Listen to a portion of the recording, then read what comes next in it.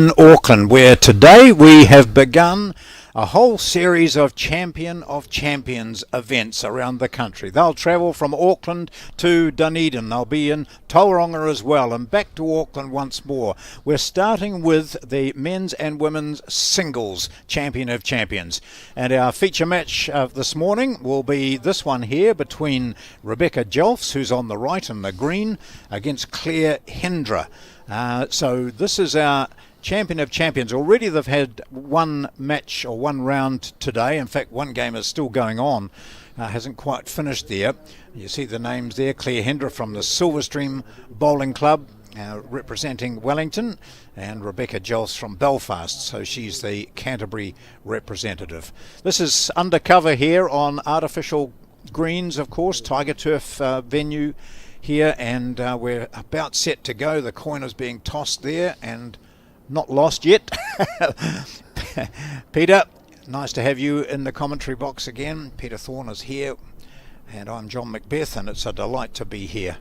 Yes, John. Yeah, welcome, viewers. It's good to be back under the event all happening now for Bowls New Zealand and all the champion stuff.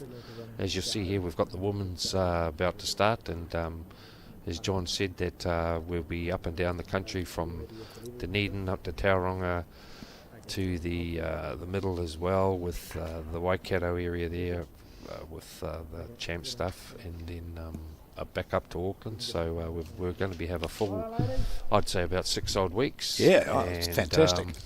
So it's all set.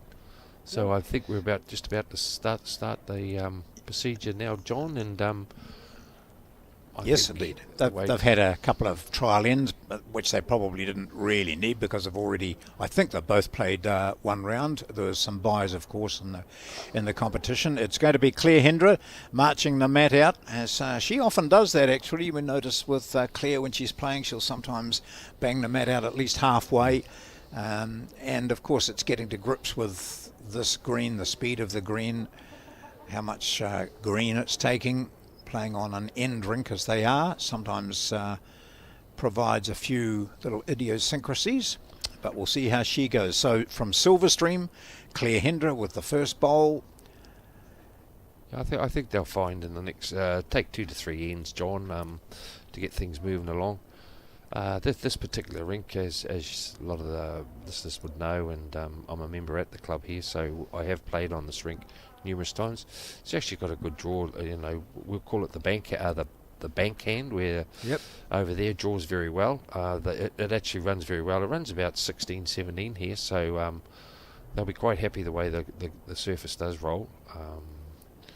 And you'll see the bowl come down when they're finishing. Sometimes certain lengths, you'll see the sun patch there that's in. It starts arcing in very well, so that's a great opening bowl. Yeah.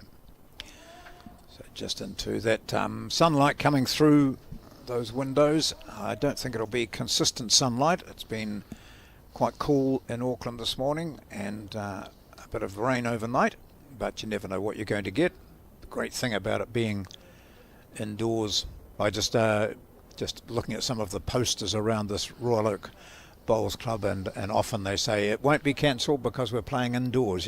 That's a big advantage for this time of the year, and for Auckland in general, having covered events. Yeah, and I think at the moment, John, a lot of these clubs now that have got these type of facilities, you can play 365 days of the year without Christmas, of course, but there's a lot of them. Here's another nice bowl coming in. You see, you started off very well here. So Rebecca, with the red, is using... Rebecca in the red is using Dreamline XGs. Yes.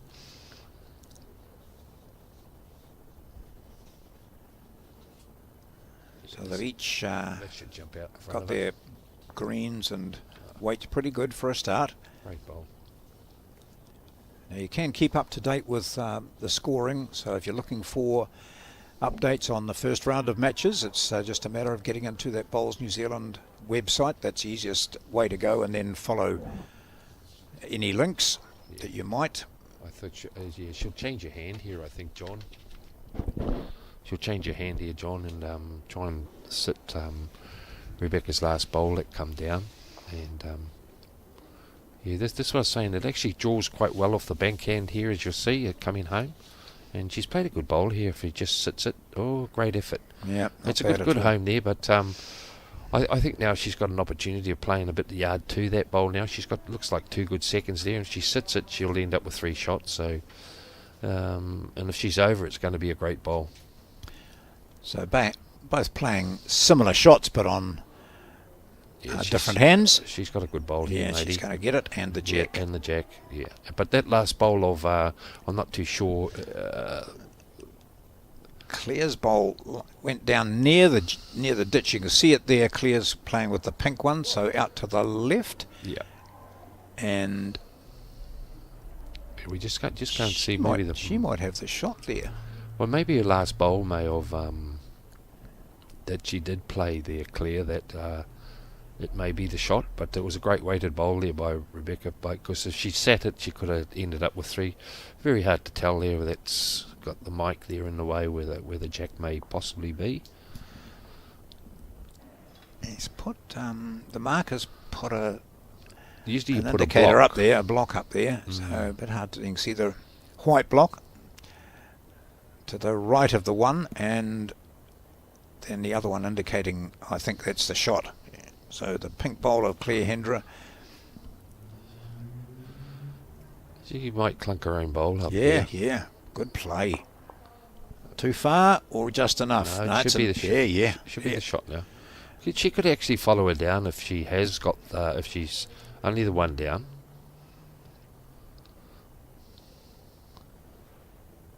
So Rebecca, who played in the New Zealand under-26 team at the Oceania Challenge last November, that was here at Royal Oak as well.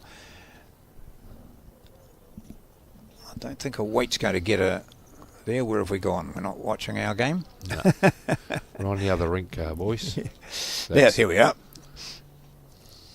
So I think that might be a couple for Claire Hendra. Let's see what, have we got any indication from our marker, or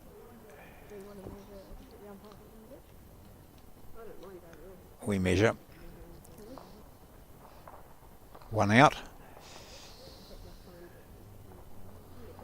So the jack was just underneath the fluffy cover for our microphone.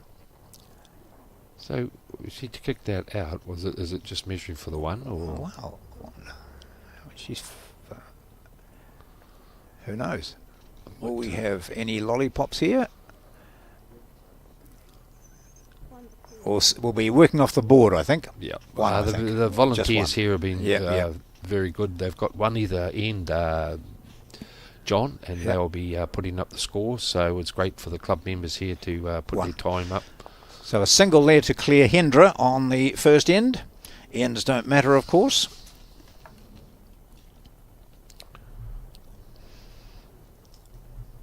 So it was her. She promoted nicely. That was a good shot, wasn't it? Well weighted. Yeah, pushed her own bowl up. Yeah. And it's the old story to play the bowl through. And hang on. She missed. So it was played the jack up. In fact, it's gone to. Oh, did she? Okay. Yeah, she threw the jack out of bounds. I actually thought she may have pulled the mat back a bit more then. Seeing the way that Claire's playing, that she's got control of the mat, I would pull the mat right back and just play my way, but she could be quite happy with a longer length. Only early stages, as I say, it takes 2 to 3 ends, so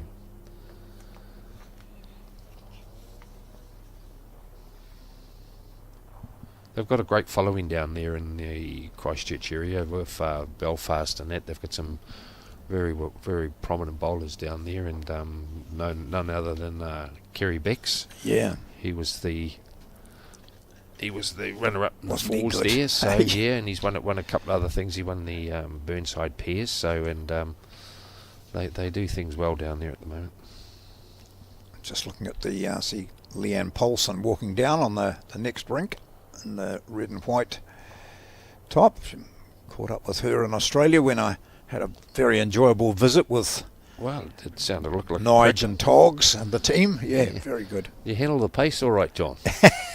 I was very careful. Did you have a few fluffies and a few waters? Well, the odd water or two, but a lot of it was Great. non-water water. Water, yes. Beautiful weight from these two first bowls, so the mat is back further than it was for the previous end. Yeah.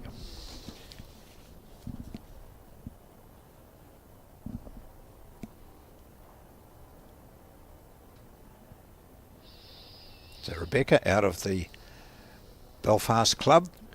She's one of many bowlers who pick up the game or get introduced to it, are made aware of the game by social competitions, business house bowls or social leagues or have a go sort of days. Yes. So she started there at the Rangiora club. Yeah.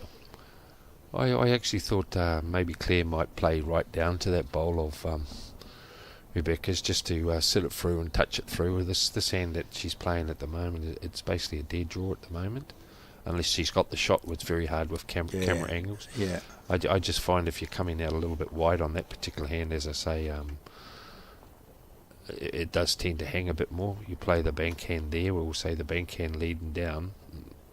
The next shot should have to play down and try and drag it. Yes. Yeah. You know. Jack over for 2 or stay with it for 3, and it just depends on Rebecca what she's going to do now, of course. But that's the shot I'd be playing myself. Sit the bowl, drag the Jack. She's in a good line here if she doesn't get wooded. Yeah, that shot's still on. It's actually forced her onto that shot now. We'll see if she does change her hand. You would think so. Yeah, got to really. No, she's going to play that same hand. Well, she might just play it tighter inside. Use that as a guide. That bowl that's a metre short. We'll say about 11 o'clock, roughly, John.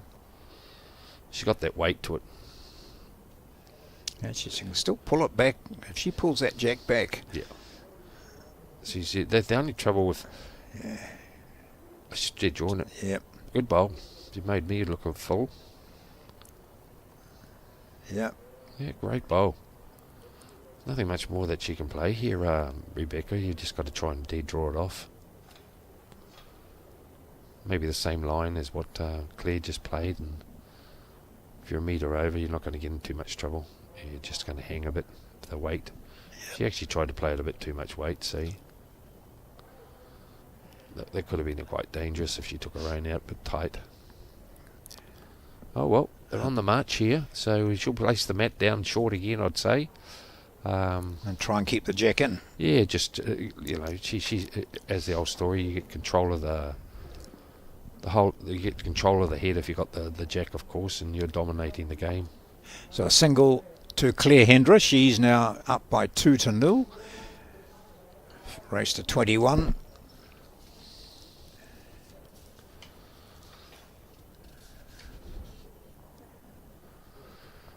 Yeah, I'd say she's done it again. Yeah. Oh. I was just thinking there to the viewers here, John. They'll be thinking the qualifying to get to the top. I would say if you win maybe four out of your 6 games, you should qualify. I'd say 4 to 5, definitely in. So it's not just like for what they're doing in their clubs where it's like a 2-life system. Here you're playing it in more of a round robin, so you get the chance to play other competitors. And if you drop your first game, you're still in the hunt. But after that, you sort of don't want to be dropping anymore, unless you get through on your points. And that's where the points come through and quite good in the singles. You don't want to be losing by heaps, of course. They both played that hand very well last time coming down here, John. Yes. So here's another good bowl. So they found their rhythm in that coming down from the clubhouse there. It actually plays very well either hand. Yeah. I tend to feel if the bowls are shorter and a metre short, is jump onto the bank hand, we'll call it, and they can certainly come home. Yeah, that's a good little building the head up well here, girls. Yep. Mike, good bowl. the marker's going to have A bit of work bending down to mark bowls at the moment. There's a couple of touches each end. Mike's one of our junior bowlers here and very competitive. And I think last season he won a centre title in the junior event, and he was in the Auckland squad. So it's good to see that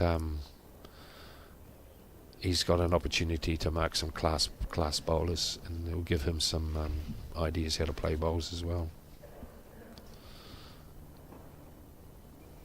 Yeah, this is always a shot where you want to play, but you could tip it in, and that's where I feel that bankhand is quite good. At least you're going to put a position in if you are over.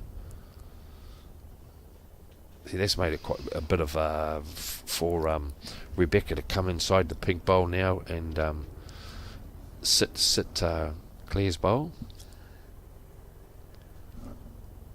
And she's put a bit on this too. Oh, it'd be good if even if it's a metre over, John. It's going to be good because she can play the attacking shots at the moment. Because I think Claire would have wanted that bowl over, but it didn't happen. But I'm pretty sure this time here she'll try and match something over the head.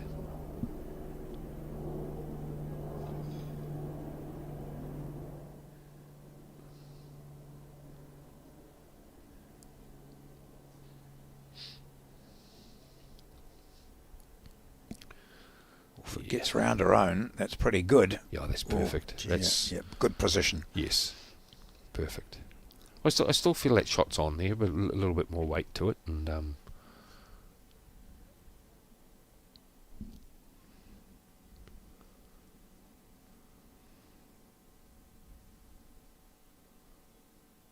yeah, that's the one she's trying to tuck it, and then we might go the opposite way. Here we go, and this is.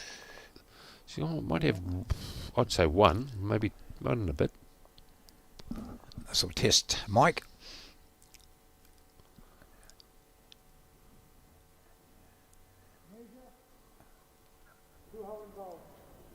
Fair enough. Yep. That was a good shot. She would have sat it clean. She would have got 2 on that, and she's got an opportunity now of actually dead drawing the shot.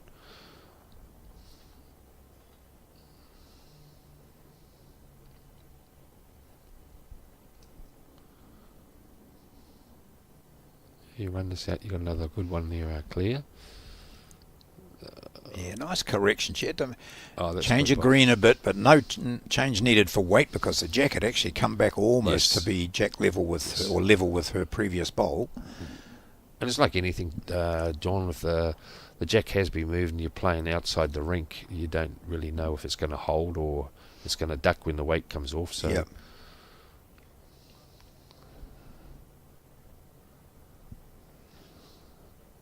Looks a bit tight, doesn't it? A bit tight and short. Yeah, it should be a bit disappointing that, but it's early stages, so well,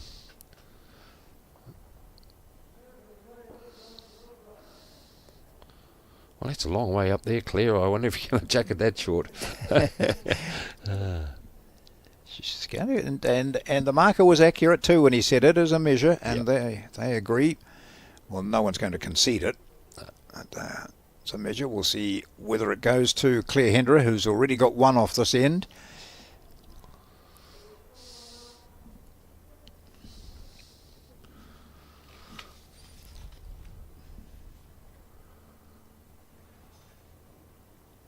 Oh, that was close. Good call, Mike. I think she might be 2. Yeah. Jumped out to a 4. No lead. Oh, just a 1, was it? Oh. Right, so let's see. Claire Hendra, with the last 2 ends, has thrown the jack in the ditch. Trev, what are you doing? Trev's the guy down there. It's the other way. Yeah. It should be 4. Yep.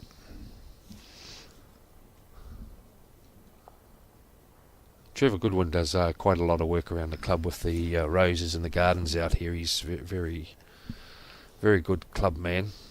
So he's been around a while, hasn't he? Yes, he is. And then, as I say, they're all volunteers that are out there today. They've given up their time to come and do scoreboards and that, so we can't be too critical of what they're doing.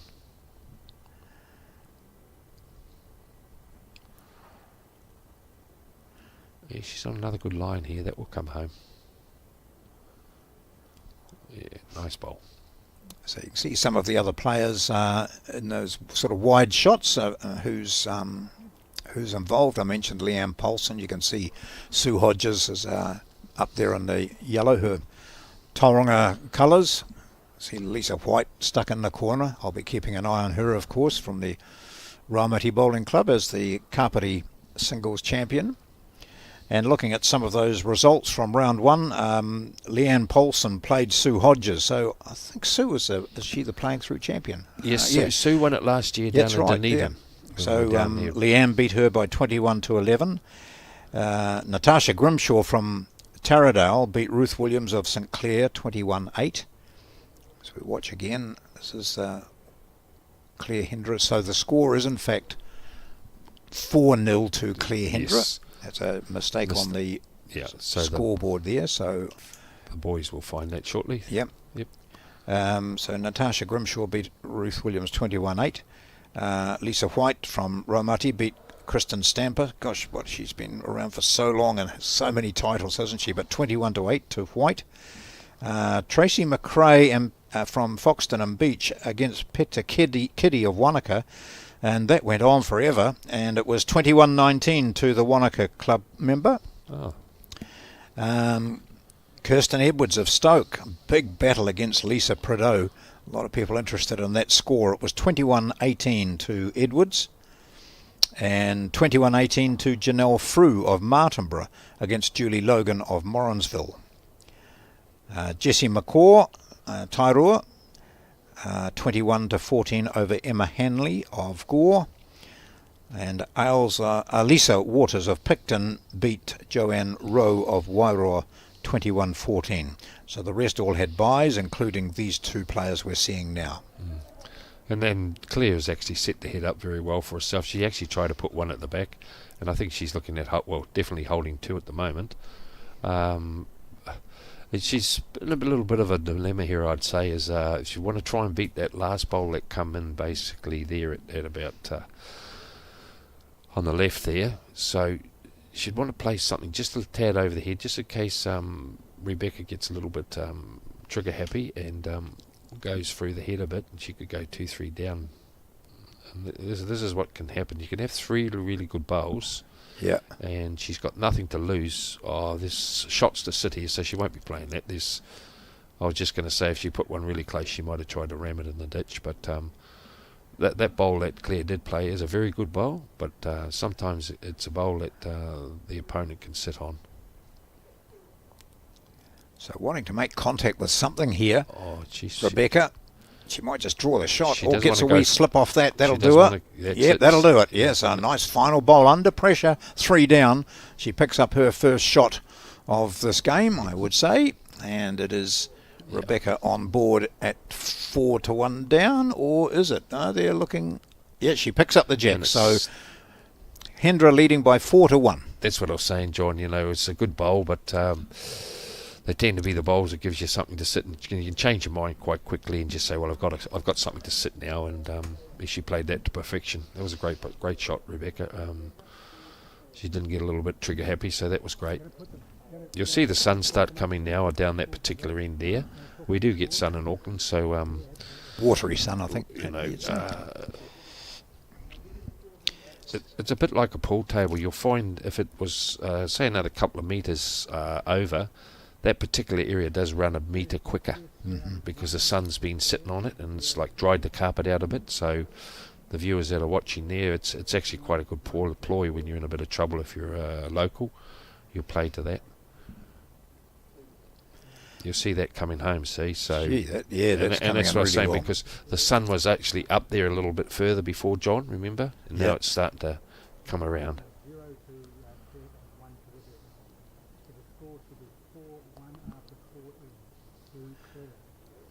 Yep, so they've changed the board down the other end. You can hear a bit of conversation going on. That was a good opening bowl there, and you just put a tad off.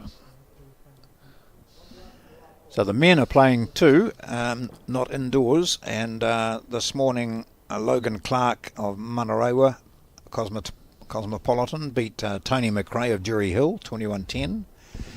Adrian Robbins, Waimati, beat Nicholas Morrell of Picton, 21-11. Darryl Gordon, Auckland, beat Gary Cotter, Claudelands, 21-20.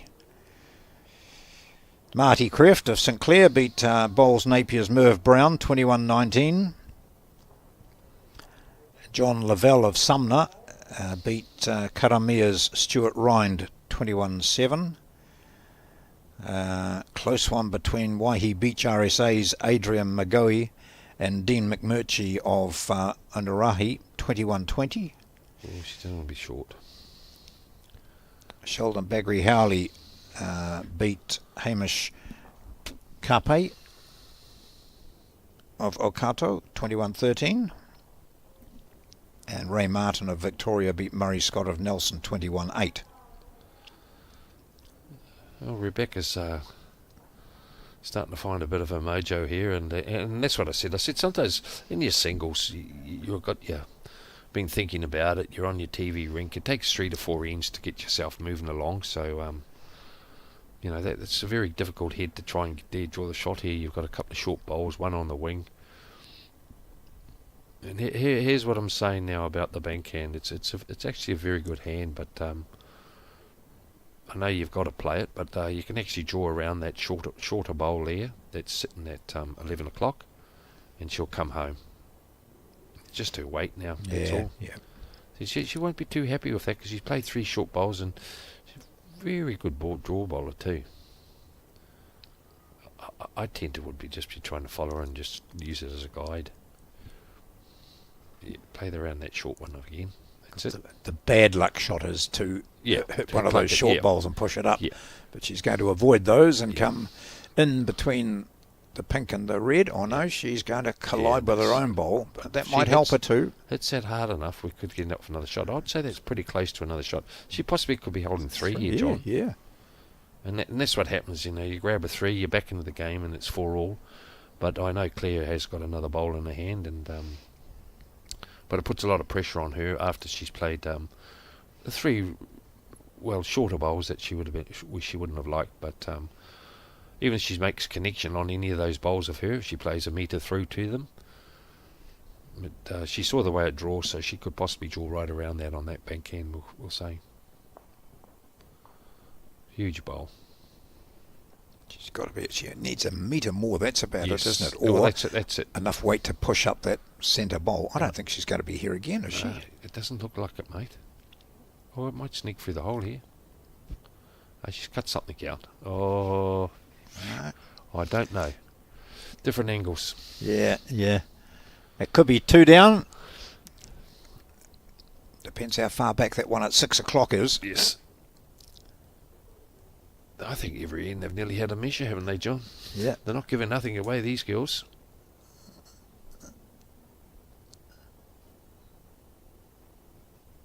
Two.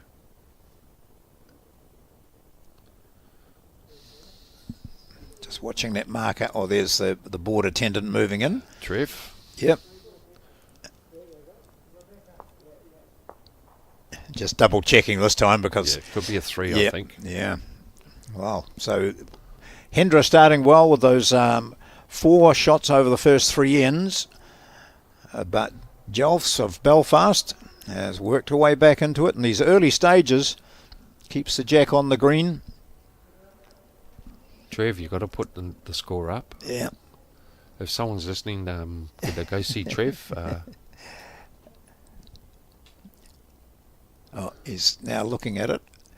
And we're just keeping an eye on him down the far end.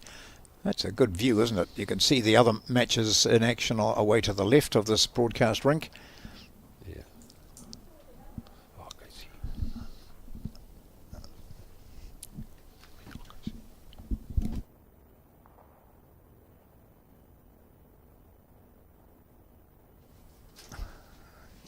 Trev's looking at the board, and there is something you've not quite done yet, Trevor, and that is to put up the score.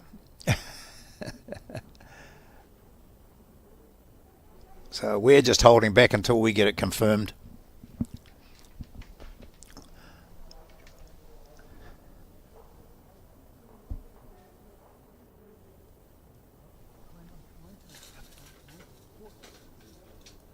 We just Peter Thorne's out there talking to the marker. We need to really try and maybe get some paddles for us.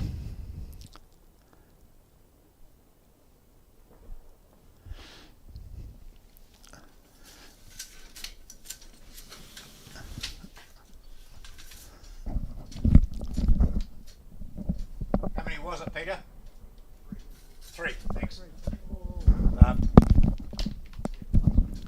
Just yelling out the out through the window here. So 4 all it is. There was a 3 to Rebecca on that end, and it's 4 all.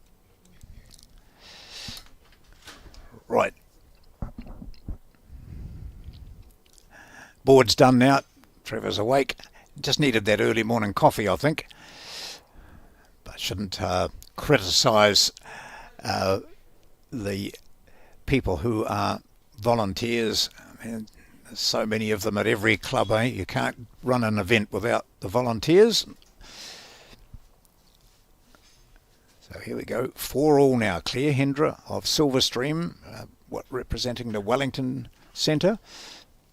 Rebecca Jelfs of Belfast, representing Canterbury. So 2 of the powerhouses of New Zealand bowls, those 2 centres. That's a great bowl. You want to play right down to that now. Yes, you wanted to play right down to that now, John, and sit those 2 bowls again like she done the previous time coming down here. Yep.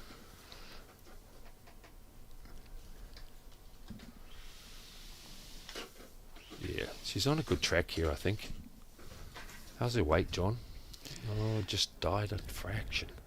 Inside edge, not quite. So we'll might see if we can get some lollipops for Mike. Yeah. Do you reckon he'd be able to use those? We've got the leading umpires having a chat. Yeah. That's quite good though. Junior players marking big games like this, really good. Well, that's this is how bowls is. You know, 1 minute you can get a 3 and you can drop a 3. Yeah.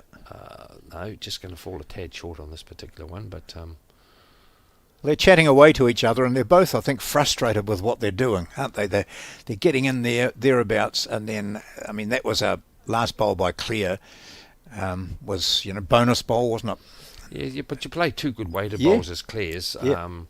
So they're in the last ends, they're all finding their thing, but maybe just a little lack of concentration, or trying to find a different area to be over the head a fraction, and it's not working. So yeah, I would have thought Rebecca may have shown her arm a bit there and played that bowls right through the head.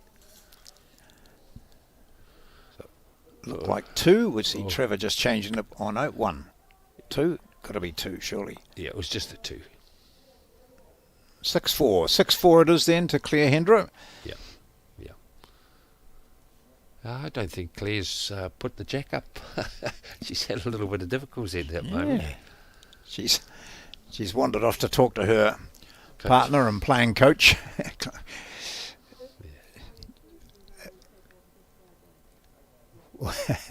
That's a mental thing, isn't it? She's actually put it to the same place as where Claire was going to play it, but maybe just back a metre.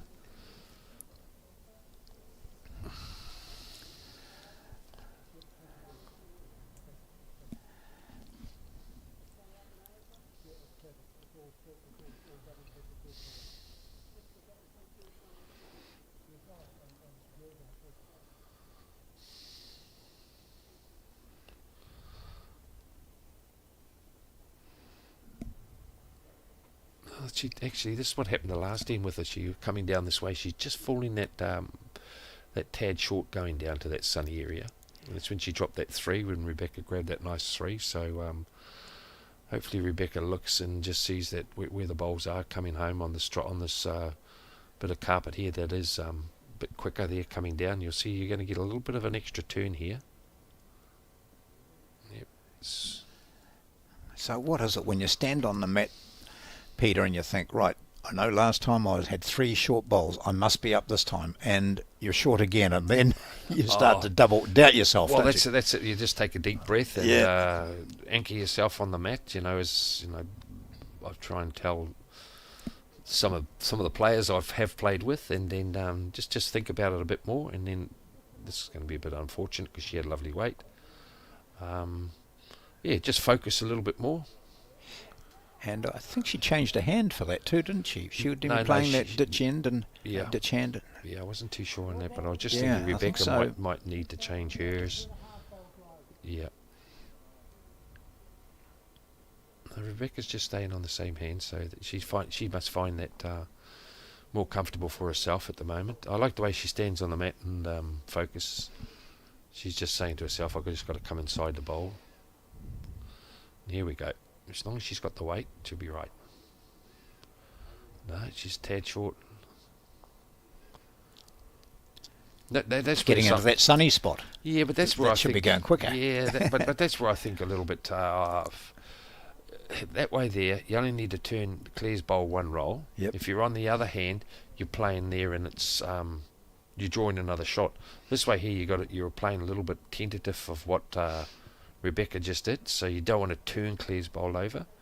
Where Claire's got everything to play for here, she just needs to play weight, turn her over, or sit that bowl there, sitting at 2 o'clock. She's on the move now, and she thinks she's on So target. She's going to edge her in more here. See. Yeah. And this is where she needs to change her hand now. No, she's not.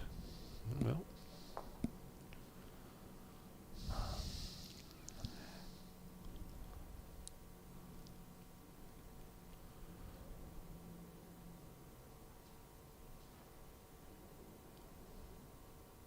She found the line. That was what I was saying, inside it. Yeah. It's a good bowl. But that was my worry, was she could have knocked the bowl up there. Knocked the opposition, and Yeah. as There's only Claire one did bowl. previously. Yeah. So it's Yeah, she's looks holding two. probably two. Yeah, two top there. two.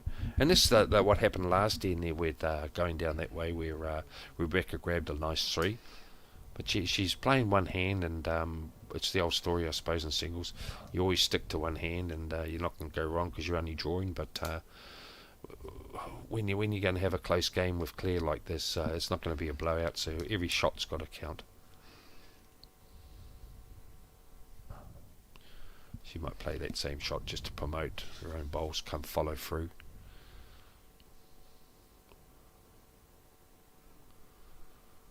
Yeah, that's the way.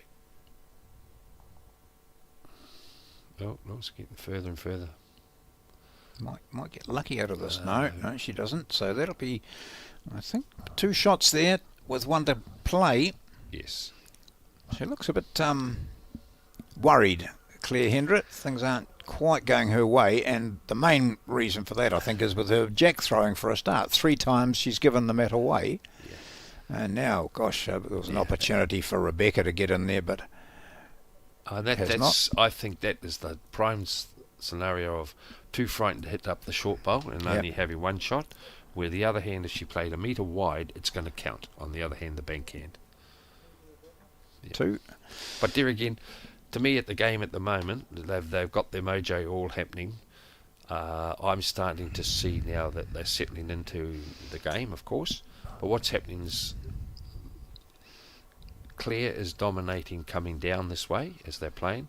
Rebecca is dominating going down the other way. Oh, we've got a change on the scoreboard. Ooh. Change of attendance. Excuse me.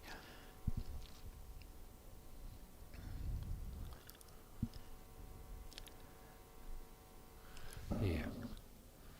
So you would have played the Crow Tavern event. Crow Tavern. Is it the Crow event in Picton? Picton. Yeah. Yes, that's. I was just looking because there's on the next rink to us there's Elisa Waters from Picton is playing against Leanne Paulson, and on that black shirt that you can see there is Crow Tavern written across the back. So obviously a good sponsor of the sport down there. Yes, and it's a great little hotel. I shouldn't say a little hotel, but most of them are in Picton. Are quite good when you've jumped off the ferry. Yep. The other game has Sue Hodges against Joanne Rowe of Wairoa. They're on rink number 3. To see. Yeah, this is what I was saying. Coming down. Yeah, she's doing it well. She's playing to perfection, and it's a great bowl. First lead bowl after the last couple of ends where she struggled coming down to the sunny patch, we'll say. They're just having, I'll play my end, you play your end. And this what tends to happen is then you'll play a metre onto it so you can get the jack back. Now, Claire needs to, of course, she'll be thinking, I need to, say 6 o'clock where that last bowl has landed, and just try and beat that. I know it might be a way away for a counter, but at least you've got some cover in then.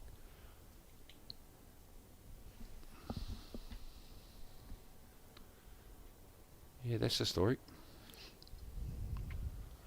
That's a perfect bowl. Oh, that's locked it hard.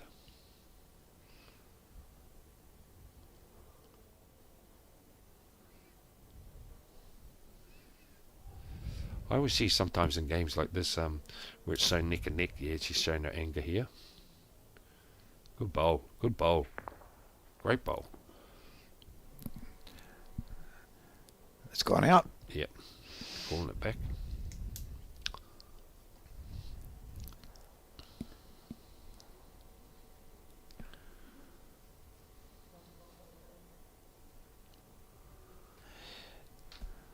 Just keeping an eye on some of the other games here, Peter, and I see Kristen Stamper is playing Natasha Grimshaw, and the score is 18-2,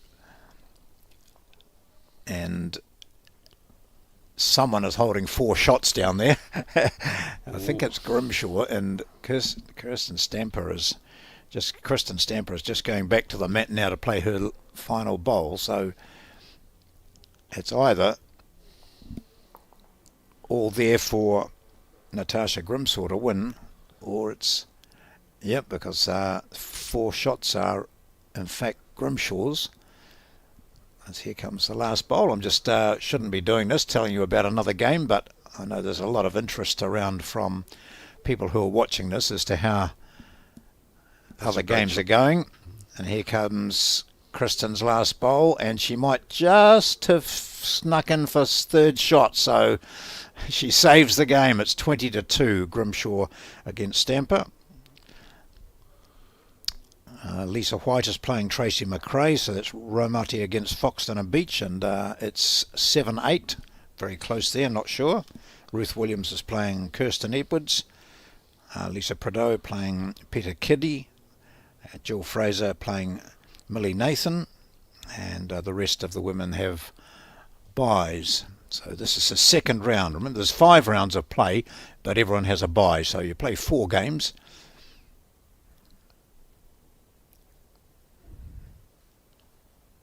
Oh, she's just decided that this is the end for her, isn't it? So a toucher first up on the killed end, and a toucher first up here. And it wasn't as if Rebecca played a bad bowl in. It was a jack level one, but it just seems to be that Claire coming down is playing the better at the moment. And what I was trying to say before, the end was killed, which Rebecca did, which is great bowl. You tend to get a game like this sometimes where it's neck and neck, and you drop a 4, next minute, gee, the score's 10-6, you know. I just feel it's just such a close game. I feel one of them is just going to get a bit of a hurdle on here and just going to take off. Yep. It's just going to be to see who's going to hang in there, and I could be wrong. I'm not saying either one's going to... I'm not picking either one to win it, but it's just the way I'm feeling that someone's going to grab some numbers. Oh, no, let's stuff that up.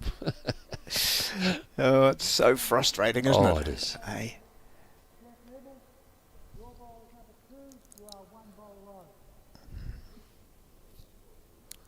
That gives the bowler a picture of what the situation is down there. It's hard to tell from the mat.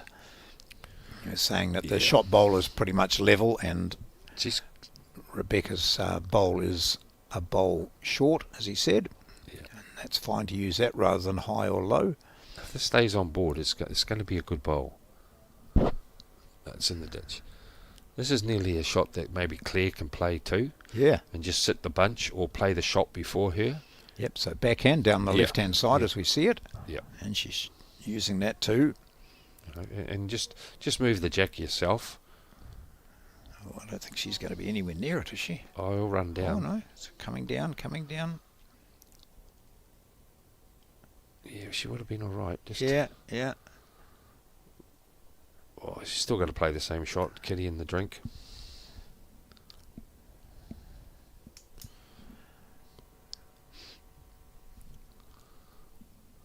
Yeah. I think she's just searching for that shot bowl to sit that out. And she's not badly played, I think, John. She get half a need slide a here. wee She'll flick get here. She's got it. That's a great bowl. Yeah, that's perfect. Yeah, now she's only got one on the head herself, but you could play the same shot and just play a metre to it. You can't go too wrong.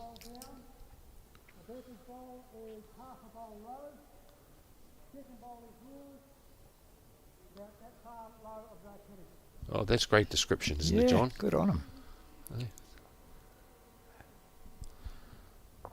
I know some players don't like too much conversations from who's doing what or how far about. They just ask who's got the shot, my one down.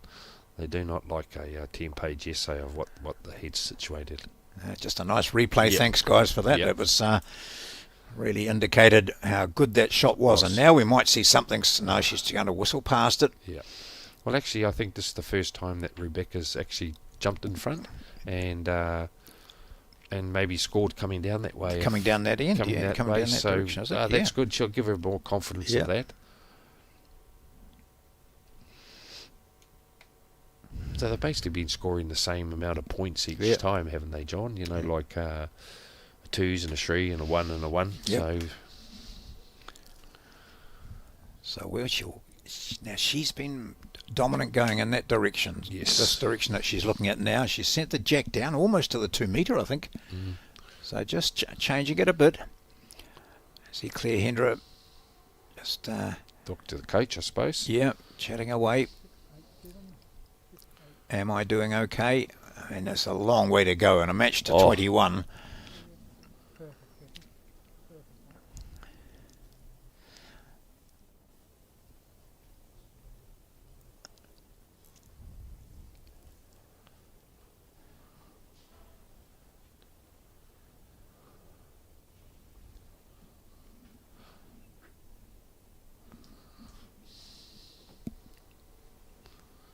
We've got a good turnout here at the club at the moment. There's a few spectators inside, as you can see. They're up there on the leaners and inside the clubhouse here. You'll never get cold at Royal Oak here. We've got very good heaters and the kitchen's doing its work out there. Yes, Des with the scones, and very good to see that Des and his wife there, they were put through as life members to the club here at our last AGM, so that was brilliant. So Claire starts off very well with the first bowl. Most ends at the moment, where she's just puts that little bit of pressure on Rebecca.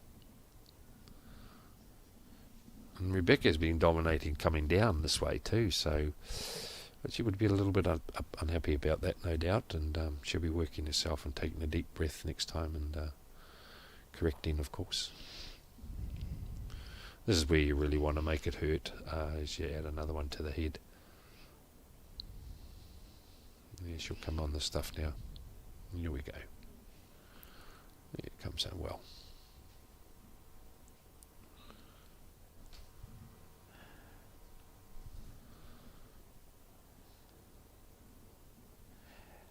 So that match between Stamper and Grimshaw has finished. You see Kristen Stamper there just in the background.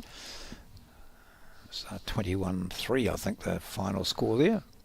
This isn't turning out too good at the moment. Oh, she'll... one bowl to correct.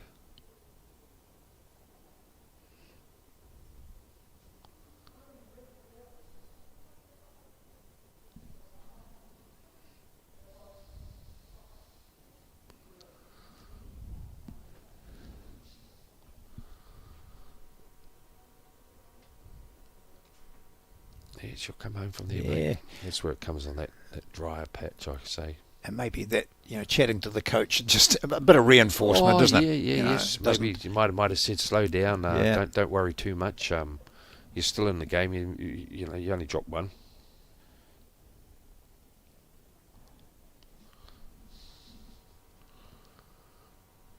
She plays a bomb here, she'd be really pleased with herself. Oh. Wow. And this is what I basically was saying before. Yeah. 1 minute you're having a real good game, you can drop a 4. You've taken the lead for the first time. And then you drop something. So she'll be hurting on that, no doubt. But hey, still a long way to go, and their capabilities, they'll jump back into that. And she's a very good bowler herself. Like she's had some experience playing in the Oceania as a New Zealand youth development player. So it's always good. Oh, what have you done here, Claire? Is he going to come home? Geez, so much room too. Oh, gosh. Bonus. Yeah, Hell bonus point. That's twice she's had bonus opportunities with the last bowl, but she does get a 3 out of it. Oh, we've got our new marker up there, Keith. Keith's a very, very good supporter of the club here, and looks like he's relieved Trev. Thank you, Keith. Right, Hendra. What the task of putting the jack down and keeping it on the rink. She does it this time. No, it's whistling. It's whistling, and she's holding her breath down the far end on the mat. She's giggling away, thinking, "Oh, I've done it once more." So a 3 to her. It's now 9-7 in favour of Hendra.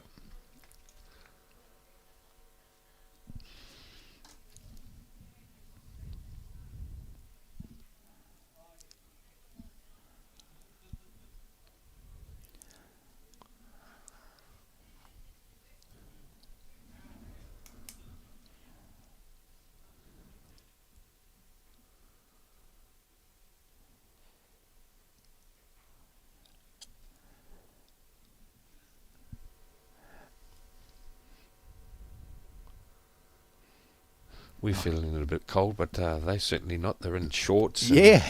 They're club uniforms, so she's very cold in the room we're in at the moment, John. Yep. It's not bad. That's why I bought my coat. Coat? That's not a coat. It's a blanket. That's a blanket, mate.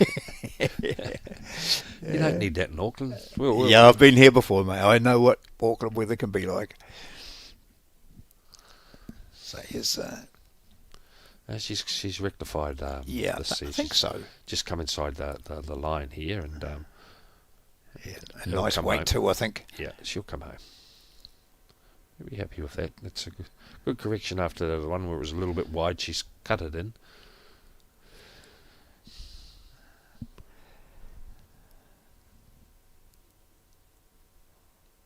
So it's a couple of games also close to being finalised. I see an 18-3 scoreline there, a 19-4, a 7-all. So that's tight scoring. Which game's that? Can't see the competitors, but... That could be shot, this one, I think, John. Yeah. Good bowl, Rebecca. Yeah, one bowl, red bowl. It's quite good. We don't need the stickers on the bowls these days, when you've got the different colours with the like a red and a nice pink colour, and over there you'll see a yellow and you can see a blue bowl, so it's quite good, the old yellow jack instead of it being the... That's just going to hang, I think. Yeah, there we go. I might got a good chance here grabbing that 2 back here, Rebecca.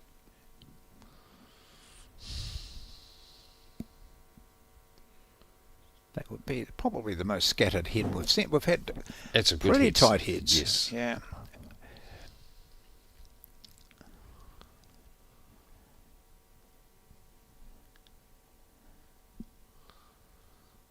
Pretty close again, I think, here, with her bowl should turn here if she's got the weight. Oh, she's dropping that bonus bowl. Oh, well. Gee, perfect green. And clear at the moment. If she snags the jack, she'll get 3 shots here, so it's a great shot to play. Gives you the opportunity, you've got to be up and just touch the jack, and you got 3 shots, so it's not as if you have to dead draw and you're in trouble. So he just needs to grab herself a toucher.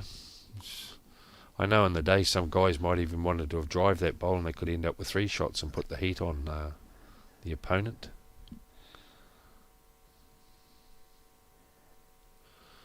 plays inside that bowl there. Be tempting, eh? And Yeah, yeah. But depending on the score Yeah. situation. She's got a bit of line here. She It's just the weight. Yeah, as you said, just tickling that jack. Yeah.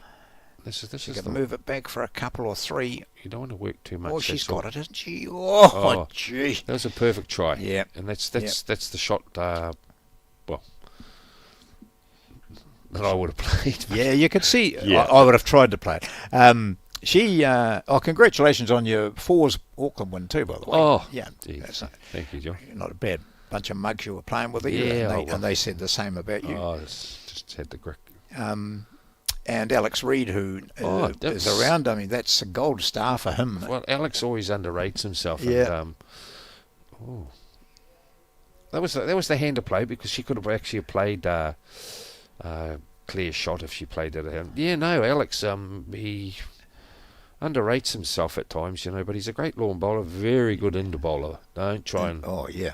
Mate, he could play, he could kick them up and beat me. Very good indoor bowler.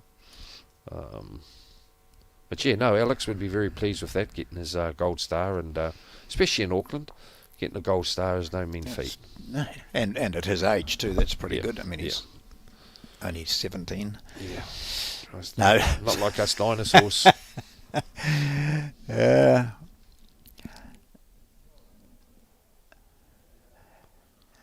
So, John, that trip of yours seemed very good with the old boys there. Yeah, well, I was just going to say to you before that when you were talking about the bowlers being short and so on, just finishing short. Well, I played with Lance Tasker, who's not a bad bowler and a national selector, and I'd get a bit down on myself because I was short, and he said, John, the positive. Think of the positive. Your line was absolutely perfect.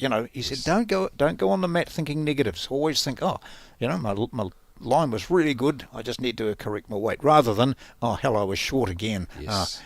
So, and he just kept reinforcing that to bowlers all the time. Yeah, so it's a different, it's a frame of mind that top bowlers have to be in. So it was good. No, he was good. He and Caroline were great company over there.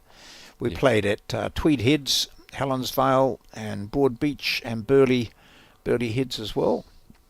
Just a group of 30 or so. Been a few stories told. A few stories, yeah. I think Browns Bay Club was not being run at all because Pete Sheehan was over there. Pete, yeah, he's a great guy. Yeah, some. This tends to be what's happening. This has been one of their loosest heads at the moment. They would be a little bit, and I don't know why, because it's not as if it's wind or anything here. No. And this is what's good about the playing inside in carpet. You can't blame the wind. You can't blame the sun. No. But these are the heads I always say that look so easy, and you actually play that way that you look like a first year player. No disrespects to them. Yeah. And some of those first year players are pretty good. Some people.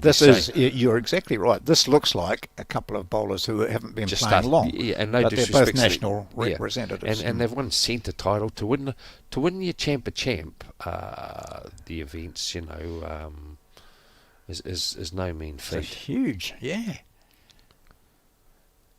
So I'm just keeping an eye on the Kapiti representative here from my club, Raumati, and Lisa is leading 13-5 in her game. Great correction, Rebecca, after the first one. Yeah. Sorry, that shorter one. So the deep breath. We've got two men of wisdom up there. You've got Ray, Seaman, and Keith. Two very good staunch bowlers of our club here. He's more likely keeping an eye on Keith now. Yeah. Just draw around that front one there, Claire, and you'll have the shot. This is where she comes, but as I say, it's a bit of a... that's that sunny bit I was saying. Yeah. Just takes off. She stands there looking very pensive. Well, it could possibly be Rebecca 10-9 after this. You never know. So it's been a bit of a seesaw. I'm just giving a little bit of hope for everyone here. So I know there's a bit of room there, but Rebecca's in the box seat here by just plonking another one in here for two, and then puts a lot of pressure on. Oh my goodness, is she up? Yeah. should set her own to get another shot. Yeah. Just so that's inside two. it. Yep. So that's put the heat on Claire now. So it's starting to be that topsy-turvy what's going on. And there again too is if Claire plays it with good weight, she could get 3 shots here. Well, as Rebecca said, she's knows that there'll be Belfast Bowling Club members watching this, and big shout out to everyone watching and supporting from down there. She loves that club, and I was especially interested to see her family comes from Fairley, which is where my family, both my mother and father, came from Fairley. So that means that she's got some good qualities.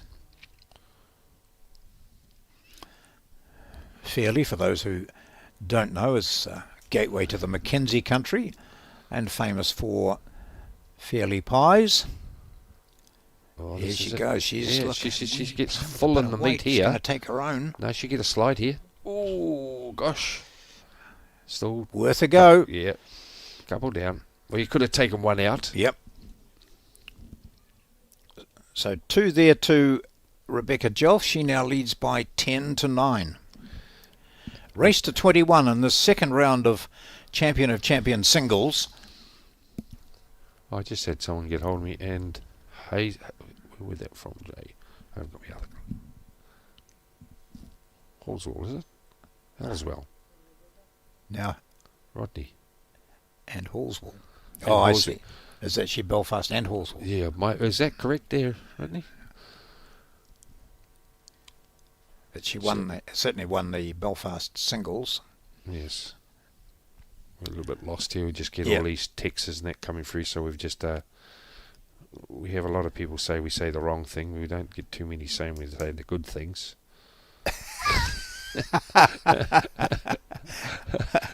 I've been a commentator for a long time, Peter. Those favourable comments they don't often come. Yes. Although I was talking about Fairley, I remember on a rugby commentary years ago on TV when we were in England, and the ground was frozen. When I got up in the morning, it was white, and it stayed white all day, and I said, this reminds me of a good Fairley frost. Well, I got a few comments about that, saying, just that it was nice to mention Fairley. Most people probably don't know where it is, and you're right, John. Yeah, Fairley frosts. Fairley frost. Nothing like them. Here comes this first bowl in from Claire. So I get the feeling that the two bowlers have just gone back to struggle. It's like the opening couple of ends. They're just struggling with their weight a wee bit here. I think the pressure's getting on it now, because they know they were playing well, and they're chucking up the odd one or two that's not as good as what they were, and it's making them not concentrate as much, more worried about what's going on than just getting into it.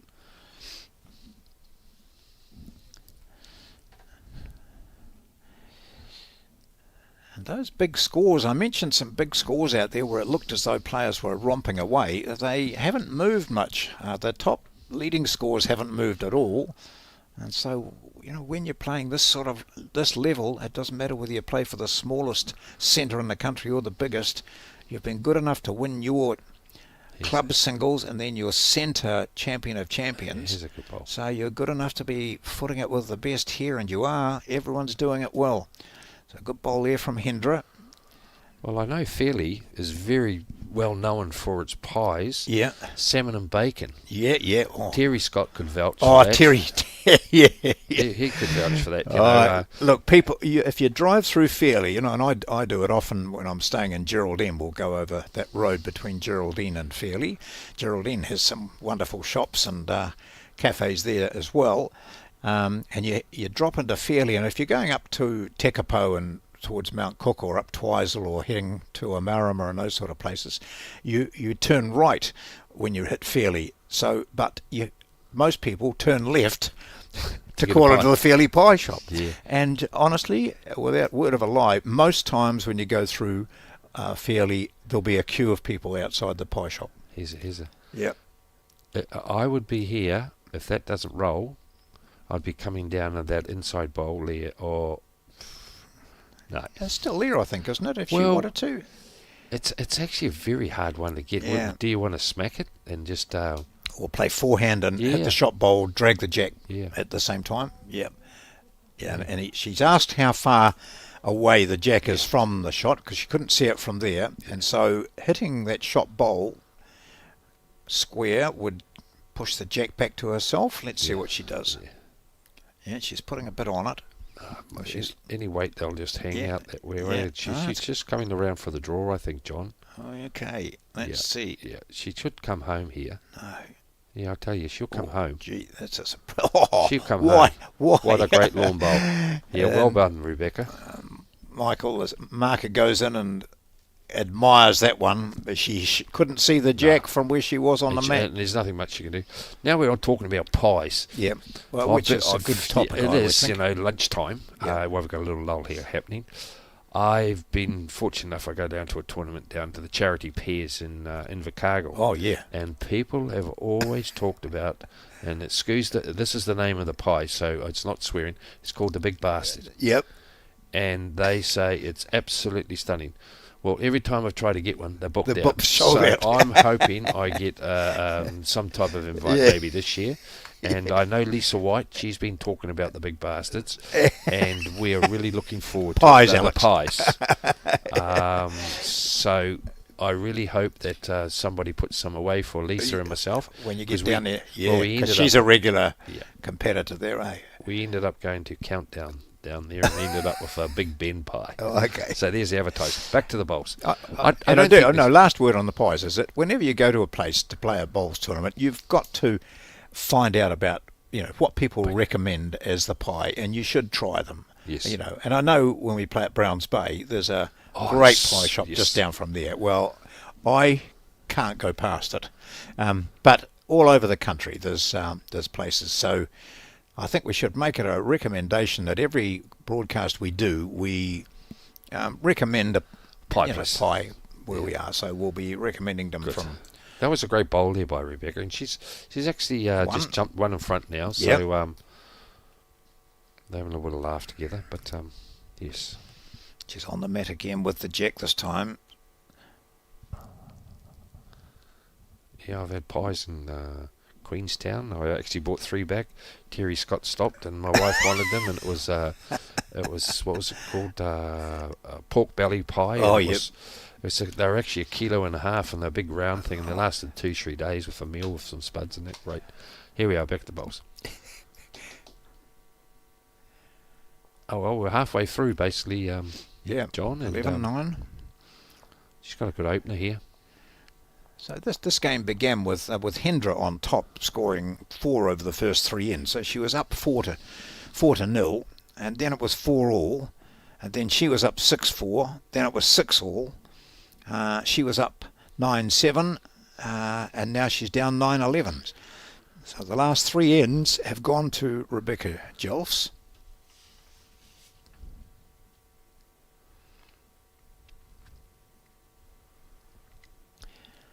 So you mentioned Terry Scott there, and of course he's now back in Central Otago, living out of Cromwell. Correct. And sad news after he left, the North East Valley Bowling Club, famous club, has closed, hasn't it? Mm-hmm. I was very fortunate. I would say that was one of my favourite tournaments that I went to, and you're playing New Zealand bowlers, Australian reps. It was just an amazing tournament to be part of, and the after functions, legendary. Terry and his wife there, Donna, they used to put on marvellous meals for us at night, and celebrations. You had to wear a shirt, and it's just a fantastic tournament. It's so sad to see places like that do decide to call it quits, but I hear they're bouncing back, and they're going to involve a lot of other activities there to keep the North East Valley Club going. Oh, good. Okay. They're going to try and revive it for a tick, what I've heard. And no doubt, if I'm saying the wrong thing, I'm going to get someone to get hold of me, as normal. Well, there were some well-known bowlers came out of North East Valley, as we see Jelfs just cutting underneath that shot bowl. Beautiful placement there. That's a couple. Now, what does Hendra do at 3 down? Yeah. Wouldn't you want to play the other hand and try and sit him? Yep. And then drag it back? I think what we're seeing here, though, is more first indication or first decision is to draw with these two. We've seen a couple of run shots from Rebecca. And they have struck them when they have played them. Looking to save this end. And she's played it really well. Oh, goodness Great me. ball. Under pressure, looking at 3 down. Gets the chalk.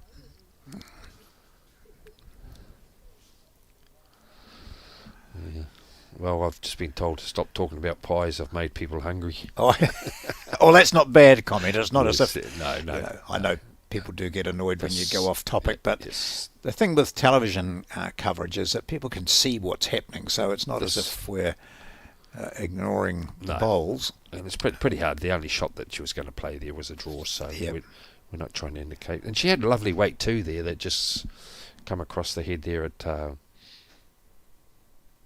Well, here we 9 go in o'clock. the seesaw match. 11-9, Jelf's leading, holding 3 at that stage.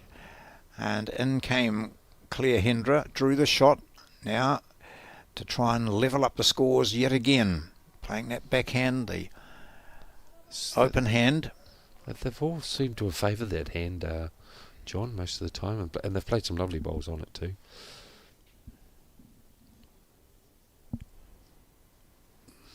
I could see what she was trying to do. If she just sneaked around it and touched the jack, she could have got it 3 or dared draw it. Yeah, good weight. So a single there for Hendra. That's now 11-10 against her.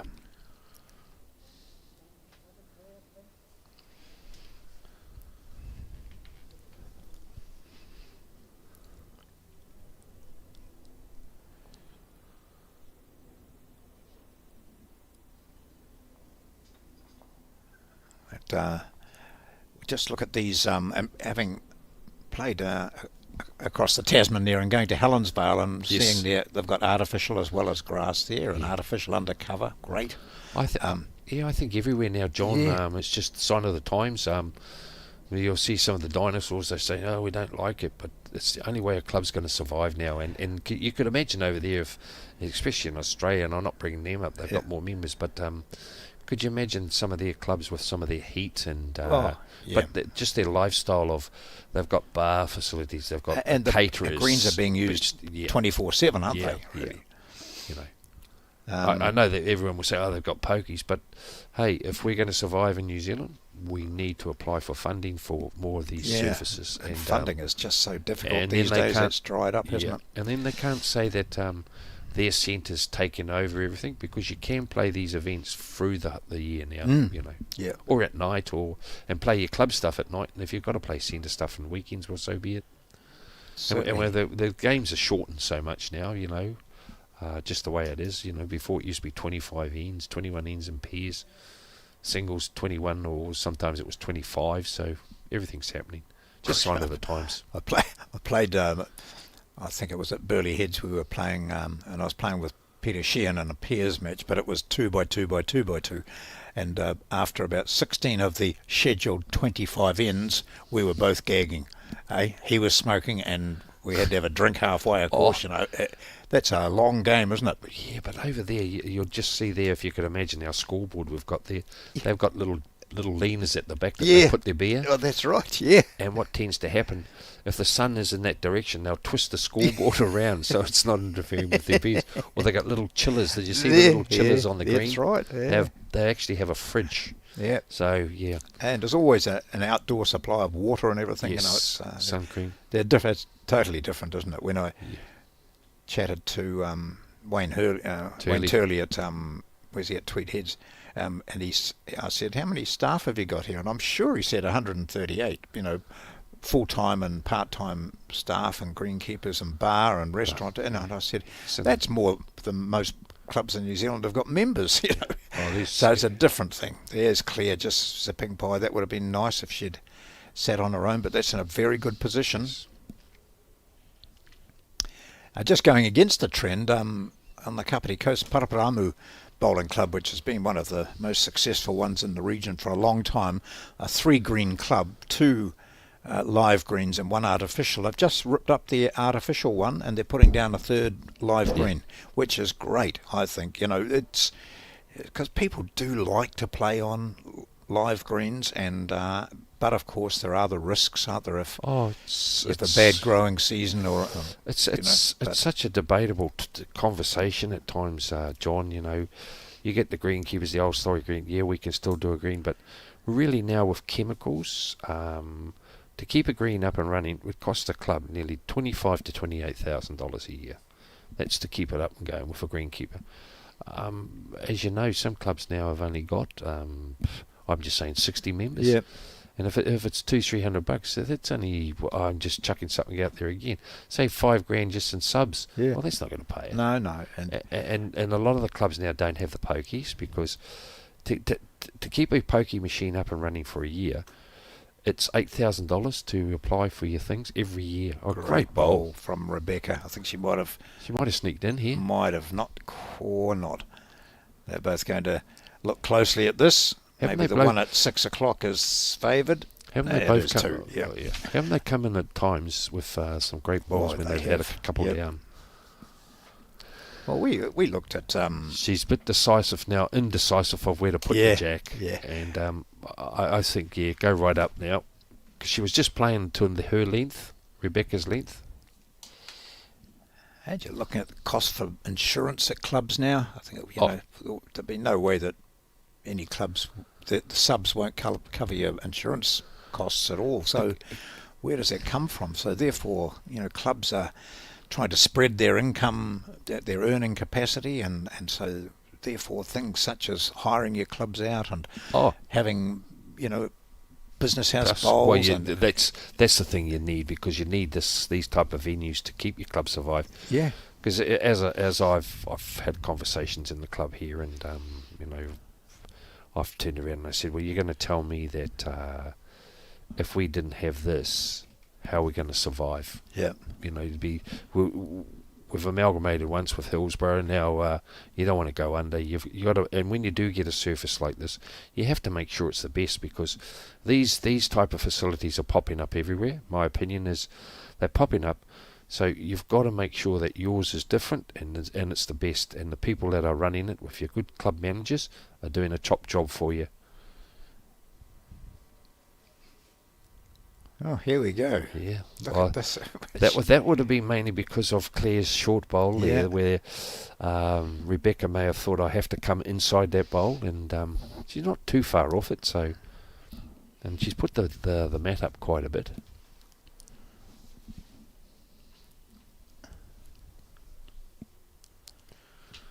So we'll have the men here tomorrow, John. Yep. So our next game it features Janelle Frew of Martinborough and Jessie Mccor of Tairua. Then tomorrow our schedule has it. Our 11:15 game is Dan Dickerson and July Huepo. Yes. Then later Rory Soden and Kevin Rainsford. And on Sunday we'll be not only live streaming on YouTube, but we'll be on one of the Sky channels. We'll have the women's final at 11:30 and the men's final around 2 o'clock. And no doubt we'll have a few people saying the men and the women. Last year we had the women last, so it's just one of those things, guys, that that's how it works. Everyone's got to be fair now, so it looks so easy, doesn't it? This is what happens when you get a variation in the mat. See if this works, she's going to get it. There we are. Gee, just around it, she'll draw the shot here. Got a bit of running. Oh, that's a great bowl. Yeah. Especially playing two little shorter bowls and then you hammered it, so the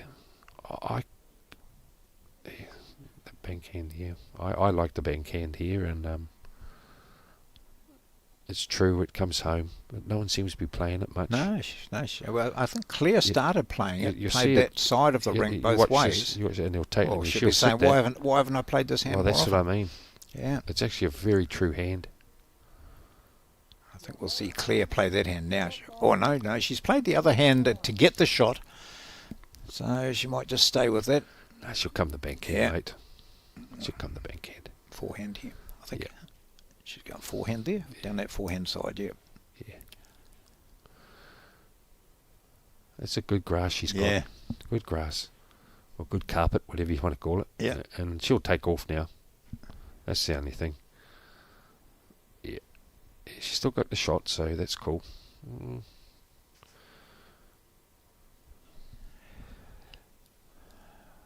Still wide open for two good draw bowlers. They don't get here for nothing. That's a long way to go in this. We've had a couple of, we've had 2 threes and 4 twos. That's all we've had. So we've had 14 ends and we're 11 all.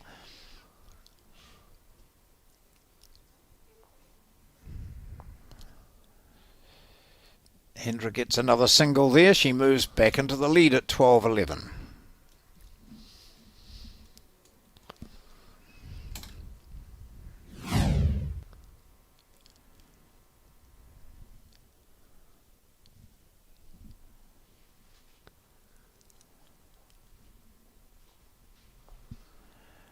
I think Millie won her match earlier on, and Natasha won hers as well. There's still some games going on. There's a 16-10 score out there. Lisa Prideaux playing. I think Millie played Jill Fraser wasn't it? Last game? Yes, I think so. Yeah, Yep. Jill up there was a ex-member down here in Auckland. And she does very well up the far north there. If anyone wants to see the results, just go to the Bowls New Zealand Yep. Hub. As we just can't give all results about everything, we can have a quick look, and when we've got a bit of time to see who's winning here and give it maybe a bit quicker, but the results come up pretty quick on the hub.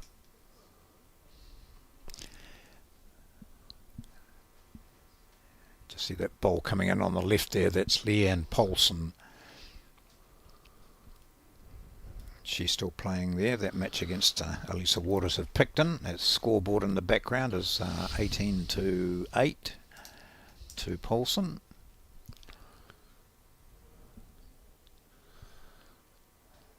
She's certainly enjoying herself in Australia. She likes playing over there. A very dedicated bowler, that lady. Yeah. She's, I think she'd play bowls in her sleep. That's them. Just Barry Jordan, who's a famous photographer for Bowls New Zealand, has sent me a photo of the aforementioned Fat Bastards pies. Not singular word, Fat Bastard without an S, pies. Oh, great bowl and here. he's sent me the online delivery address. So thank you, Barry. So people are listening to our lunch. They look at that. Oh, That mate, is a stunner. I've heard so much of it. And when you're travelling and you've had a few waters, soaks it up nicely. Mouth watering. Yeah. Watering. That was a great bowl there by Rebecca. And she plays a bit tighter here. She can. There's 2 types of shots here. She's just not up, I don't think. Oh, she flops down. Oh, flopped out. Great try. Great try, Claire.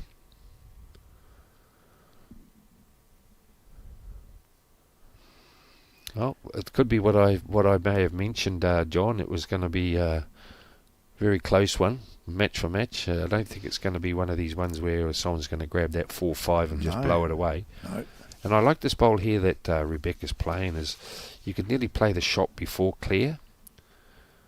Because Claire's got nothing to lose here by just jack or sit in the bowl. She's got 2 shots. Yep. She can come off with short bowl there at 1 o'clock as well. That Yep. pink bowl at short, and get half a flick, and then, or we'll say a flick, a slide, or take it clean. She's been down to have a look at that. She saw that last bowl come in from her and opponent. Yeah, and if she moves it just say a metre more, with a jack going through and that bowl slides through, she could get 3. So it's all for her to play. I'd be very disappointed if she was going to be short. Maybe just a metre to it and try and sit it. Here we go. Oh, just a bit wide, too much weight actually, I think, John. You want to give it a chance to turn. Yep. Not to worry. So one to come here, and a chance now for Rebecca to go back in to front.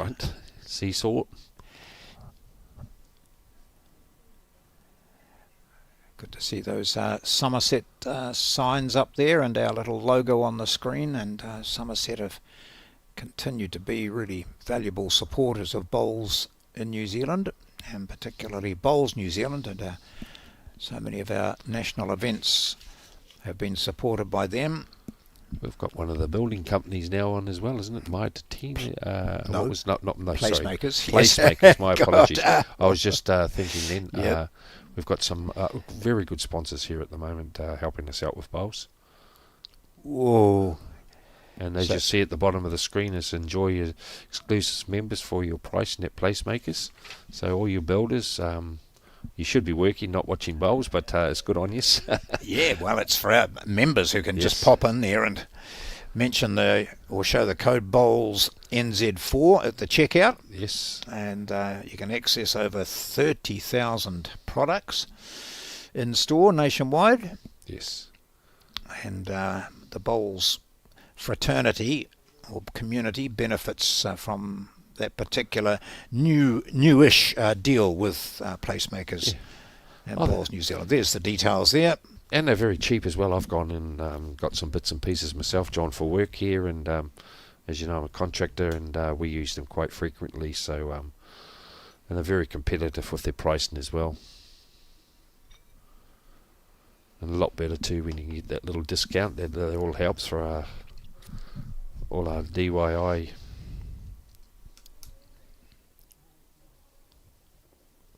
Or even DIY.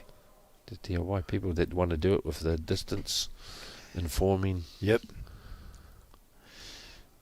That's a good opener from Rebecca too.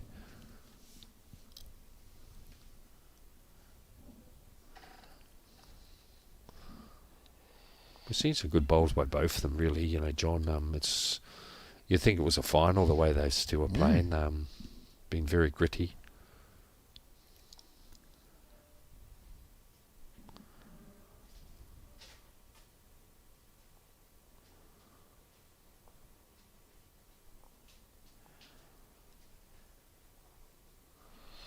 Well, just see there, Elisa putting the mat down again in her match against Leanne Paulson, who seems to have disappeared for a moment to have a comfort stop. Right. She just hasn't been able to run that game out at all. She's been on 18 for a while. It's Elisa just leaning over, chatting at the moment, waiting for her opponent to come back.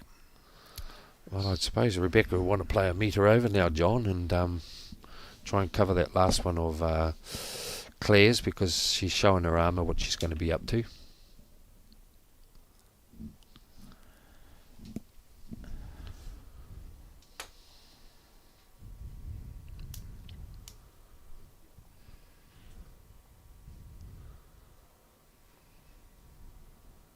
Ooh.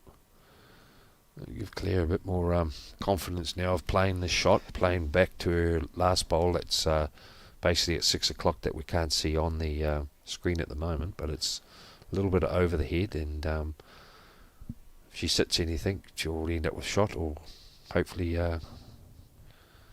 get the jack. I don't know if that weight she's playing is going to pull. Yeah. She might need some help here. Oh, not quite. I'll definitely be playing over the head now. Maybe the other hand even.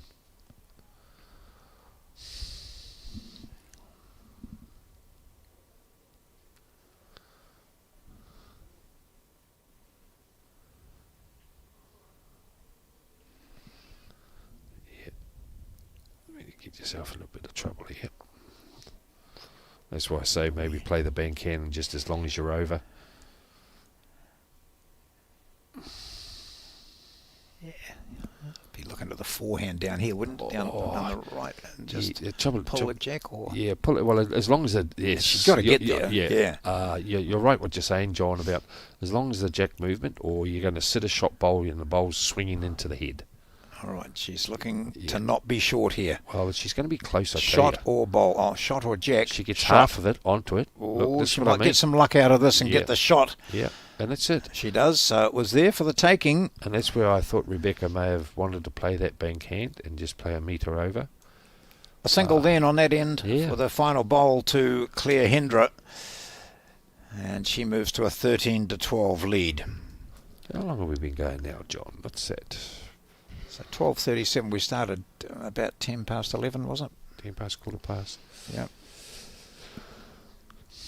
13-12. I see that other match next door, Leanne Paulson against Elisa Waters of Picton, and I could just see the board next to this one here. It says Paulson up by 18-10.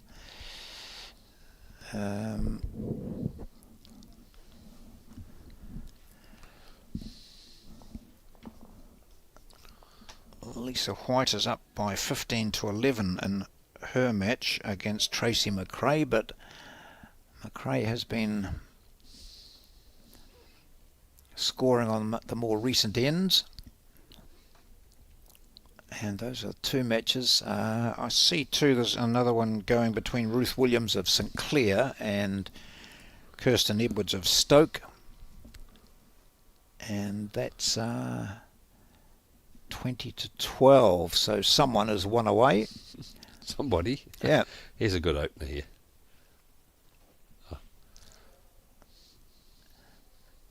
And the Prideaux Kiddie matches at 16-12. But doesn't help you much when I don't know who's in front. But anyway, it just shows those are the matches still going on there. There's also a round of men's matches, and later today on our second game, we've got a match, women's match between Janelle Frew and Jessie Mccor. And then we're showing men tomorrow. He takes the jack beautifully. That's a good, effective bowl.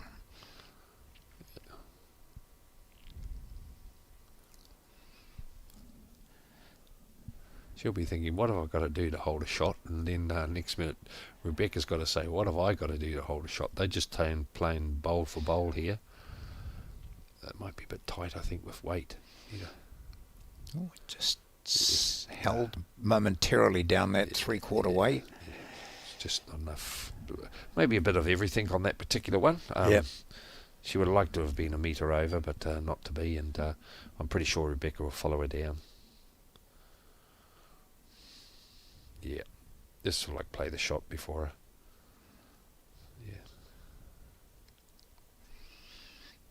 Yeah, two good bowls.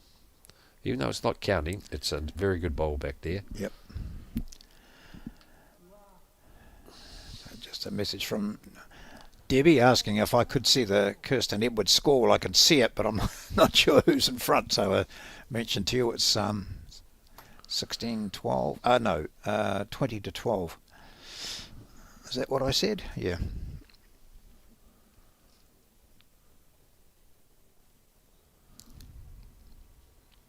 Yeah, that's a better weight. That's a better weight. Oh, just ducked at the finish.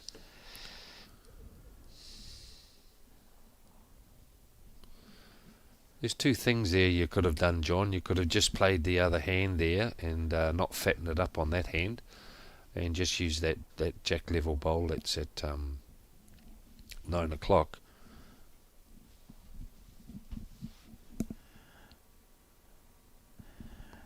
Well, the Kirsten Edwards match is finished, and I've seen them pick up the bowls, but I can give you no indication as to who won it. I think from early on it was Edwards leading. So that game is over. We've got Prideaux still going at 16-13 there, and Paulson has got the jack. So at last she's got off the 18. She was on 18 for a long time. Back now to this game with Rebecca holding shot on this end. Very tight.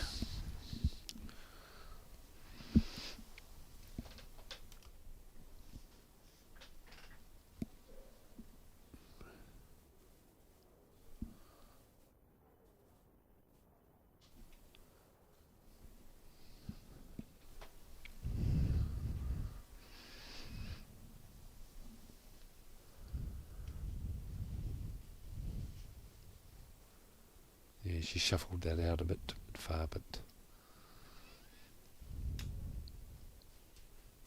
yeah, you got a chance of making 2 here, Rebecca. So jump yourself in the lead then, and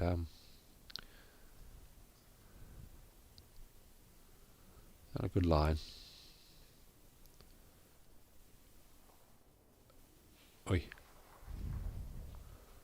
Oi, oi, oi, oi, oi. The boys are enjoying using that toucher graphic. It comes in Yes. nicely, guys. Well done. Yes. 13 to 12. The mat goes to Rebecca. I'm not too sure if it was a 2 or a 1 then. Just went out of our view. There's Lisa on a can. Oh, yeah, and a couple of Dave and Ann Burridge wearing their Romati jackets as well. And, of course, Trish Croot there, second from the left, also is going to be playing in the Champion of Champion Peers with Lisa. Trish plays some of the bowls out of Romati. Here's a good replay here, but... yeah, that was a good shot. So did that just give her the 1, I think? Yeah, We've got 10-13 somewhere up there. We've got 16-13 up there on the board. I don't think that's right. Yeah, something slipped over. We're having a bit of trouble with our scorers, I think, at the moment.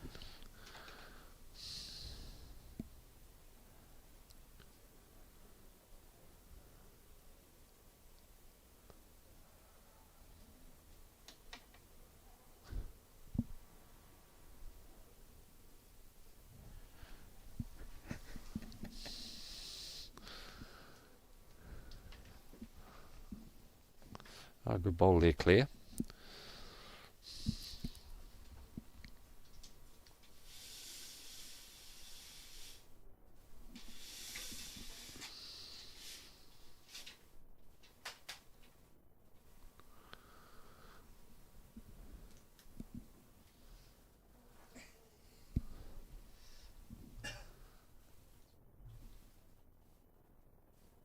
I don't think it's 16. I think it's 12. Something's wrong with that scoring. We're having a bit of trouble at the moment there. Sorry, viewers. It's all voluntary work out there, so hopefully we can... There, that's amended now up at the scoreboard with us here in the commentary. Here's another good bowl. Yeah, good back bowl there. So we've got John, he's going out to sort it out this time, so we'll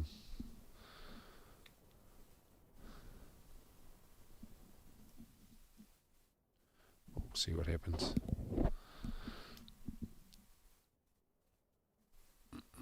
I don't know, what's Rebecca done here? She's going to come home, she's got a honey. Work it. Oh, you might want to... What are you going to do here?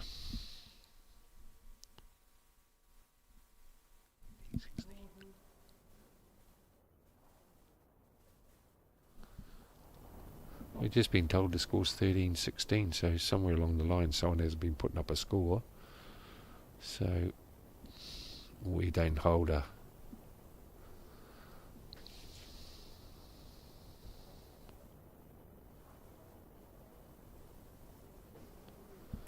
I've got a scorecard and it's 13-11, so we'll just hang on for a tick.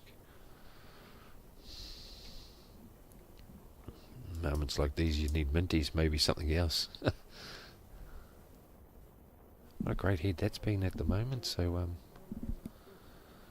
Claire was short and she's having a wee laugh, so that's good.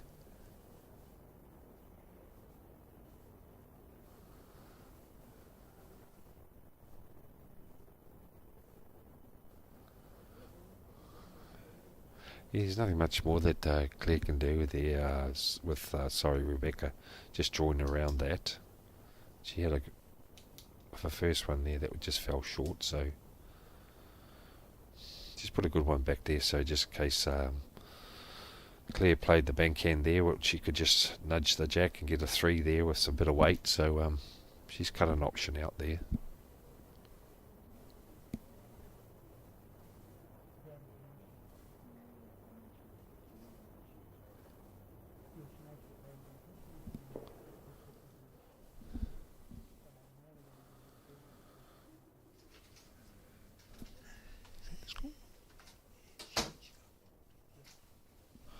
that last end there, that one we didn't see. Remember, we were just out of view. We flicked the kitty, and she actually got a 4, which we couldn't see. So, and Claire's glared that back and getting a 2. So there again. So the score's only 1 the diff. So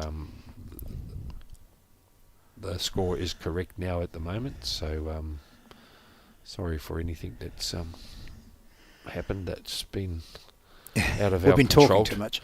Well, it's been a bit of out of our control, really. That we can see that 4 that happened down here, and well, I just need to make a correction too. I was picking that Kirsten Edwards match. She got beaten by Ruth, so Stoke.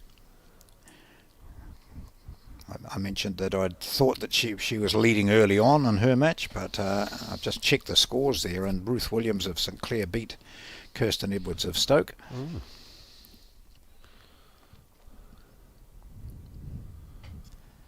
Well, that was a drastic two ends for us in here then. Yeah, John. yeah. Well, that's what happens when we try to keep up to date with other ones instead of keeping our mind on one game. So we might have to employ a runner to come in with the final results there, because they're not quite going up as soon as the results are through. I think they're waiting on the website to He's a good bowl by wait Rebecca. until the whole round is completed.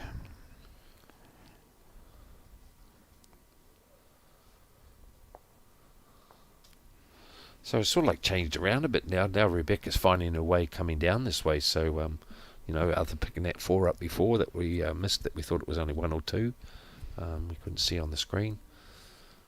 So apologies there. There's a good little shot here for Claire as she reaches, sits the bowl, or she may feel a tad short. Oh well, this... Now, we're getting this right. So on Bowls Hub, they have got live scoring. So if you go to your to the Bowls New Zealand website and go to the area that tells you that it's Champion of Champion, women's singles, go to that and you'll get, the draw and all that sort of thing. But there is an area there that says matches, so you go to see what games are on, ladder, what the overall situation is, and then live. And that is giving you a good up to date. So Liam, I can just read it now as you'll be able to. Liam Paulson leading 19-10 over Elisa Waters. Lisa White is leading 19-11 over Tracy McRae. Ruth Williams beat Kirsten Edwards. Lisa Prideaux and Peter Keddy are 16 all. Oh, this just hanging there a bit for Claire. Come on, she turns her head, she'll going to get a honey. She'll cut something down. Oh, that's fine. That's good. It's a good bowl there. Only 1 down. It's a good bowl, Claire, after that second bowl. You're a metre short and you've corrected well. She'll play the bank hand here coming down and just try and sit the bowl. Turn her bowl through. She's on a good line. Yeah, that's the shot. Just squeeze it over. You're right. Yeah, top shot. That makes it very hard now for Claire to get into that. With I just play more or less try and dead draw the thing again. And she's showing that she can do that. Yeah. She, a couple of times coming in this direction too, she has. Well, the last 2 bowls, you look at the line, there's one at 12 o'clock and one at 6 o'clock roughly. So you just got to correct just a little tad, because you don't want to be dropping to 3 at the moment, because then you're on your way out the next end. It could be all over for you. So that's all the things going through your mind at the moment. And she's played some good bombs coming down. So yep. And on this hand in particular, she looks to be quite confident. Confident, yes. Yeah. So here we go. Starts off with a good line. Yeah, she's not badly played here, John. It just does the weight. See, oh, gee. She wouldn't be. Right, so I don't think we have to say anything. She's No. got her hand on her hip then. Yeah. That gives you all the indication of how she felt about that particular bowl herself. So At least I suppose she's... Well, here's an opportunity for Rebecca to draw a third. Yes, and Or if she was to reach Claire's back bowl, she could get a 4. And she's on a very good line too here, John. She's got the weight. She's got another good shot here. Be a bit short. Just looking out the window where we can see this rink, and it is, I think, just a 2. Yeah. Oh, that's 2 it is. Rebecca's actually in the last, coming down this way, she scored six shots at the moment. That 4 and a 2 now, so that'll give her confidence, needing to come back this way for the game.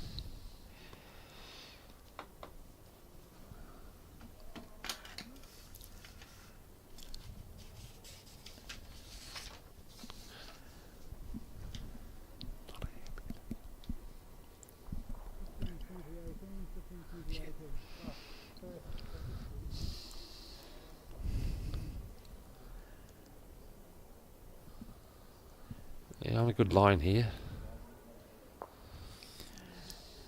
So Rebecca, to get through to this situation, she beat Mandy Boyd 21-20 in the Canterbury final. That's well, as you know, down that way there, John, and viewers would know.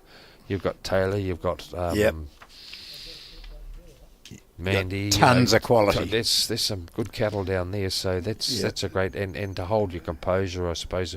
It would have been an awesome game when you're only winning 20. I shouldn't say only winning, but you've won a game 21-20. What shows you hold your nerve, doesn't it? Yeah. So she's used to the top play, and I think being not an international New Zealand under frame in the frame, so that gives you confidence. And she's young. Yep. You know, and that's everything going for her here. And same with Claire, you know, she won't be laying down. It's only 3 points. You can get that in one end on carpet bowls. And that's the thing with carpet, you just lose your concentration one tick and you can drop a 2 or 3, no problems.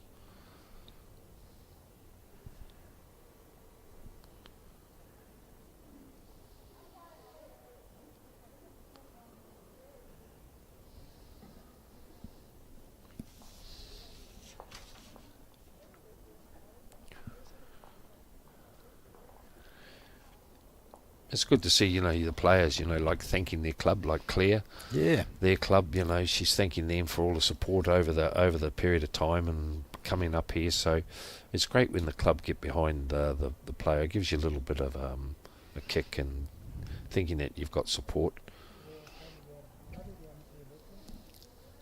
Here's a good bowl here, Rebecca, if you're coming home. Maybe a bit tad. Oh, yeah, that should be the shot, I think, John. Yeah. Of course.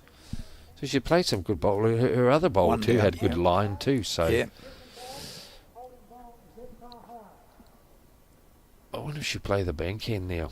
Looks like an angle that you could sit on. Coming down and just dead drawing. You know, you get half of your own bowl, you're going to slide off. Well, no, she's not. She's playing the forehand. Oh, she's going down the bankhand. There she goes. Yep, she'll go down there. Yeah. There she goes. So she's got the weight. You mean the ditch hand? Oh, I always call it bankhand. Bank. I thought you were saying backhand. I thought, no, God. Sorry. Well, I might have I been thought, what are you clear. talking about? No, fair call. Yeah, no, backhand. I always call it the bankhand. Because it always sits as a bank. And some viewers, when they're looking the other way, they don't know that it's forehand to the backhand. That's all, mate. So I'll say the bank. Bank, yeah. So, this is the last bowl. Yeah, if she's played it, good weights coming down. If she's got the weight again, she's got another good bowl. She's only got to beat that front one of Claire's. Oh, coming in well. Wow, that's a beauty. That'll be 2 shots for Rebecca Jolfs, and she moves to 20. And 1 bowl to come from Claire Hindra, who studies this. I'd just stay to my same. I know she's looking at that. I'd stay the same hand. You know, she could take her own bowl, that front bowl out, and follow through to the back one, get half onto it, and it's the only way she's really going to get her a shot bowl that's sitting over at 6 o'clock as well, in between the 2 red ones. And she had a good line too coming down, wasn't it? She wasn't far off it. Look at the green of all those, most of those bowls there. Mind you. we're not playing the game and we're trying to commentate it. Yeah. Hopefully. So she's just coming down to chat to Craig, her partner and coach.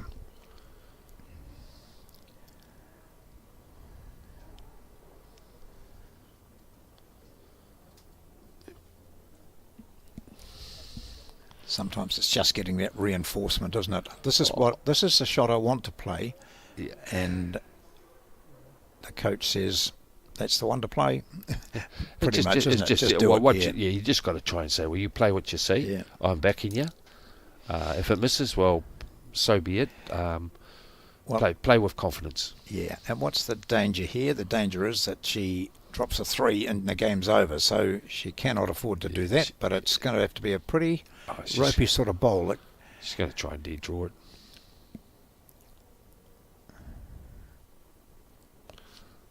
I couldn't see that shot myself. No. 2. Well, Rebecca, you're on the match point. And not taking anything away from Claire. I'm pretty sure she gets a 2, so that will give her a bit of encouragement to get back in the game, or even 1.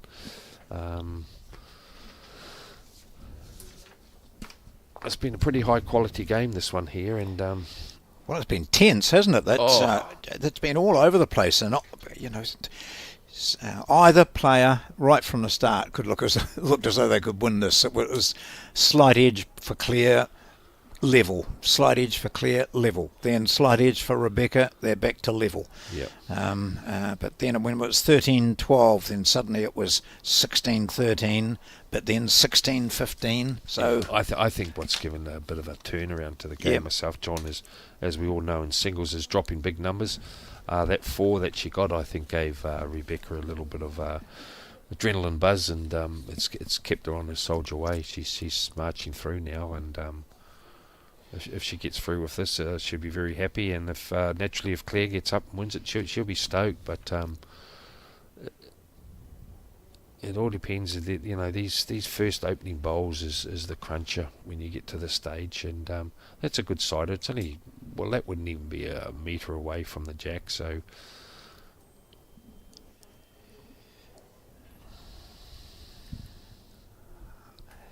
Well, just to update you on the others, Elisa Waters is hanging in there. It's 20-11, so Leanne Paulson 1 away. Yep. Lisa White is 1 away. She's 20-12 ahead of Tracy McRae of Foxton and Beach. Lisa Prideaux is up.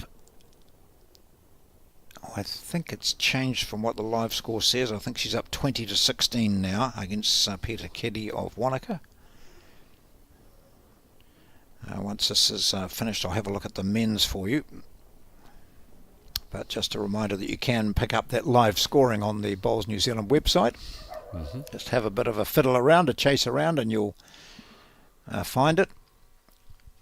And I see the bowlers in the next rink are just kicking the bowls back. So that's Leanne Paulson and her match against Lisa Waters of Picton has ended, and Leanne Paulson has won that. I think Claire at the moment, she's just got to try and just draw shots, and I think after that last shot she played, the attacking shot with one bowl was a little bit different, and here that she just needs to settle down and draw close.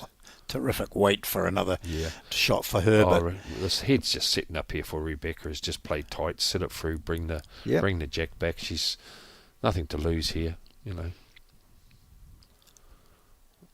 nothing to lose at all. Just a little bit more weight on that one there, I think, coming down. Not too much. Wish you can de-draw the big thing. Yeah, I know. Look at that come home. Oh, no. What a great effort. Hendra's still got it. Yeah. Oh, yeah. I'd definitely be running the jack in the ditch next time.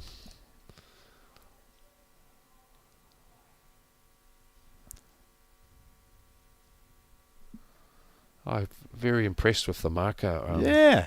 John. He's been very clear in his decisions and what he thinks, who's got shot, and She's got to play the bank hand, doesn't she? Oh, And yeah. just sit on her own. Just play up to Yeah. it. And if it's not, just be over. Yeah. Because I'm pretty sure that Rebecca will play to that with a bit more weight.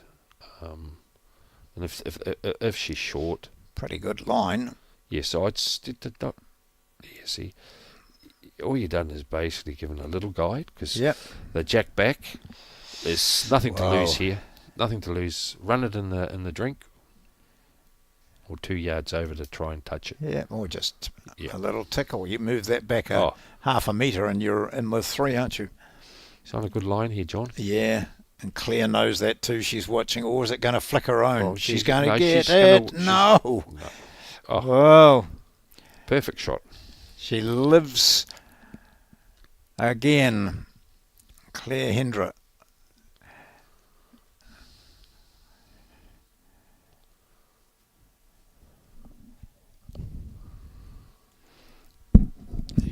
Right, 1 bowl to go in this end. There's last year's winner up there with her hands on her hips, Sol Sue. Yeah. She's done remarkably well. She remember playing with Dan in the pairs there, that her hip. Yeah. She was in so much pain, and they actually went through and won a national title in the mixed pairs. Brilliant. Right, here she goes, trying that same shot again. She wouldn't be trying. Underneath the red. She won't be trying too hard, because she gets half of it, she's gone. Yeah, that's true, yeah. So, 20 to 16. Yep.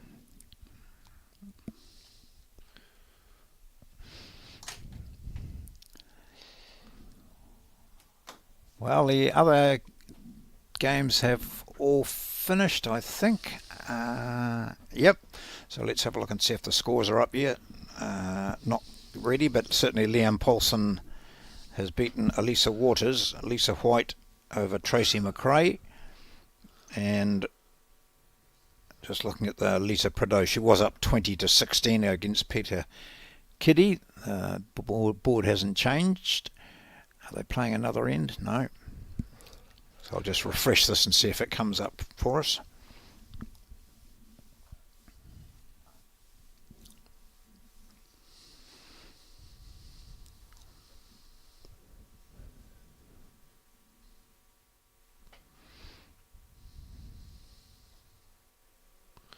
Well, they always say in singles, John, that last point is always the hardest to get.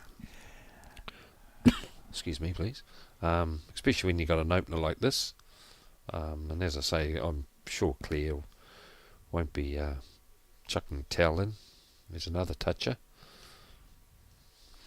Nice graphics.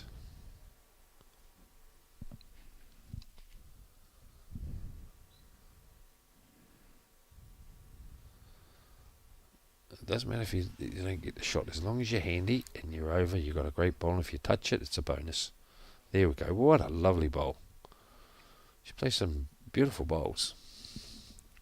She's using the Henselite, isn't it? Has she got a Henselite bowl? XGs, I think. XGs, yeah. I actually think they're the better bowl for carpet. Oh, okay. I actually changed mine. Did you? Yeah. I'm mainly playing here. Yeah. I had the Aeros. I just found the different lines, and here I found them a little bit, and I dropped down a size. I've gone to a 4. I've got a big hand. Yep. I was playing with a 5. Okay. So I've dropped to a 4, and they just got a little bit of a hook, especially if you've got a short bowl. They can actually draw around. And I think over in, I know some of the Aussies play with the Euro, the top guys, but majority of them over there play with the Henselite. Yeah. Well, you would have found that over there, a lot of difference in there. You know, we can take 2-3 metres green, and they take metre and a half. That's why they got those little squares over there, and it's a good guide for them. Yeah, I thought. Yeah, that's good. Here's a good bowl coming down here, and Claire's got nothing to lose. Is just try to play up to it and sit it. Here's a good bowl, I tell you. Great bowl. Great bowl. Well, Rebecca just got to follow her down and play that shot without, too much weight, and don't be flying at it. Just controlled weight like Claire played. And this game's got everything. So if Claire can grab a 3 here, a 3 or a 4, well, just imagine. It's all on, eh? Oh, and this is what I say, you just on carpet you can grab 3s and 4s like this You know, you put one good one there, you play a great shot. This is where she just got to. Oh my gosh, you don't want to be tangled up here. Yeah. She knew as soon as it left her hand, I think. No, you've given Rebecca a great opportunity here, Claire. Sorry to say. It's hittable, isn't it? Well, it is, and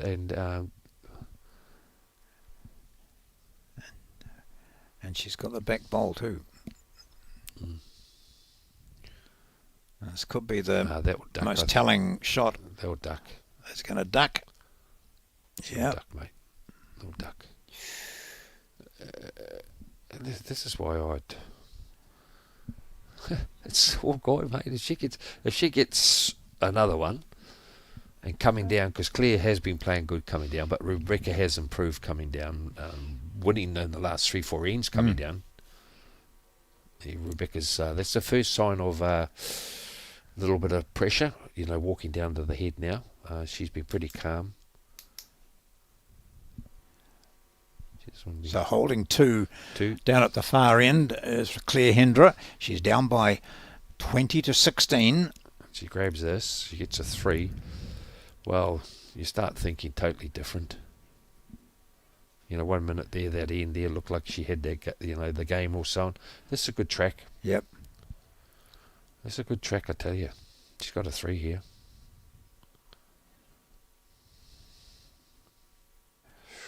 Wow, there we go. See? And that's what I was mentioning before. On carpet, you can pick up these bowls. There's one to come here, Rebecca, so... The target hasn't widened at all, has it? So she missed narrow with her previous shot.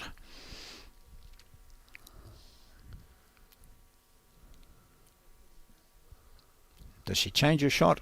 No, same shot. Go, same shot, mate. Yeah. You're not going to dare draw. You can dare draw it, but she's played 2 upshots, so you've got to stick to that. Yeah. And just back yourself. Oh, she might be wide this time. No, she'll duck at the finish here, mate, I tell you. She's got the check. Oh, no. Oh, she has. She killed it. Yeah. Has she killed it? She has. That's a great shot. Oh, gee. Pressure shot. She went down, looked at the head, watched her opponent's last bowl. Oh, that's a sad face. I'd be happy. Yeah. But that's what I say. It was more weight controlled into that to swing into it, you know. So very good. So 20-16, the end is killed when it was almost 20-19 for Hendra, who... And that was a great compliments her on the shot. That was a great pressure bowl, you know, and she did walk down and have a look at the head to see what it was, and I think that was the first time I've seen Rebecca walk up to the head. I don't think she's a player that needs to inspect. She's got what she's got in her mind. That's a good sign of a singles player. So just a couple of men's results from round 2. Daryl Gordon, Auckland Bowling Club, beat Adrian Robbins of Waimate 21-14. Logan Clark beat Marty Kreft, so Clark of Manarewa beat Kreft of St Clair 21-9.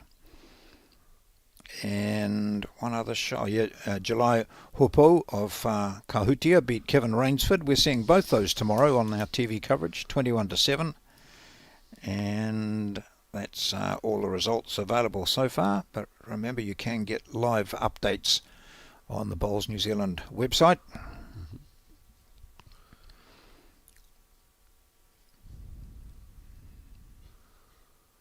And our sponsors, of course, with Somerset and Placemakers there on board with us here, so that's very good. Claire's opened up with a good one here, so from her last end as well, so cool.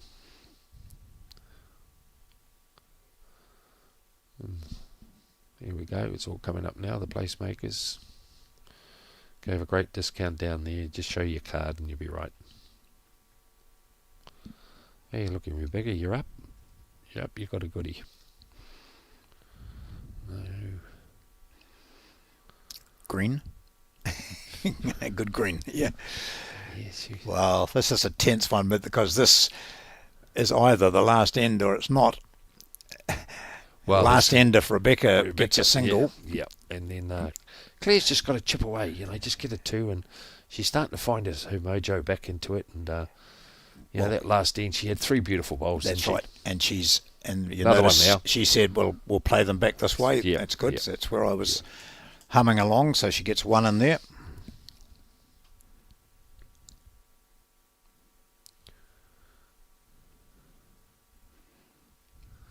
Yeah, but as we know, when you're on 28, it takes one bowl. Yep. A little bit wide, I think, here, Rebecca. That's great. Have a good weight. Good weight, girl. Claire's only got to just use that as a guide, just as a jack level bowl. She can't flick it in, so jack level. Yeah, Mike's just indicating that. So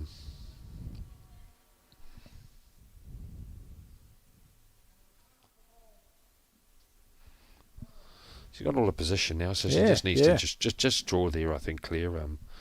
Sometimes you can start confusing yourself if you start asking too many questions.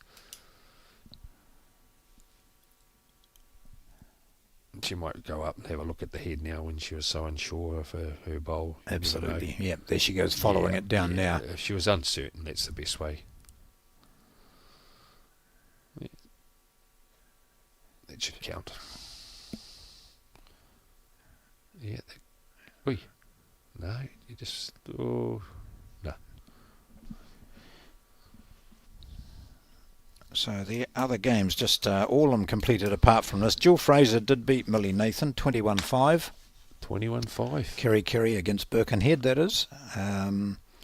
Lisa Prideaux beat Peter Keddy, 21-16.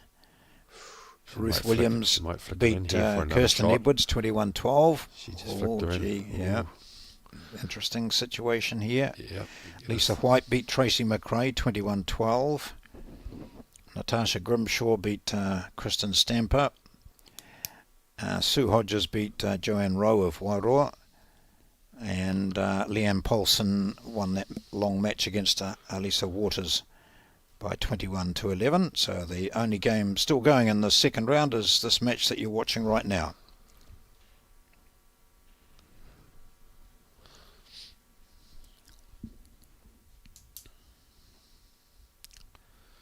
Well, you can get yourself a 3 here and it's all on again. Oh, yeah. And I'm not saying Rebecca. I know Rebecca has got a bowl in hand. Yeah. I think she'd be a bit upset with this one. This should have been... Oh, well. That's a bit of tension, isn't it? That's Well, I think it's put the pressure off Rebecca now. Yeah. You know, knowing it's only 2 and I've just got to beat that wing bowl and... this for the match here. This is a good track from her. What's her weight like? Is it good enough to give her the shot? Is she going to come inside that shot bowl? She's drops. Not. Oh, fractions. And so it is a single at least there to Claire Hendra. Maybe 2. It's a bit hard to tell. Yep. So 20-16, or is it 20-17, or is it 20-18? 2018 I'd pick. Oh, where's she going to put the mat? Oh, this is way back. Well, this is way back for Claire. Yeah. Take a deep breath before you send the jack down, Claire. Here we go. Yeah. Well, looking for maximum length. They both can go in or out here. Yep. Well, we're just going over the 2-hour mark here for this game. 23 ends, 2 kills, I think. Just the 2. Yep. Well, I think that's how the game has been. You know, 1s, 2s, and someone's grabbed a 3, and the next end the other person's grabbed a 2. So yeah, they're pretty well competitive. Absolutely. Bowlers. There was that little patch of scoring that Rebecca got when she was 13-11 down. Then she picked up a single, a 4, didn't score, and then a couple of 2s. So she got into that rhythm, game situation where she was 20-15 up. And then Claire was in that mode. We were on the 13th end, and she scored 4 1s. Yes. So they've had patches of dominance, but not able to really wrest the game away from the other. I just stood up and looked out the window at the green there, and I thought, gosh, that's a big, wide green she's taking there, and it was pretty much perfect. So this will be the first time we've played 2 to 2. I think it's ditch to ditch, yes. pretty much maximum length. That's a sign of basically saying, "Oh, in or out here, I've got it. I'm confident with this." I suppose too, it's That's a that good line for Claire. It's saying not allowing Rebecca Jeffs too many opportunities to score past the jack. She wants to be up there. Can she get a couple out of this? Sometimes ends like this, they look so easy, but they're actually so hard to actually draw, especially when you're wanting that one.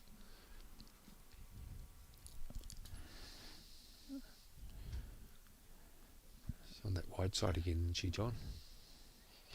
Unless it comes home. She's going to get snookered here, I think. I think so. No, she sneaked around. Oh, well, you only got to put one more there, and holding 2. Well done, Marco. Yep. Now she's got options here with either sitting her own or just drawing it dead. And mate, this is really a very important bowl. Will decide the game. She just puts something, and there's enough holes. Sit her own. Yeah. That's, mate. What do you do? What would you do here, John? Just draw it dead. Yeah, that's all you can do. Yeah. But these are the ones, as I was saying, they look so easy, but they're actually so hard. Yeah. You don't want to fall short. That's the only thing.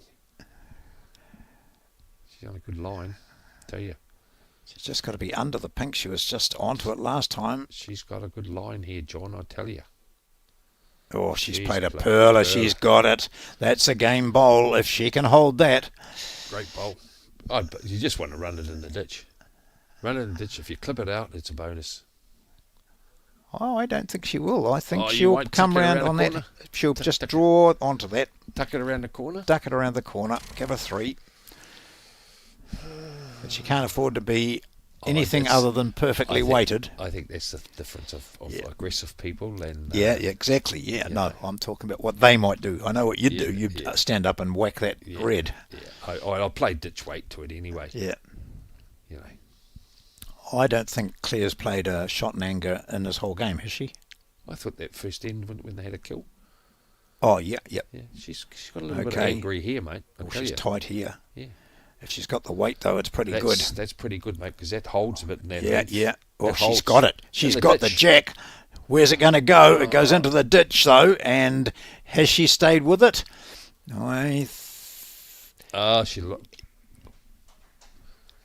Shit's over. She's shaking hands down there, so it didn't go quite her way.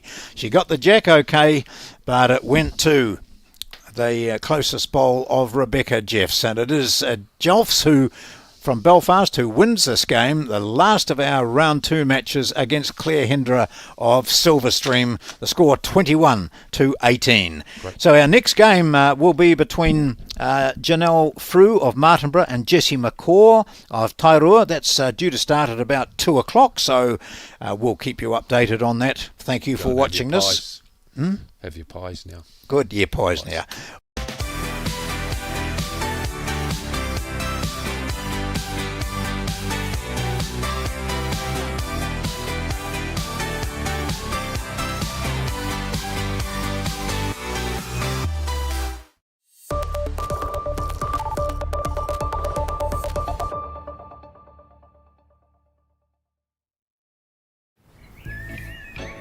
Dear Diary, my move to Somerset has been quite the page-turner. Sally wants me on the croquet team, but Beth says Mahjong is where all the fun is at. I can hear Barry's choir from here. And Kenneth's passionate about getting everyone's heart rate up. But Molly and I opted to do a whole lot of nothing today. A wonderfully underrated pastime.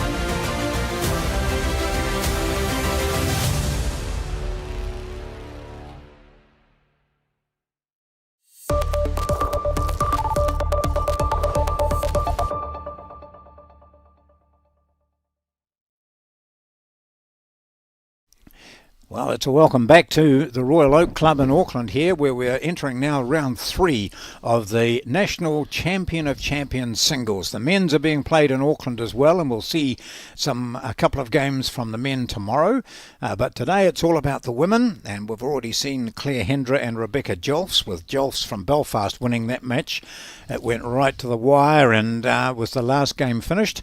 And now we're on to a couple of players from Martinborough. This is, that's not her there, but Janelle Frew is about to bowl down the far end, and on the mat now is Jessie Mccor from Tairua. So these two have won their respective centre champion of champions. Jessie Mccor, Tairua, which means she comes from, she's representing Auckland, isn't she, out of Tairua? Yes. And no, it's not. No, she's not.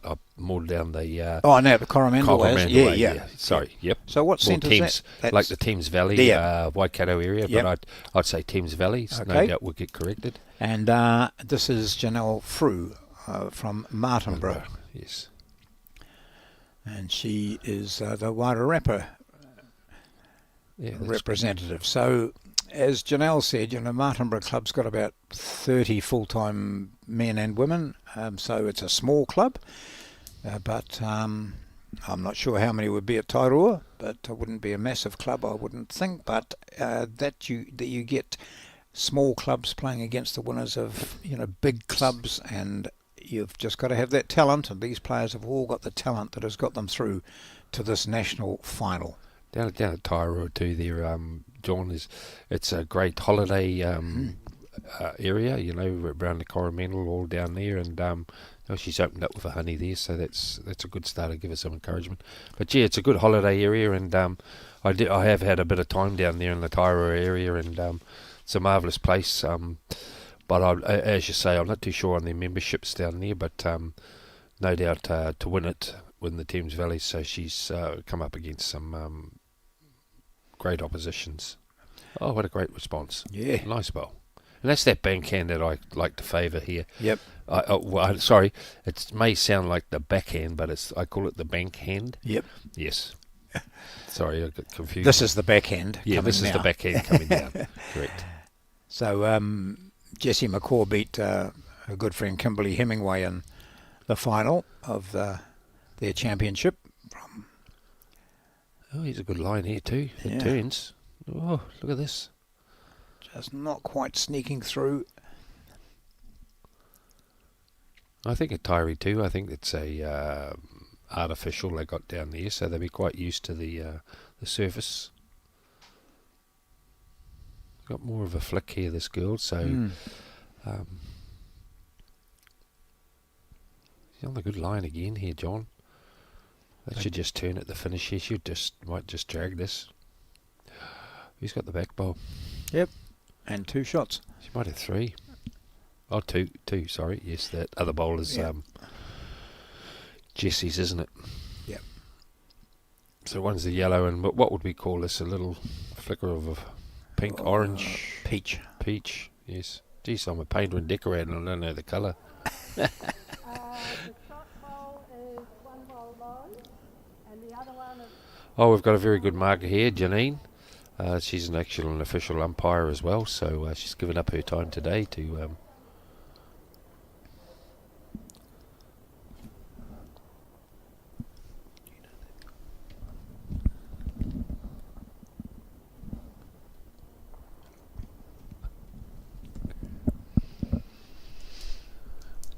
A few of them coming in from that bye. John. From the men, yeah. So they're playing at New Lynn, so they've got the bye, no doubt. So just saw Marty Kreft float in. Yep. Got a nice little milkshake in his hand and bringing in the atmosphere here. And Darryl Gordon, he's due back here. Will come back. That's why I always feel, with some of the clubs there that have got their markers and that I know the players have played. It's a great gesture if they just stayed behind and took over a marking role for the tournament there. Let the locals go home. What do you think there, John? 1 or 2? I think she indicated just 1, but it looks like 1, and you'd be measuring for 2, wouldn't you? No. So opening scoring, it goes the way of Martinborough's Janelle Frew, and she places the mat fairly well back towards the 2 metre. How many clubs would you say is down in that area, John? Well, In Martinborough. and I know their membership Wairarapa, cities. Yeah. Well, she was saying that. I said, have you only played out of Martinborough? She said, I've always been a member at Martinborough, but I also played at Featherston, which is, small place just over at the other side of the Rimatukas from Wellington. So there's that. There's Carterton and Is there Foxton down that way? Foxton's the other coast. Other coast, yeah. So then there's Masterton. There's the Masterton Club, Carterton. So, but most of those Featherston. clubs then would only have 30, 40 members, something like At that, the most. maybe less. Yeah. So that's great, you know. It's good to see they found their way up here. They may have got sponsors to get themselves up here, and that's a big thanks to them as well. So, and they're just trying to do their best for their province. So that's good. A lot of them too, players from Wairarapa play in Wellington. Well, yes, of course, Mixing it up a bit. It's They probably come- where they think, or maybe we'll get a better competition from. In fact, They come down to your way, Kapiti. They come over for events. Yeah. We play a regular against Wairarapa, and most of the representative play features Wellington, Wairarapa, Wanganui, Yeah. Kapiti. Are you still doing the selecting role this year? Oh, I am. Yeah. They talked me into staying. Well, no, I think it's more of a matter of no one else wanting to put their hands up. Oh, It's quite good. I enjoyed it last you year. enjoyed it last year. I'll enjoy it more this year, I think. Well, I think you get to know who the players are, what you want, Yes, their yeah. team support and bonding. I think we're going to find a bit of a different game than the last one with the other one, Yeah. John. Might be a different attitude of play. Yep. They're both capable of drawing well. Yes. I think Jessie, even in that last end, she actually had 2 good bowls and didn't able to come through and plucked it off for her and ended up with a shot. She's got a very unorthodox delivery there. The way she stances on the mat. Very short in a flick. So I don't think Jessie wasn't renowned as a singles player previously, and she tended to be more of a team player. I just chatted with Lisa White during the lunch break, and Jessie had played out of Nainai a few years ago and teamed up with Lisa and some others Right. in a 4. She's got another good bowl here, Jessie. I suppose she'd get called Jess a bit, and Jessie, and Yeah. Jan would be Janelle, and they've got shortened names there. So if we do slip out and just say Jess and Jan, it's not deliberate. I think she might still have a couple of shots after this bowl. Yeah. Oop. Interesting weight. Yeah. Oh, she played the bankhand too the last time. She's changed her hand now to it. Yeah. So Jessie's using Taylor SRVs, and Janelle's using Aero Optimas. She said she's been with those forever. She's lined this up well, hasn't she, John? Yeah. Only way to get out of trouble on this one is blonk it. Those 3 loose bowls that she has played, and I'm pretty sure she could correct.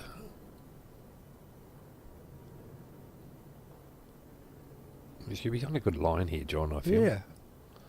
She won't be too far away. As I said in the last game, it only takes 1.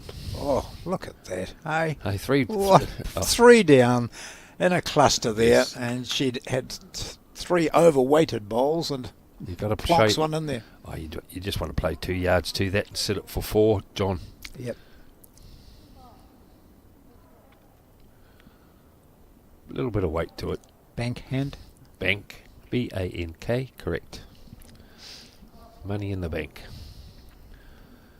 Yeah, that's the shot to play. Just got to work now. A little bit wide, I think, for the weight. Right idea. But it's a single there to the Martinborough player, and she moves to 2-0 ahead.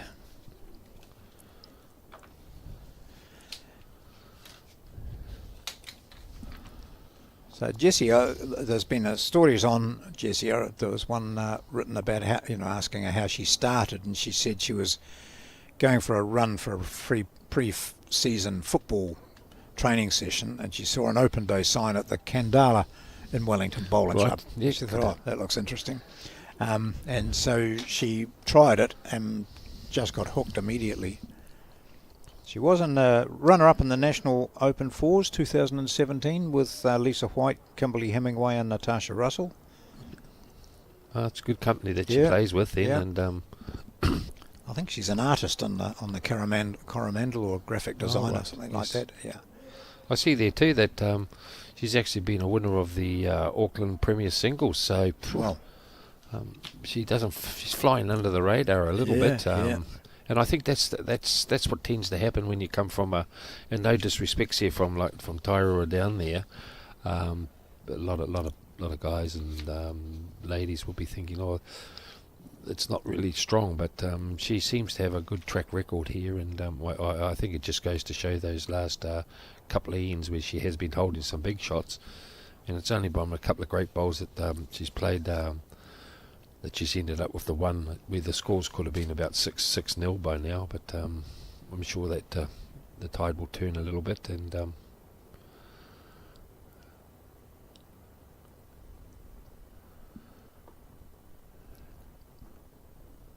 there's a good bowl coming home. Yep, good correction. She had to change both line and length. Mm-hmm.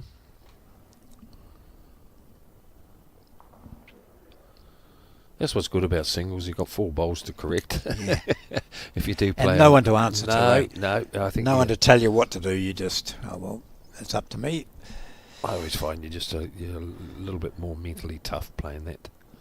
That's why old Mike Kernahan's very good at the singles. He's pretty mentally tough, and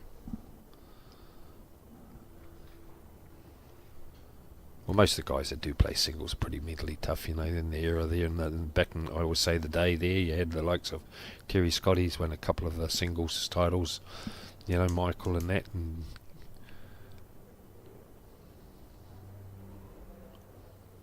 the great bowlers win singles, I feel. Yep. Men and women.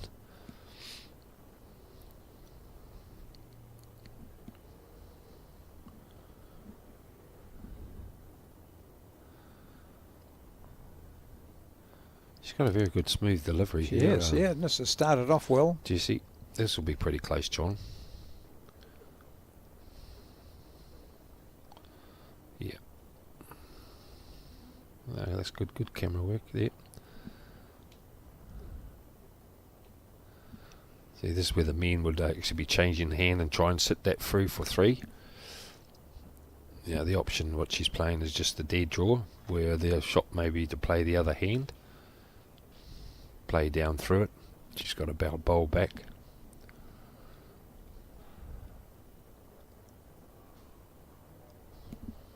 Disappointing bowl, eh?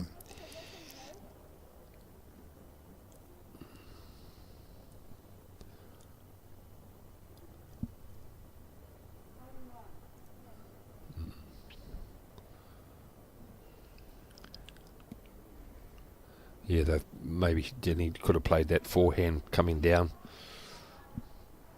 Sit in the bowl. Sit the bowl. Yeah, give it a chance. Yeah. Let's just open it up for Jess. Yes.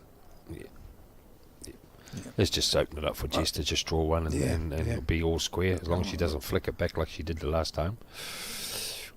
Lock. There you go. Can't do much about that, Janelle.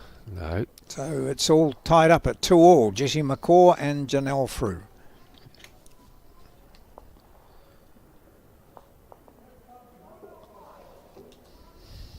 Standing down on the sunshine that's just leaking into this covered complex here at Royal Oak. I had a brief word to Rebecca after the previous game, and she said, I do think that the sunshine on the carpet down the far end did affect it. You know, every now and then we both felt that it was just had changed slightly, but those are the things that happen, and you just got to be up to accommodating them. Well, that's very minor when you think of if you're playing, we say exterior. Yeah. You know, when you've got to, he plays a good mean bowler skill. Yeah, well, so they talk about first bowl efficiency, yeah. That's not bad. Mm-hmm. You know, at least it's not one way you play a narrow hand because the wind's coming across like a southeasterly, or you got the wind behind your back. Yeah, that's playing true. into the wind. Here you've got nothing much to worry about. All you got to worry about is a little bit of sun. Yeah, it's a good bowl. Great effort.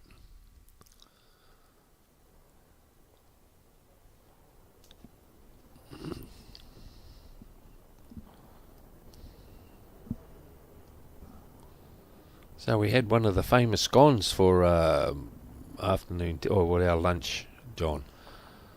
I had one. Yeah, I had half of one myself. Oh, just half of one, wasn't it? Yeah, I only had half. You know, I just thought I'd just. Yep, nice cheese scones, and what I like about them here is that they're Butter? just nicely crunchy. Crispy. Yeah, crispy. Crispy, that's it. Well, it's a lot better than those pies we've been talking about, John. There's been a lot of comment about that. Oh, have you ever tried, all those sort of comments? It's good. Oh, I'm just amazed how many people are more interested in the pie than what they were at the bowls. Here we go. Here's another lovely track. Yeah. Just the weight's going to hang her, I think, John. Still in a good spot there. Yep. I think Jessie's just got the same shot. She only got to turn that bowl once and she gets 3. If she touches the jack, jumps out in front of it. It's still good for her. Well, Thursday, if we were up here in Auckland, we would have had to have lights, halogen, fire brigade here, everything. She's on a good line of it. She's going to sit that yellow, isn't she? No, not quite. Be Just going to go wide. Tad white. Perfect weight. But that's a good cover bowl there too for her, just over the back in case Janelle plays with a bit of weight.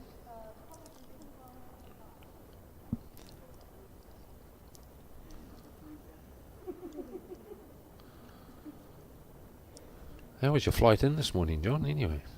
Well, apart from sitting on the tarmac for half an hour and not knowing why, it was good. Actually. I had the problem too when I was sort of like waiting, and this guy in this fluorescent jacket kept waving his hand. He said, "Move on." So I'd moved 2 meters.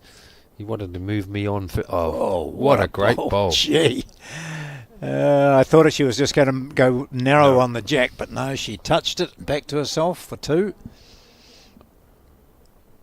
You just got to play narrow, drag it yourself now, Jess.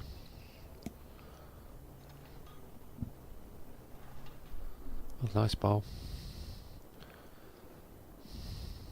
You only got to work here at the finish with these bowls of yours. Oh, here we come. She played a nice bowl here, John. Yep. Oh, well. I've got one out of the road anyway, so a single and one to come for Frew.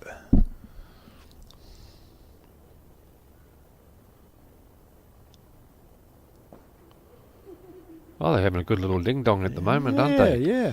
She just sits this a little bit tad. I thought she might touch she it knew for 3. it too, Yep. as you do. So a single for Janelle Frew, and she now leads by 3-2.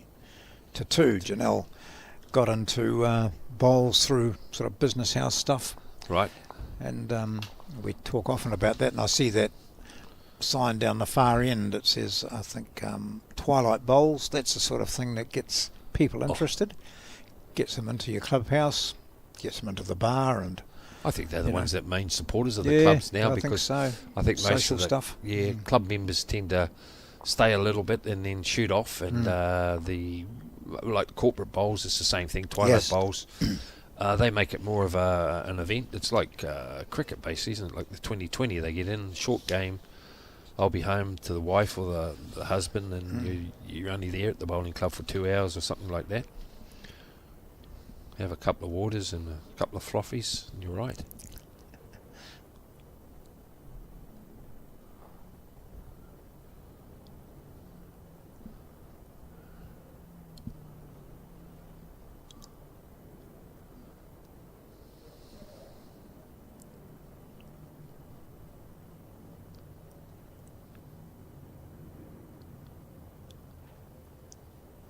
Yes, so this Tairua Bowling Club, they've got about 38 members. Oh, But a lot of them are juniors. Last season, 15 of the 25 men were juniors, and half of the women, 5 of the 13. and I'd be interested. Would they be like the holiday maker ones that one are day, joined? yeah. Because in those type of areas, what you tend to do is you just join it so you can have a nice cold beer, cold water. If you've been out on the beach all day and use the club for the facilities, here's another nice bowl. She's playing well. Yeah, both having their moments, aren't they? Yes, yes.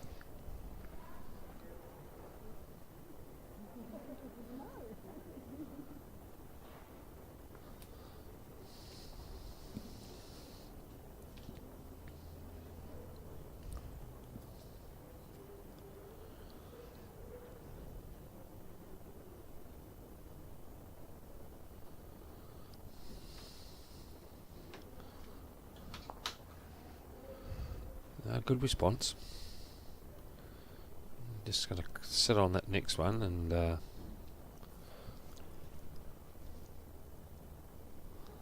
It's amazing how far the jack will go, even if you just touch a shot that's touching the jack. You Yes. just hit it and it'll go, back And 15 centimetres or more. and normally the kitty is heavier than the outdoor jack too, Yeah. so it tends to roll.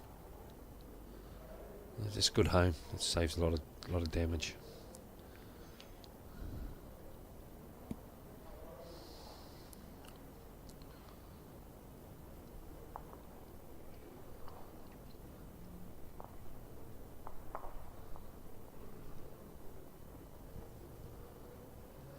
Only got to work.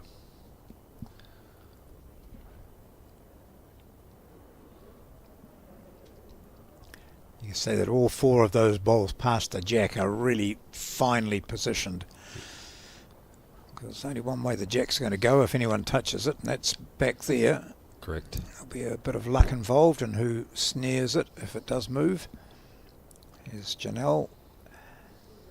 Yeah, she's on a good line here too, John. Even though she sits at Looking to draw a second here. just Not half a quite. bowl out. Great effort. And she's got to be a little bit careful because she could just only needs a couple of rolls with her second shot, and she could go 3 down. Then if she touches the front yellow bowl, she'll end up with the shot. So Absolutely, yeah. That's it's what you, cutting the odds. Or Yep. So it looks impossible there to get at, but the chance with her positioned second shot is to just touch that shot bowl, and the jack will go back to her own. And Like she's this. not a mile away. like this. Watch this. Oh, gee. Very good try, but certainly Correct. the second shot. Yeah.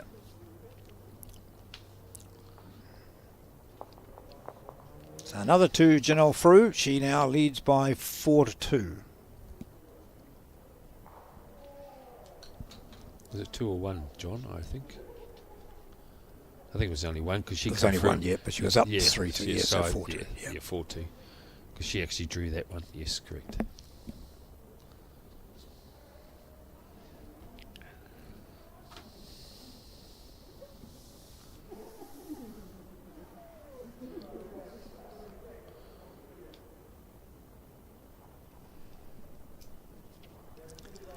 Other games on these rinks today. Rebecca Jolfs of Belfast is leading Joanne Rowe of Wairoa 7-5. Claire Hendra is leading Ruth Williams 5-4. Sue Hodges is up 12-8 against Elisa Waters. Leanne Paulson against Natasha Grimsaw. It's 9-5 to Paulson. Lisa White against Jill Fraser. It's 8-2 to White. And Kristen Stamper is leading Millie Nathan 12-7. And Julie Logan is up 17-15 against Emma Hanley of Gore. They started a bit earlier. In fact, they started a bit earlier.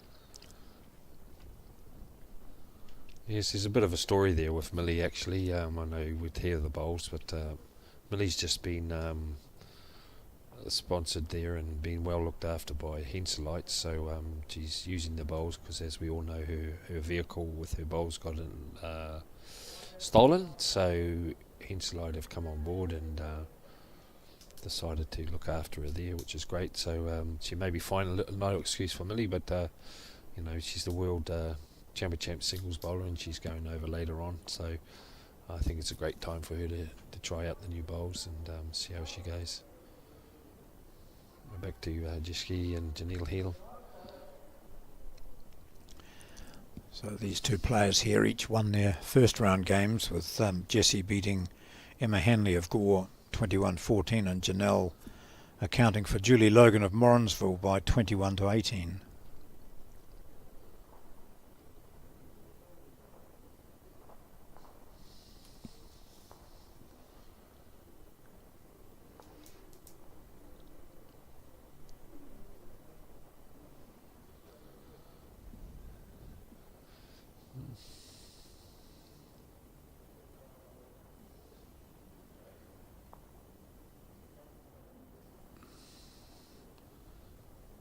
Jessie's just got to beat that wing bowl there, give her a good indication of what she needs to do here, and she should get a couple.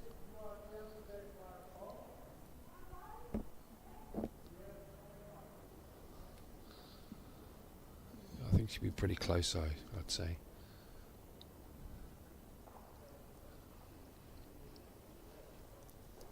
So Sean Scott had a good battle against Dan Dickerson in the second round. Sean from Central Otago, of course, Bannockburn, and he was beaten by Dickerson 21-20. Oh, great game. Sean would be grumpy over that. Oh, I think if you, he's good. Yeah. I'd be. He'd be disappointed. But if the score's that 21-28, you'd be saying he's going to get a 2 here. Oh no, it's still certainly got one. She might not have had the single prior to that, but pretty good.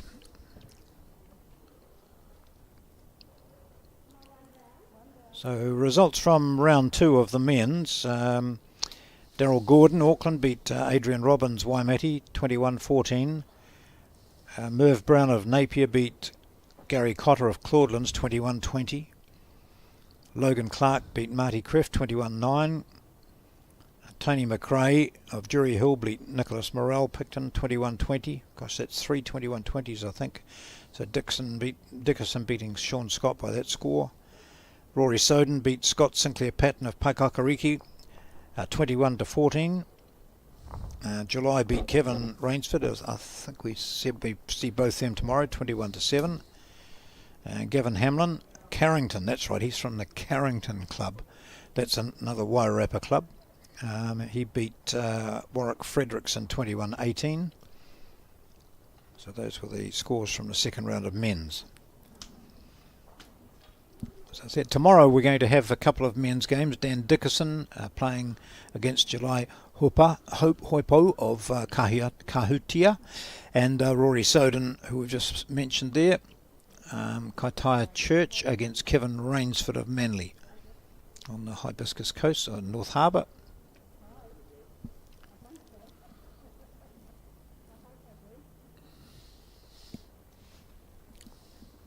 They're in the groove, these two, aren't they? They're playing, really getting the green exceptionally well.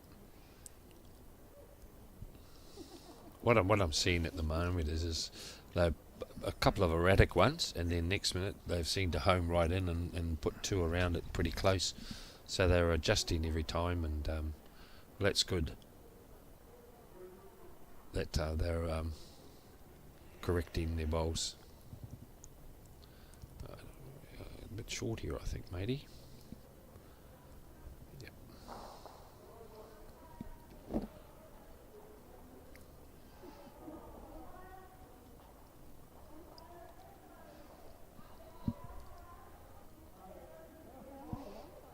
Two different styles, contrasting, aren't they? These two with, we'll have a look at them a bit more closely, but Jessie is more traditional, stands upright and a nice step forward, beautiful swing through the hand coming up and almost in front of the face.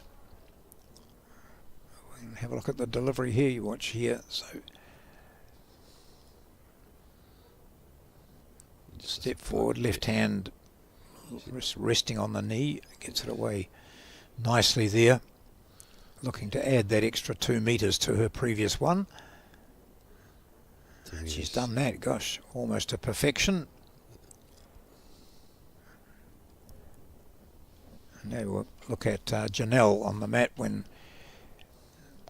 You just similar stance, but then it's from here on it's totally different. With down, gets set almost before flicking, as you've said, a bit of a flick out. Yeah, she just... There's no follow through on the big backswing or anything. It's just a flick. You can hear them laughing.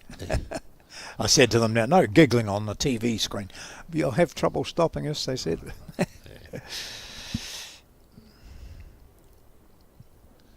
This. Well, first and best dressed here, girls. This looks better, surely. Yeah, here we go. Yeah, there's a couple, maybe 3. Be that back. Yep. Looks ugly, and then as I say, these are the shots where it looks so easy, but it's actually.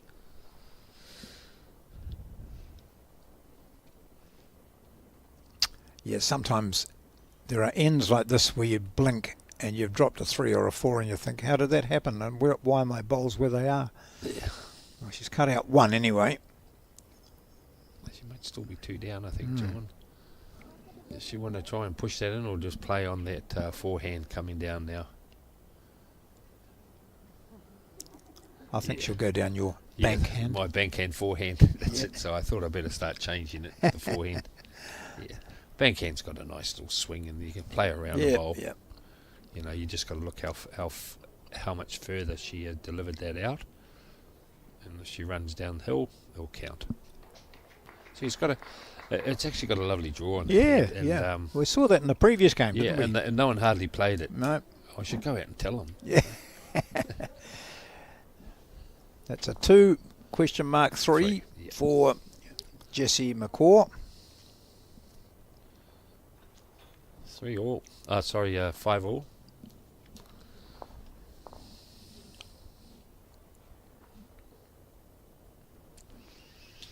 It's a pretty ordinary end there for Janelle, having scored on all but one of the previous ends and was leading by 5-2. Now it's 5 all.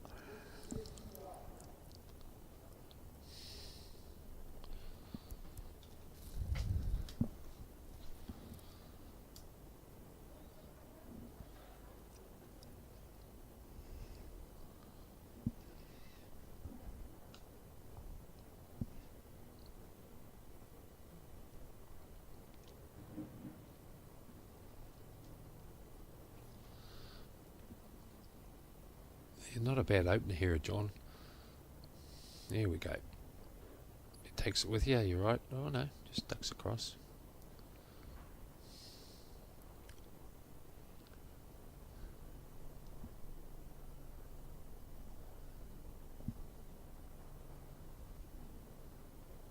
They're both actually, even different deliveries, they get them away quite smoothly, and I think that's very important on the carpet. If you get them away smoothly, they'll actually hold their line and do what they do. If you get that dump and you hear it like that, it takes a lot of weight off and varies in the direction it goes. Like they get it down the bowl very smooth. See, that's right out of the hand. So, my knees and that would be up from the hip. It would be like a dam buster. She corrected by taking it because it drifted away the last one. So it's a good bowl.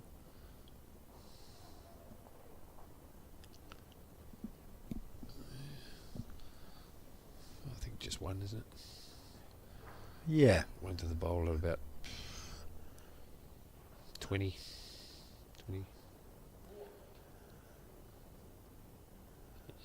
How's the weight?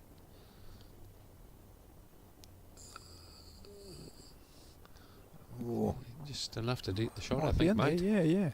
I think that'd be the shot. Good correction. They're both correcting. One was a bit wide, and now she took green to come home, and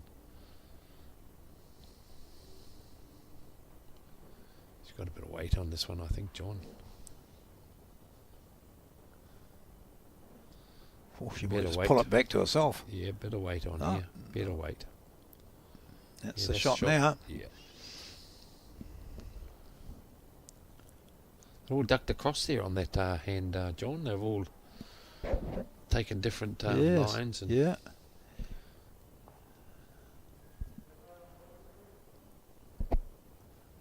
yeah, that's what can happen. You can over adjust and it just hangs a bit on those particular lengths, just like a 3/4 length. That's where I would have may have come down that bank hand there and then played onto your own and try to sit it. You've got something to sit because all you're doing there is just trying to dead draw. It's a good green. She's got a good delivery then. No, she just stays on the mat with her arm still up and, Well, it's doesn't... good. Yeah, it should be close, I think, Yep. John. Be very close. Yeah. Yeah, that's 2 with 1 to play. She was doing that before. Was when Jessie was holding a few. Then just that one bowl was coming in and plonk. Yeah, I tell you what, she's on a good line here. Much better line, Just hanging there in that 3/4 length. isn't it? Yeah. She just hangs. It'd still be enough. Oh, I don't think it'll be enough for a No, shot. for would it? Fallon maybe, but... Yeah, I think she's still So- 2 down. Oh, 1, maybe 2 then. She Yeah. took that short bowl out.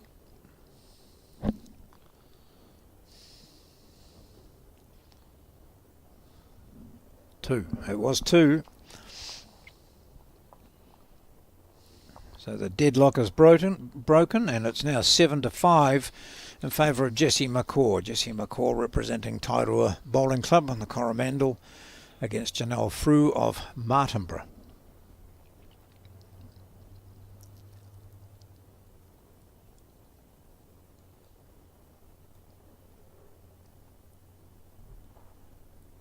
Sending the jack down into the sunlight almost. You see how the sun comes around here now. It's coming back up the green because the sun is on the other side. It's got to stop moving. Hey, why does the sun just move like that all the time? Well, no, it's just age. That's what's going to stop it then. He's a good bowl. A good bowl. Right on the dot.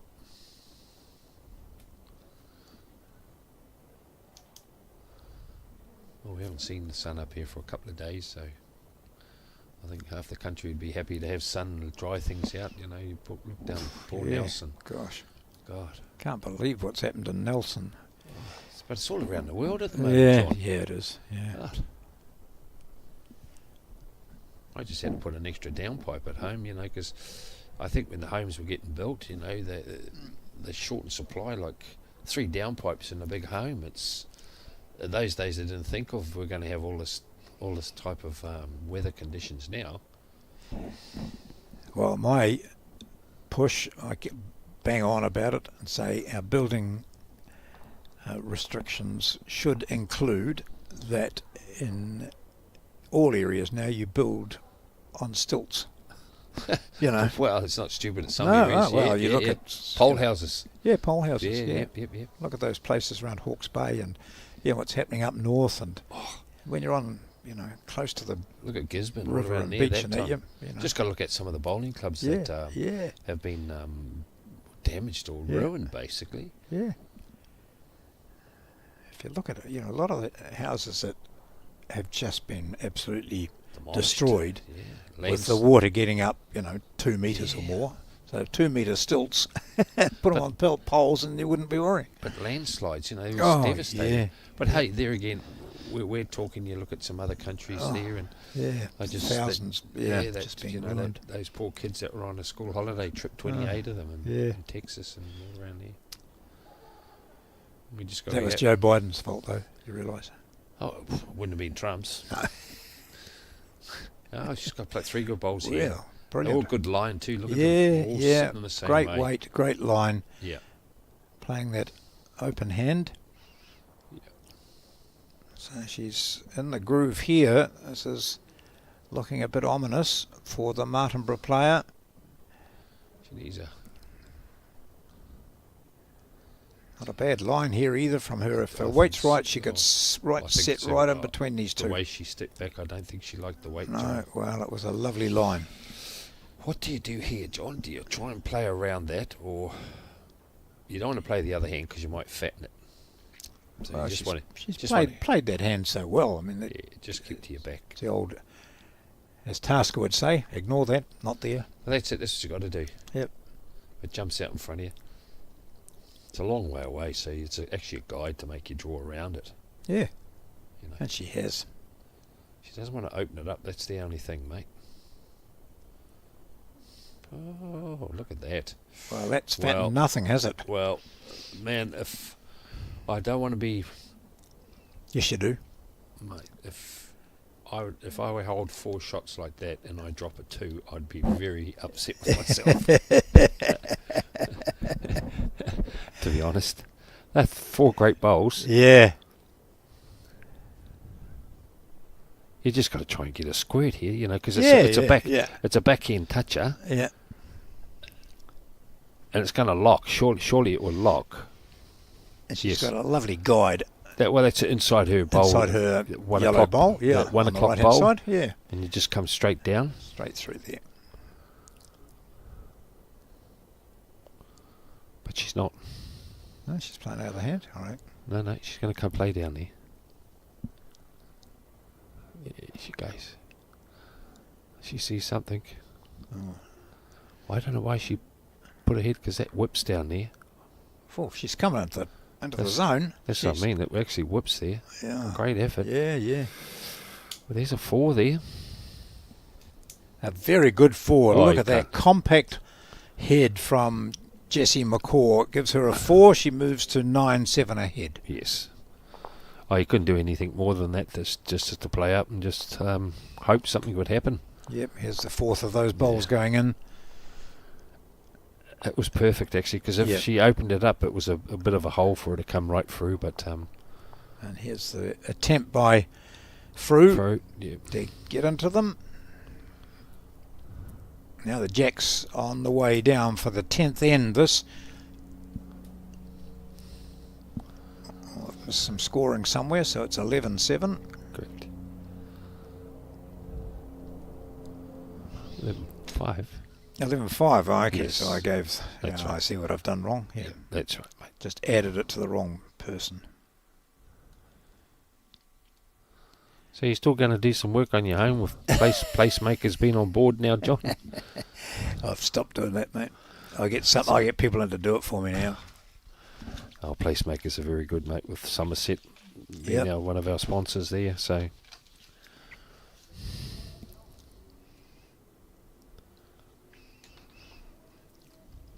I'll tell you what, their staff are good too. I've been in there and I've been a little bit confused of what to use and what the best product was, and the guys there at Placemaker, they've really come on board and said you need this, and I thought after the years I've been in the industry I don't, but I have listened, and they're very good. Some of them are actually the people working there, they've actually been in the trade themselves, and they just they've either retired and they just want a job, and they're doing a great job Yep. doing it. Or their knees are shot. Well, that's it. So I can't clamber around in attics anymore, or if Up I'm a ladder if and- I'm a sparky, yeah, Yes. that sort of thing. Yeah, that's good. Good correction, yeah. I think she still might be one down, but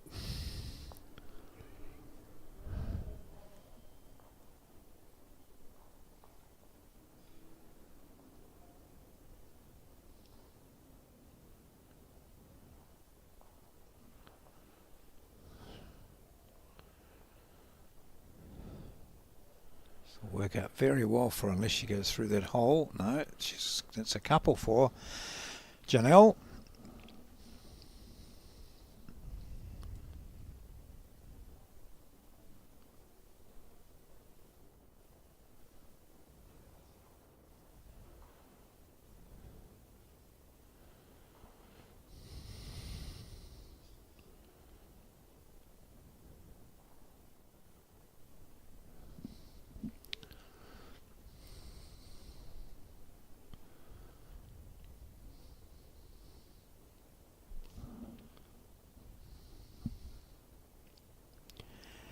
So in the other games, Rebecca Jelfs of Belfast is leading Joanne Rowe of Wairoa 13-7. Claire Hendra, Silverstream, is leading Ruth Williams of St Clair 14-4. Sue Hodges, Tauranga, leading Elisa Waters of Picton 18-10. Leanne Paulson is, scores just changing there, up 13-7 now against Natasha Grimshaw. And Lisa White is leading Jill Fraser, White from Raumati, Fraser from Kerikeri. It's 15-2. It's funny how the game changes. You get a 4 and you got to possibly have dropping a 4 here. Kristen Stamper leading Millie Nathan 15-8.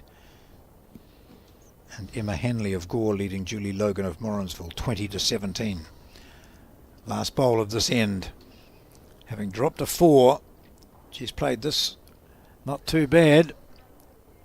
Reaches those ones, cuts inside them, and she responds with a 4. Oh, and a great 4 too. That's 2 ends in a row. We've seen 2 great 4s. Yep. Good bowling, girls. And they both wandered down just grinning at each other. And I'm sure for Jessie Mccor, it was a bit of a knife to the heart, that one, because she'd done so well, having been down for the early stages of the match, to then pick up a 2 and a 4 to go to 11-5 up. It's now 11-9.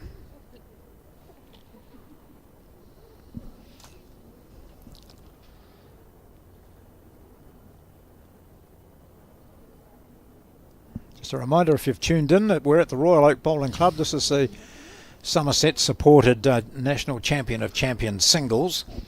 We move to Dunedin next weekend for the men's 4s. There's the women's 4s as well. Then I think the triple pairs are in Auckland.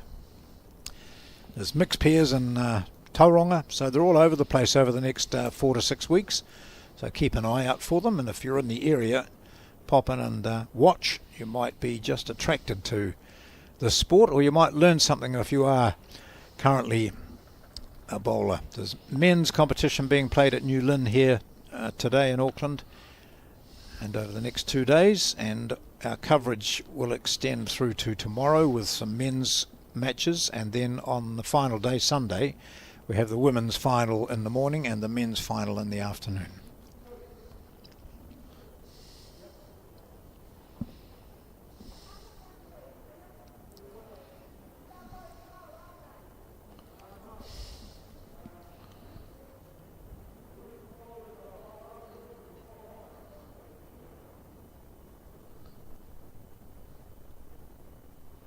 There's a good return, but she should take off there.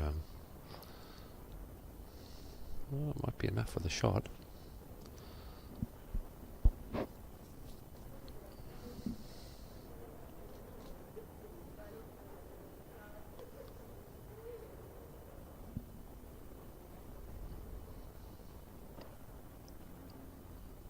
Yeah, good line. Yeah. Yeah, she takes it back to her own. Oh, going to sit it. Oh, that Well, might make 2 out of that anyway. Yes. So, well, they say as long as you're up, anything can happen.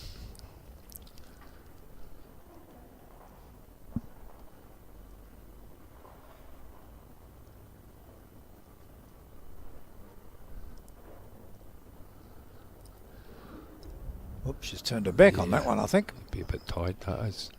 Oh, it's holding. Oh, yeah. It's holding. That's going to be the shot. Yeah. Well, that would be the shot. Yep. Didn't think that was going to be. No, well, her reaction was, after she'd delivered was one that, that's far too short. So now she's saying to herself, what do I know?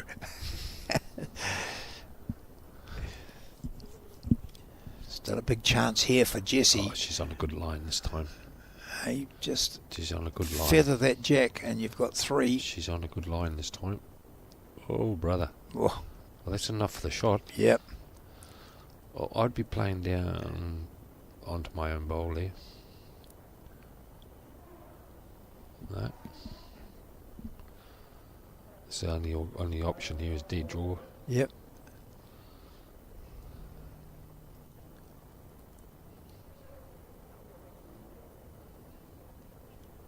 Well, she was a bit narrow with her previous 3, and now I should be disappointed with that. overcompensated.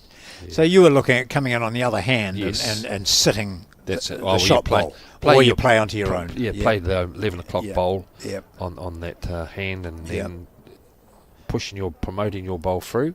If not, you're going to come with the jack. Yeah. Yep. This way here, it was just an actual dead draw. You had more opportunities playing onto the other bowl, onto your shot bowl. And all this is doing now is just, well, I was just going to say, was giving her a guide to come inside and then touch the jack for 3-4. Yeah, or even if she'd come inside That's it, and set it like she did with that other top bowl. that bowl at 11 o'clock, the yellow one. You get on the inside of that. You're and coming flick it out. inside that 1 o'clock bowl, Yeah. and then you're actually using that bowl as a kiddie, that other second shot as the kiddie. Yep. And if one sit, it's out. She's just clicked, and you could have got 3-4. However, it's Just a the single one to- there. Yep. One to Jess. Jessie.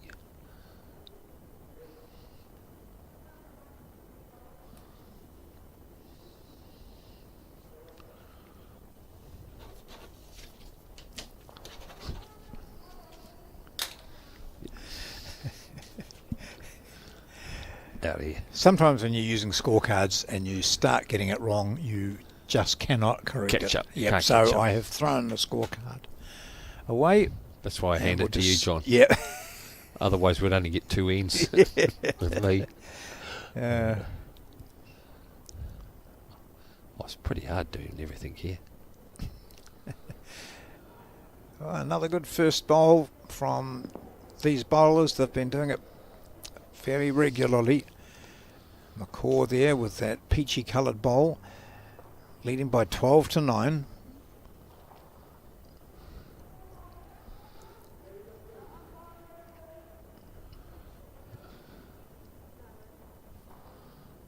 Good response. Yeah, good.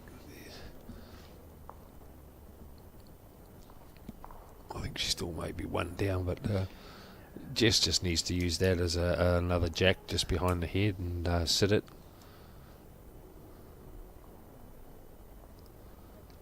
I always like the old story, play 2 bowls, and then it makes you be up. Like this here, you tend to, it's enough for another shot, but if you're playing over here, that's going to be a good scoring shot as well, and a good position.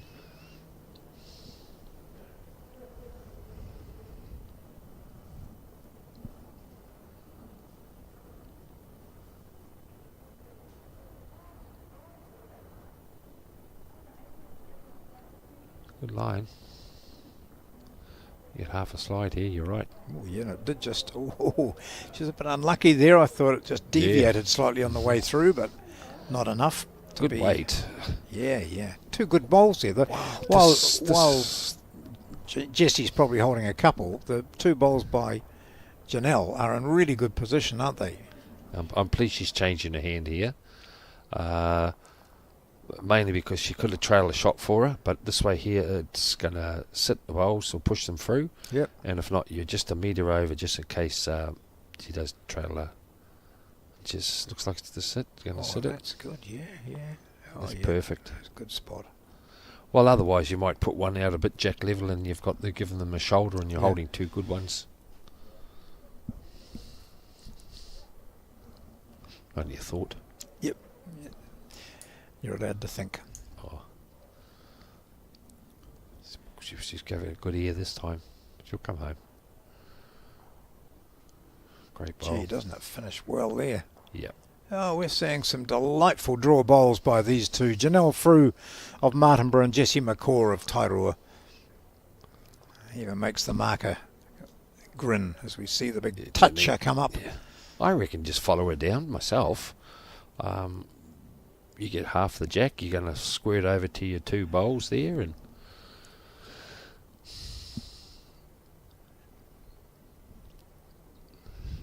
Yeah, she can probably set on your bank hand. I think this particular one she might play the other one, John. Yeah. Because if she flicks it, could come over to the hood and Mind you, she just played one on the other hand too, Yes, so yeah. she found the green there. But I'd have tended Looks like to forehand. follow. Yeah, I'd have just followed her down and got half of it myself. As long as you're up, and then hopefully the jack jumps in front of you and you got a trail. A little too wide, I think, girl. She actually played that one very quick, didn't she? You know, like when she got down, played it.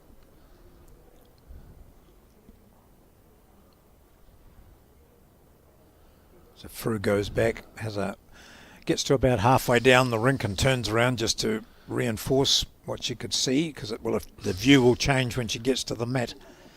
Hello, there's Sue Hodges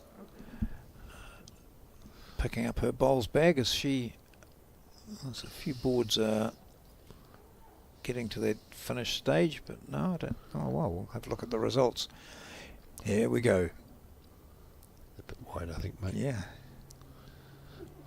So they both misjudged it with their last.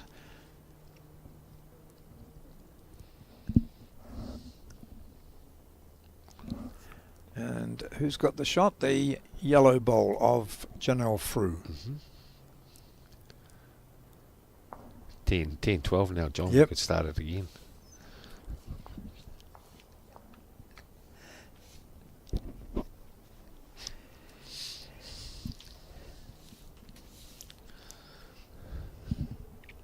How did you muck that up?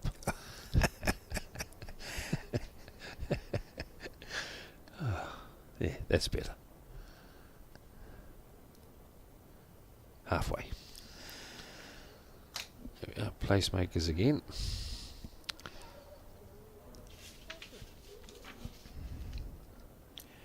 So also Bowls New Zealand has partnered with the Breast Cancer Foundation and Prostate Cancer Foundation to promote early detection of breast, prostate and testicular cancer.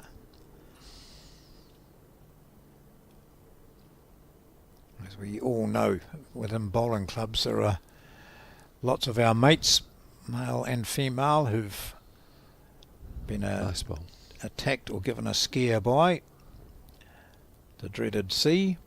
So it is just a matter of making sure you're aware of these things and self-checking.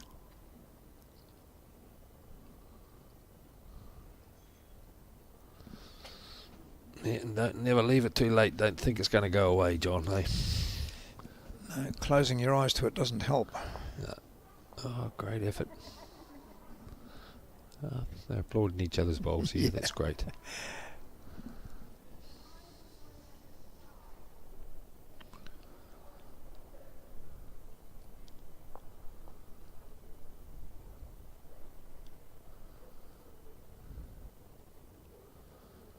He's got another nice line here, John.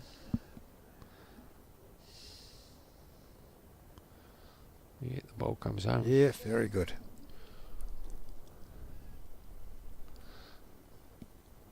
Just play a yard to that meter.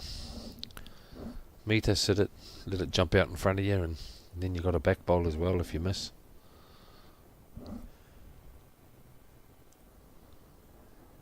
It's a good line too. He'll hold, mate. She's got it. Yeah, yeah. She's got it.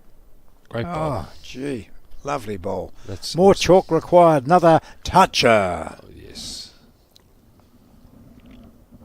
Poor old Marcus. Gillian's getting her dollar's worth today, getting up there. I hope you get supplied with chalk there or spray. Oh, it's all going to be spray now, isn't it? Because the chalk doesn't seem to stick to the coloured bowls, but here's a lovely bowl if it just... Oh, grand effort. Set that. She would have got 3. Yeah, you're right. But when you're marking and you're using chalk, it doesn't. No, it doesn't. A lot of the bowls are just slides off. It's like a glaze on it now, John, isn't Yeah. it? You know. A lot of bowlers going for those long, thin pencils, aren't they? So they don't have to bend down so as far. far. I've actually got And one. they can to be draw honest. a Yeah. little. I do. I put little design. faces on them and everything. Dollar mark, everything. Your shout. Yep. Yeah. Here's a Oh, good here we bowl. go. Don't want to flick it. Oh, Oh, from one up to one up. I think Maybe still two. Still 2, I Yeah, think, John. yeah. This toucher is getting plenty of work. So big too, isn't it? I better get the club to turn those heaters off. Our fees will be going up shortly. Look at the gas heaters are going. Yeah, and you stand underneath one of those and you get scorched. Well, when you haven't got much hair like myself. Look at this bolt. Look at this, mate. Oh, bad luck. Yeah, perfect weight. Yeah. Perfect weight. One to come though. Oh no, one to come from Jesse. Jesse.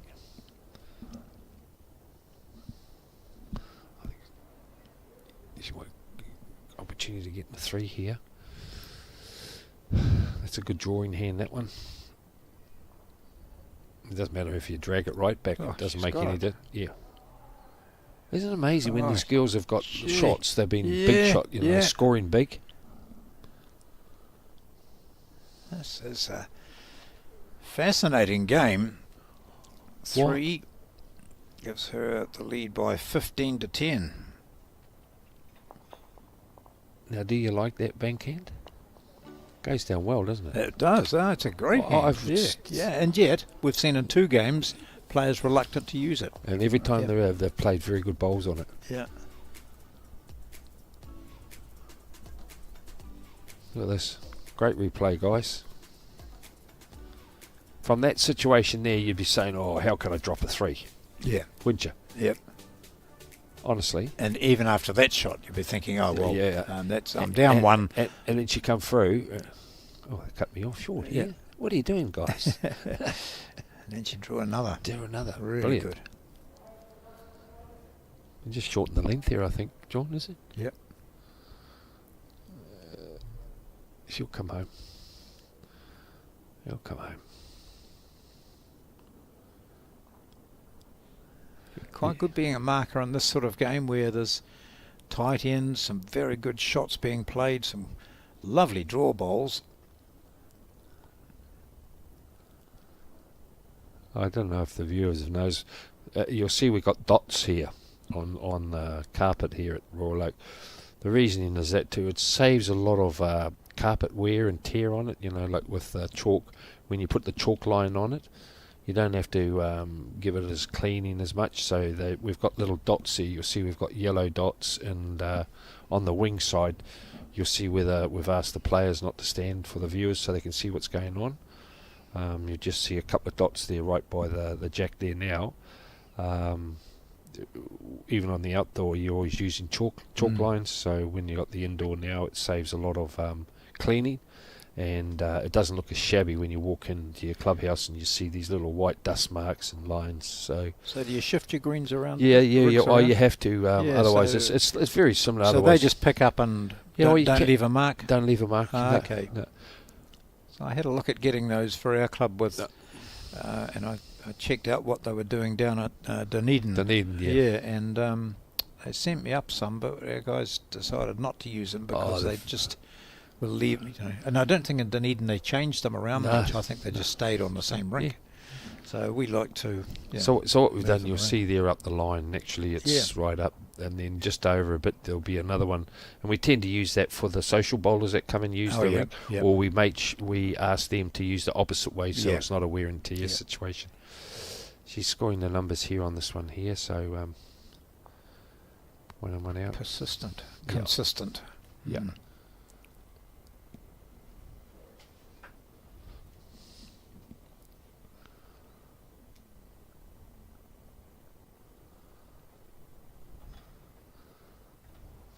How's your weight? She'll get a little hope in hand here because it just perfect weight. She's had 2 bowls there that are ideal weight. I think it's just that green. She could be a couple down there, I think, John. No. You think the yellow one's a shot? No, I think that there. Oh, the yellow one. That yellow one, yeah.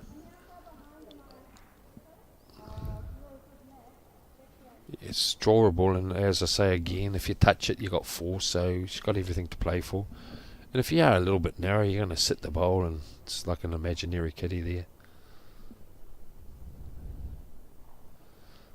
This is going to depend on weight here.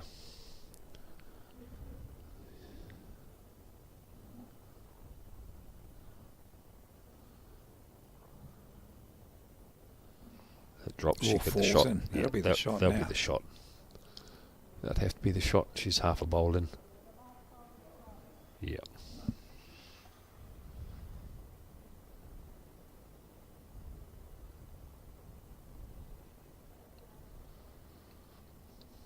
She's got to be careful too that she doesn't pull the jack back, eh? Yeah, but there again, she's got a lot of bowls to sit on, hey.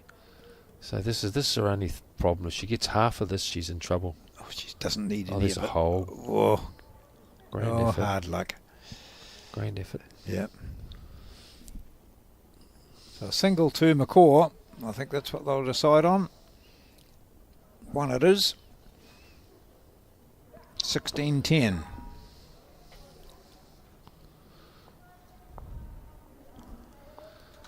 Gee, how do we get on that? Oh.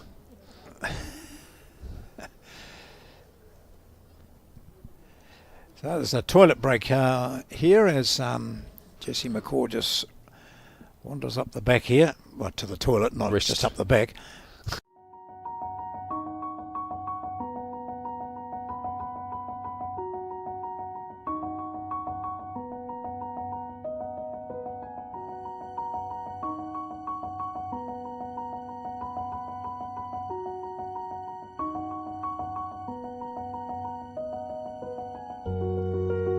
Numbers for a lot of it, young men as well. Mm-hmm. So I used to do quite a bit of work for the Movember Foundation right. Yes. the Cancer Society. I go out and talk to a lot of mothers about their sons because it's not an easy subject because dads won't talk to their boys about it. But the checking for testicular cancer is very important. There's our president up there, Gavin Brown, doing a marvellous job here at the club. He's a good bloke, isn't he? Yes, yeah, top guy. His first question was, what were the scones like today? Yeah, nice and crispy. Yeah. That's what you got to say. Just say it was like the pie. They Yeah. might get pies next tomorrow for us. So we see there Leanne Paulson, who's, of course, a New Zealand player and one of the most committed bowlers in the country. I think she's just So come back fit. from. I think she's just come back from Singapore too, John. Yeah, well, She was over there playing Kong, that's with. right, she was... I'm not going to say the other girl's name because it's at the tip of my tongue. Oh, someone's going to get hold of me. I think Yeah, the yeah, lady. they will. I think the lady was from Wellington. So I'm terribly sorry. I know they done very well too. Oh, that's no help. Because to we had her. some in Hong Kong recently too, didn't we? Was that? We've got our two young Paratutu players away. They're going. Yeah, Yep. they're having a. So what are we? 16-10. Yes.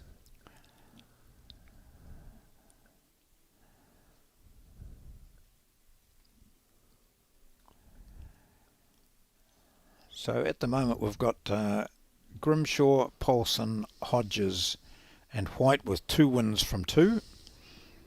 So they're leading in the women's situation. And, the live scoring has just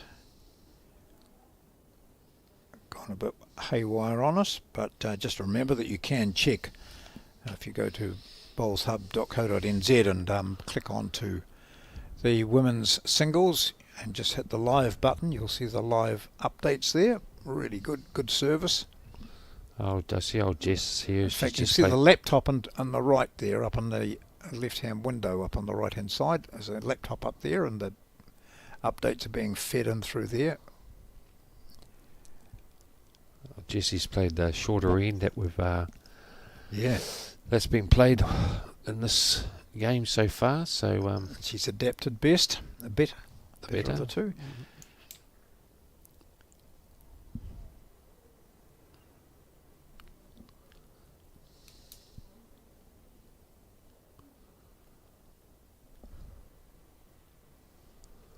Oh, that's good. I like it when singles bowlers think like that.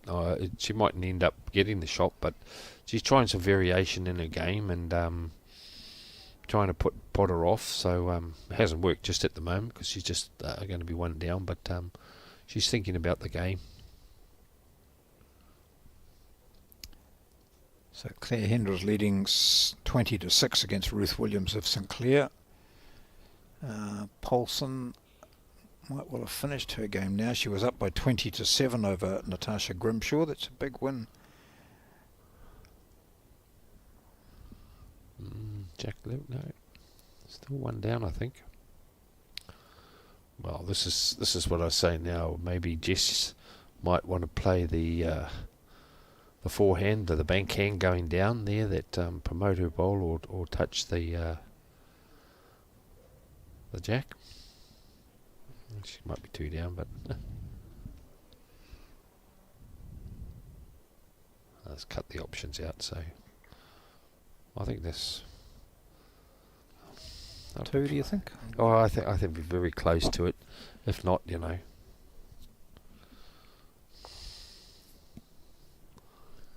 It'd be one and a measure, I think.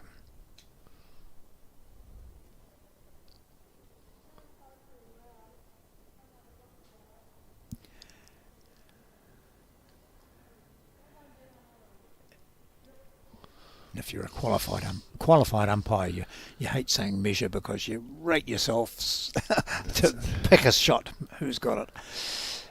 You can see there she went right over top. Now the player comes down to finger measure.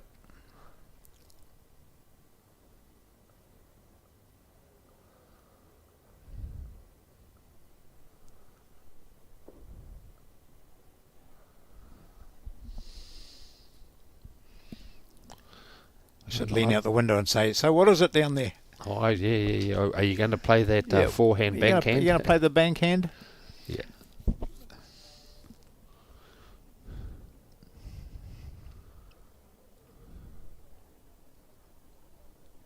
Good girl. Playing Good girl. the forehand down the Bankhand. Yeah. Any connection on her bowl, she'll get shot. As long as you're up. Oh, look at the line. Look at that line. That's a beaut line. She just got to touch it, not that way. Oh, right. Hard luck. Gosh.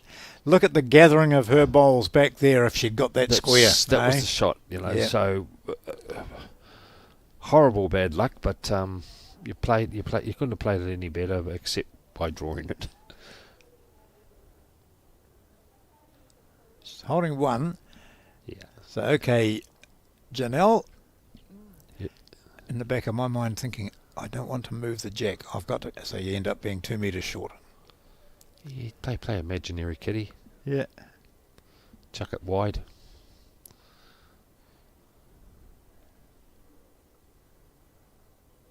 That was so unlucky, that, really. Look at that coming home, see? Yeah, I'll say. She played the almost perfect bowl. Yeah, Did Jessie Mccor with her last a half an inch on the other side of the jack or hitting the jack, she would have dragged it back for a couple or three.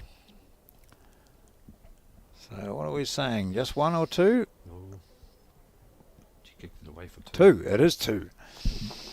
So that closes the gap through now on 12 and 16 for Mccor. 16-12 this third round singles match, women's singles match at the National Champion of Champions finals. These players have won their club championships and then they've gone on and beaten all the other club champions from their centres and have then, in most cases, paid their own way to get here for the final. A lot of them have, or the club has supported them by... Yep.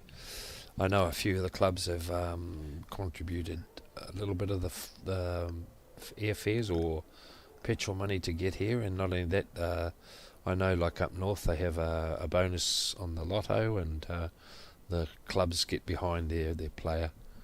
You know, I think it's the only way now, because a lot of the clubs now, like Tyree, as we've just said, John, that they couldn't afford, what is it, accommodation plus airfare, what's about a grand for the members to come up. Well, they just wouldn't have that if they've only got 30 members or less. So it's good clubs getting behind and helping and supporting them. It's a good opener.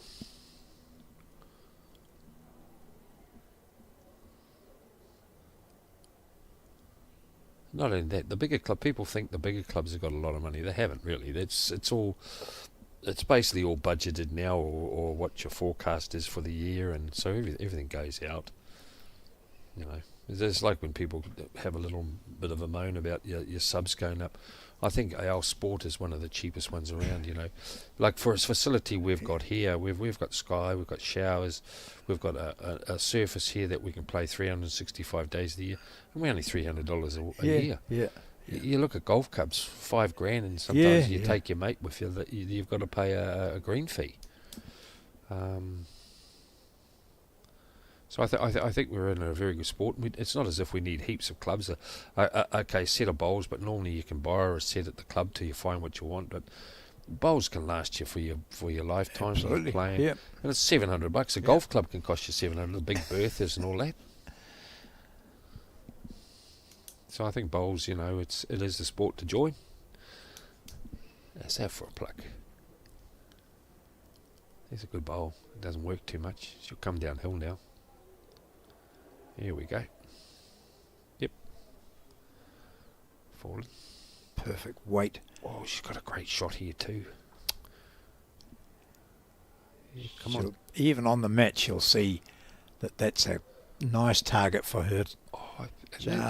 And this is what I can't understand sometimes. It's harder playing that shot than playing down that bankhand, which is, she might get it, but it's actually harder. Where here, at least you know you're going to sit it and drag it back to your bowls, your two bowls there. So coming on the right-hand side as we Yes. look at it here, Yeah. you've got two options. You're sitting the jack or you're sitting the shot. Yeah. And you've got a bowl of yours behind there on that As where a the kitchen. jack's where your bowl's going to end up, Yeah. or the jack's going to end up. Correct. Well, that way there, it's just a dead draw, and if you get half of it, it's going to lock.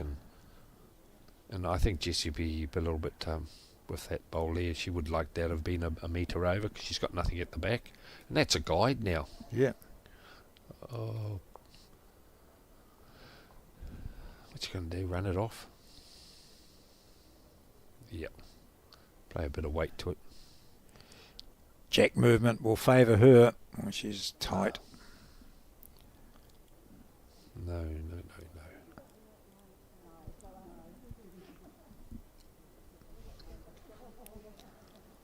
So it's one here at the moment to Mccor. I just noticed Richie Mccor. Yeah. You just noticed that? Yeah. I did actually. She's got all small letters after the M, though. That's different. Yeah, that's a different one. She's a bit wide this time, isn't she, John? Yep.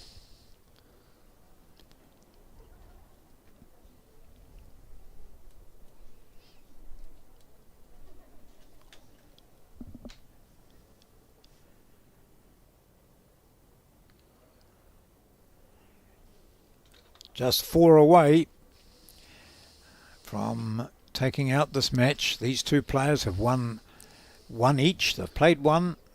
They've each won their first round matches. They had byes in the second round.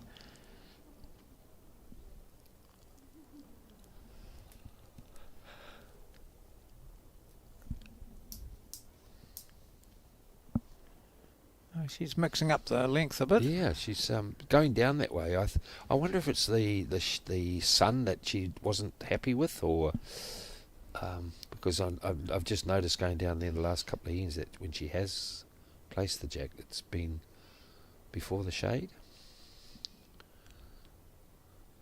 Got a bit of running on this. Yeah.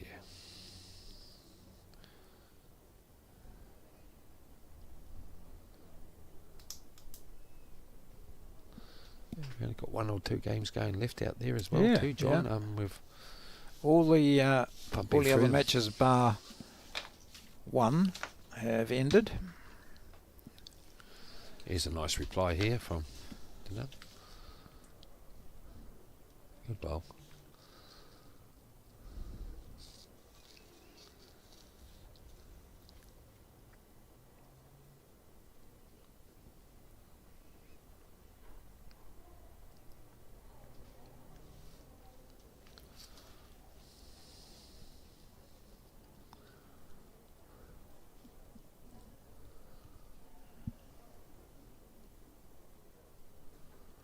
Great effort here. Oh,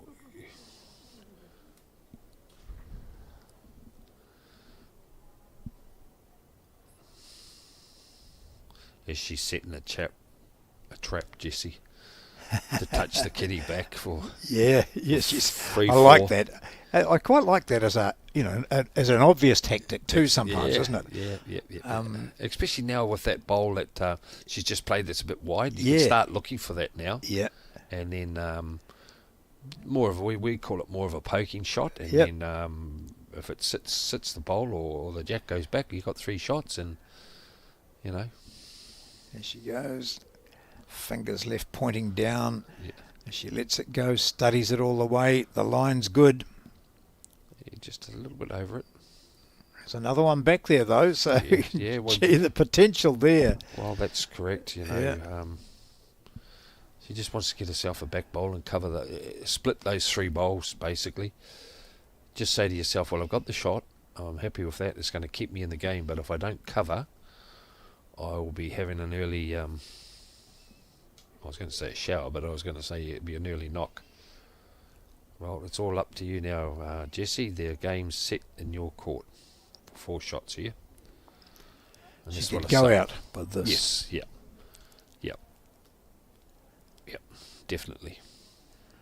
So the game still playing there is Rebecca Jelfs against Joanne Rowe, and it's 19-13 in favour of Jelfs. Right, here we go. Is this going to be the last bowl of this game?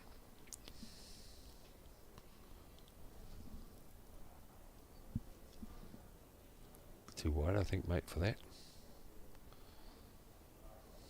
You want to play narrow, Yeah. work off that front bowl, and then flick it back. You would have got quite a few shots. You don't get many opportunities where you got a game to get out. To one bowl to finish the game.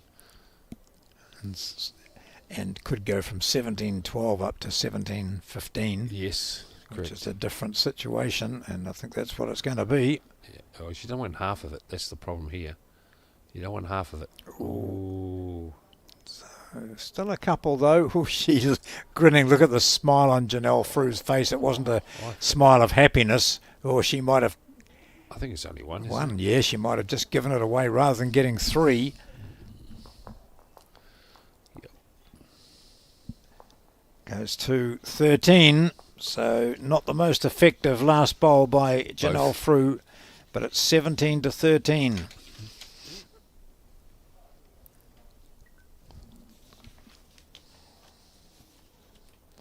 Right, completed games. Claire Hendra, 21-6 over Ruth Williams.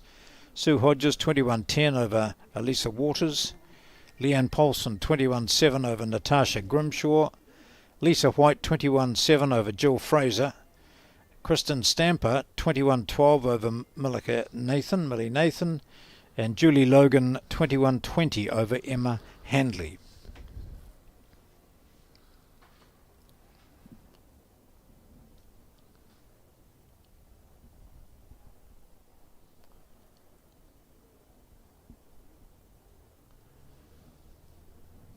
Good opener. So Grimshaw is unbeaten, Paulson is unbeaten, Hodges has dropped 1, Lisa White has won her 2 from 2. I'll check those men's ones for you in a moment.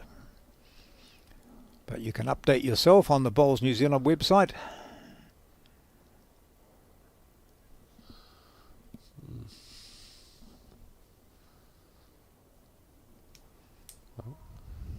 Is that giving Lisa 3 wins or just 2? She's had just played 2, I think. Did she have a bye this morning? No. Oh no, she had no,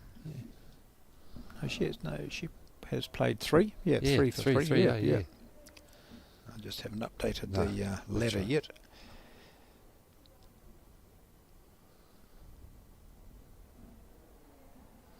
Good return.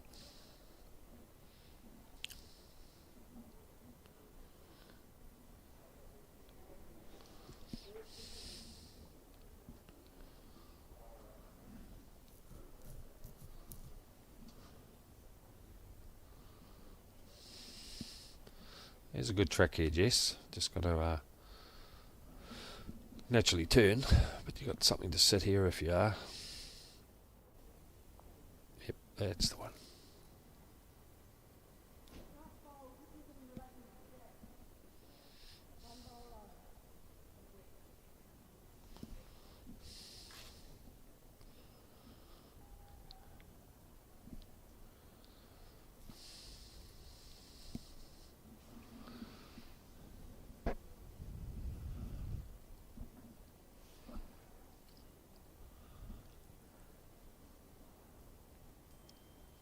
We know what her intention was.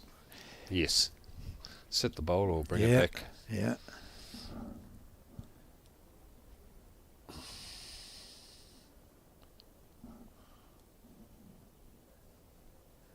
Round 3 men's matches. Lavelle of Sumner was beaten by Magohi of Waihi Beach, 21-18. How's this one going? Just going to smoke around the outside. But a good position though, getting it back there. Sheldon Bagri Harley beat Stuart Rind by 21-9. McMurchie beat Scott 21-8. Rainsford beat Frederickson of Himatangi Beach 21-13. That's all the completed ones there.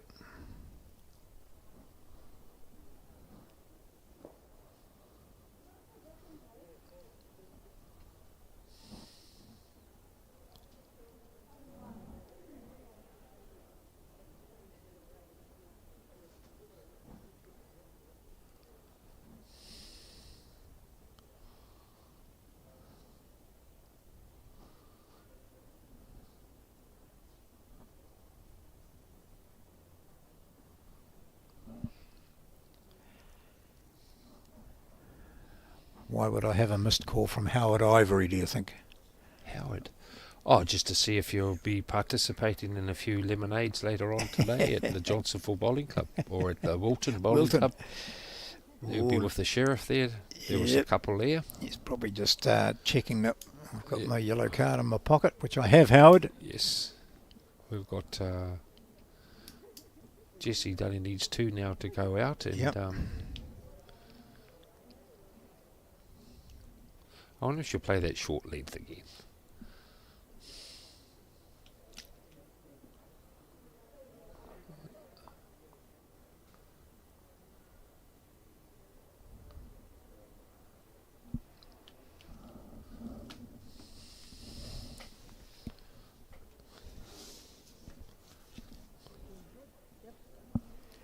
What's going through Janelle Frew's mind when she looks at that score at 19-13? She's played enough bowls to know that that isn't the winning of a game. She can fight her way back from here.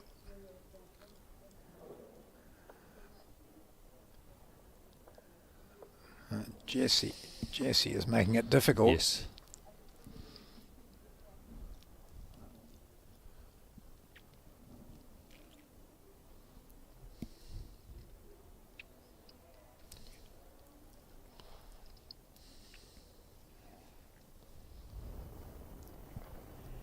So this is the only game going at the moment. All the rest have finished now. I just see Rebecca Jelfs packing her bowls up with a smile on her face.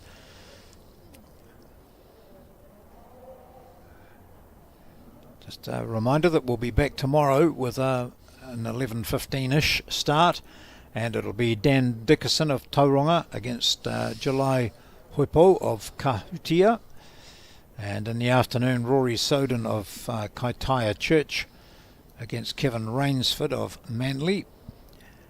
That'll be our 2 matches tomorrow.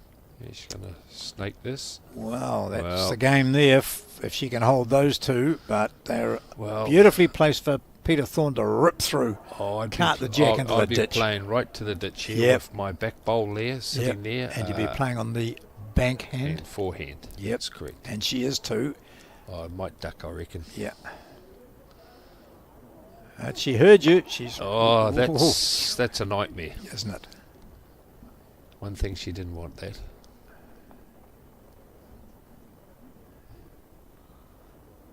So now I just got to Mccor's just got to put them anywhere on the bank. Oh, yeah. On the, just try to reach the ditch. Yep. And preferably, hopefully, don't give her another bowl handy that she could come off. That's the only problem here. You look don't at want this. and this is what happens. If you fatten it, yeah. It hasn't fattened it, but it's given her forced her on the other hand, which is more straighter. We're playing that forehand back on the bank as straight as more of a whip.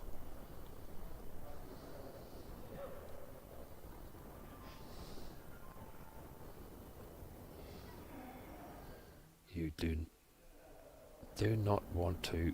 Oh.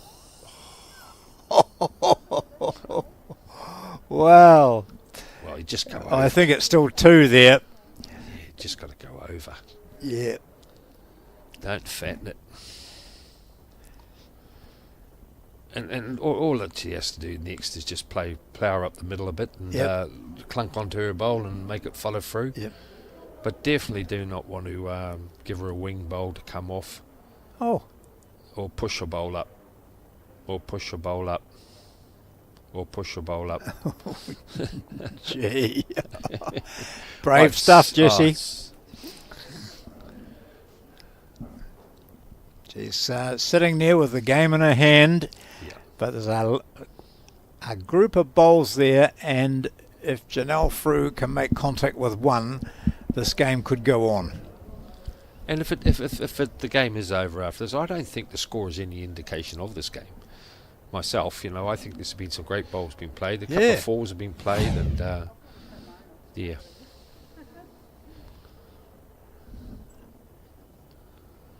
Here she goes. Yeah. It looks quite a fat target down there. Yeah. Just make contact with something. Oh, onto her own shot bowl. She'll end up run through, and she'll end up with the shot. Yeah. She's not badly played, John. Yep. Oh, getting the wrong one, is she? Or not? Oh, she lives to she's fight. taken one out. Yeah, she lives to fight another. Hey, gosh. So a single there to the leader at the moment.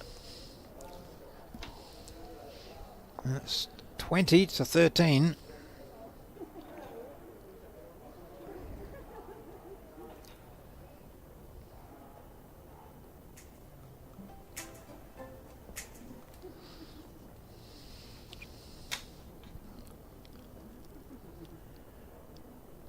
Well, the green is empty here now. There's just this one game going on. I think that's what happened in our last match too. It was the match on the TV rink which went the longest. Mind you, they wait for our start cue. The others have been able to start when they've felt like it, or when they've been told just get going if you want to. So they start earlier. And here we go now as the sun is still out there somewhere, just casting that big shadow right through. This is a great concept here, this covered Royal Oak Bowling Club. And inside, all the competitors are there. A lot of the men have wandered across as well from Newlyn. You're right, John.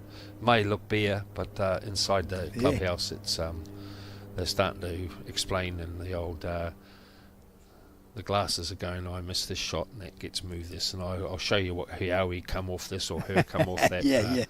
So the stories come out. I was holding 4 and she came in with 3 wicks. And it's going to be quite sociable, because a lot of the players are actually visitors, so they'll be getting Ubers home, or they've got some relatives up here that they're staying with, so they'll enjoy the hospitality of the Royal Oak Bowling Club.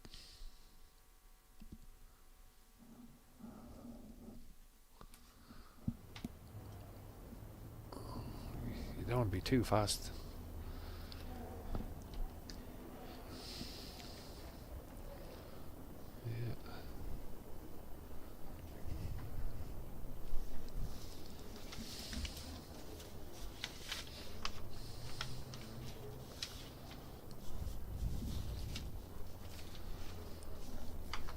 Only takes one, as Janelle knows. Just need to score the shot here. Keep it going. Yeah, just keep yourself in the game. Yeah. This depends how much it works here.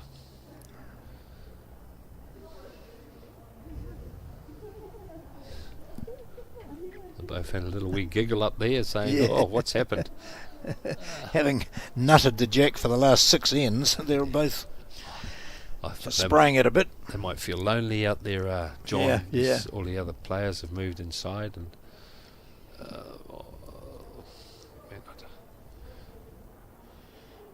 she's just got to turn a bit more on this, and that will be the closest, if it means anything. You don't want to be finishing off with this, girls. No.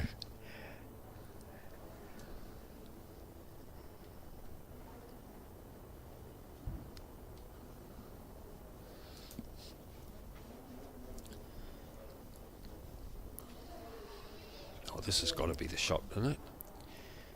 I think she's going to be tight again, is it? Oh no, better green, but Oh, yes, have that's to got to be be the the shot. Yeah, yeah. Yes, it is. Have to be the shot.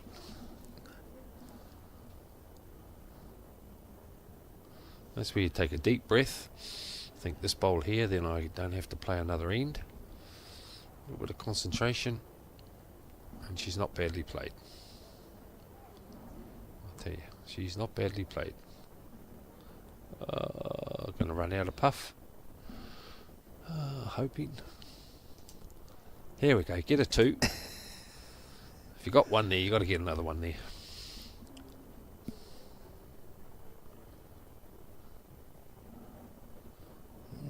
She's got the bowls over the back too, has Janelle, so she could do better than 2 here with a bit of movement of the jack. Oh, this bowl will come home, won't it? Yeah, should do. John? Yep. It'll come home. Yep, she's done that. That'll count. They're both still giggling on the way down. So a couple of shots there to Janelle Frew. She closes that gap. She lives to play another end at 20 to 15.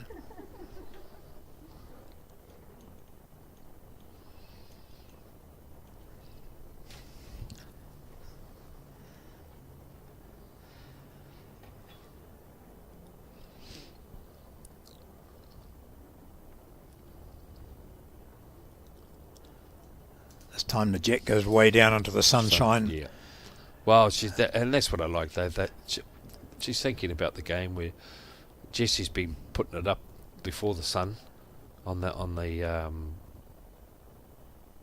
darker side of the green here, and she's decided to play more to the 2 metre max. So that's good that she's thinking about the game, that it's not all over for her.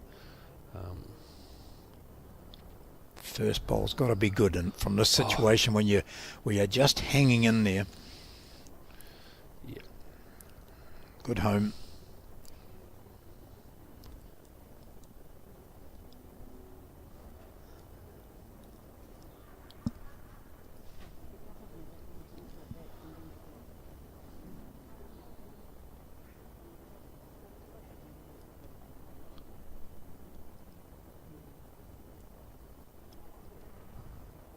Not bad either, is it? Just cutting across. Yeah, she just whips.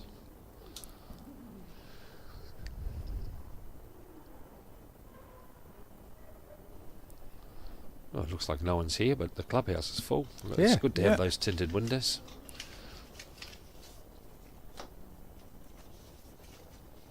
Oh, the tally will be going on in the clubhouse anyway, John. They'll be all hovering around that with the Watching something humidifier. else. Yeah. Oh no. I think tonight they've got a Friday night here drinks. Oh, that's right. It's Friday, isn't it? Here. That's a good opener.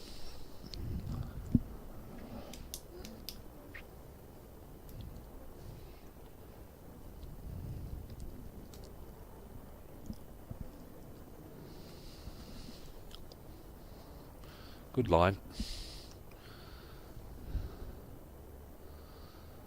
How's she looking, John? She's going to jump out in front of her? Whistling a bit, is it? Oh no. Not bad. That'll be the shot, probably.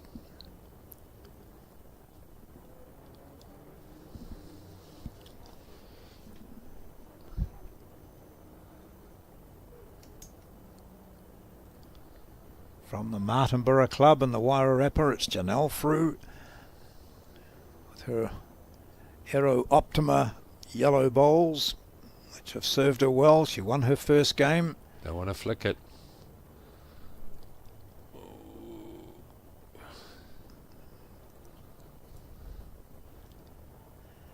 She just shakes her head.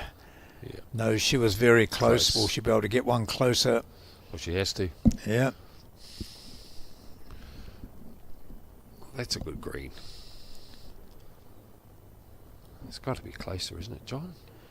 You'd think so. It's got to be the shot. Well, it's definitely a shot now.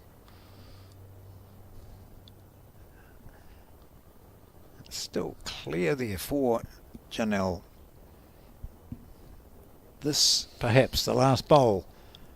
If she can get this in for shot, she'll play another. At the moment, she's A couple down.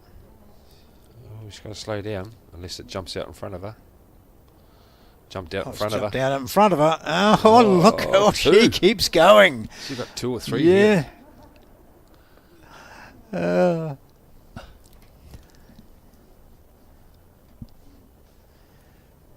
I was going to say, John, in situations like this when you are playing singles by yourself and you're away, you haven't got anyone really to clap you. They've played a great bowl and cheer you on, and where if you're at your own centre and your club are backing you here, you're on your own. There's no one here, you know. Oh, look at this. Oh mate, is she going to sit something? No. Oh, we might be at 20 to 18 here. Certainly 20 to 17. Yeah. 1, 2. So 2 out of that. Yeah. It jumped out in front of her. Yeah. So as long as you're up, your bowl gets a chance. So Janelle Frew looked to be down and out at 20 to 13. Oh, it was a 3. It was too. Gosh, so we couldn't see that other bowl. So, yep, agree with the board on that. As long as she doesn't put it in the drink. Oh, she so- did. Did she? Yep, Oh. she did. Well, this is where I wonder if Jessie's going to pull the mat. Has to pull the mat. I don't know. She's just left it there. Is she going to pick it up and replace? Yeah, you've got to Where pull the further? Not much. Just no, a metre. she's hardly. mat. In a shorter length or a Yep. 3/4.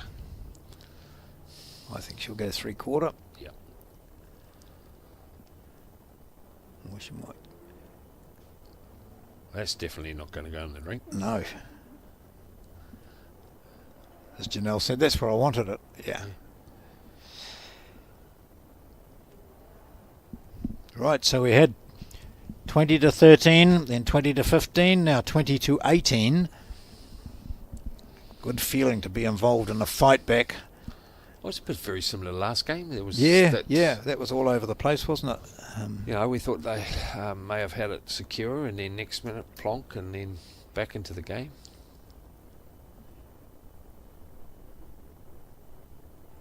Well, that kept on going. I thought it was going to Yes. finish a couple of metres Yes. short.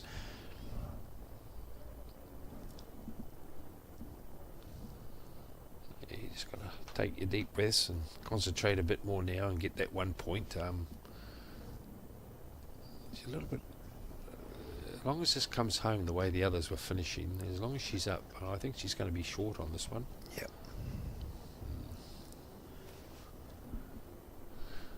She might change her hand here, I think, John. Oh, yep. That just looks in the way. If you pushed it out, it might hang.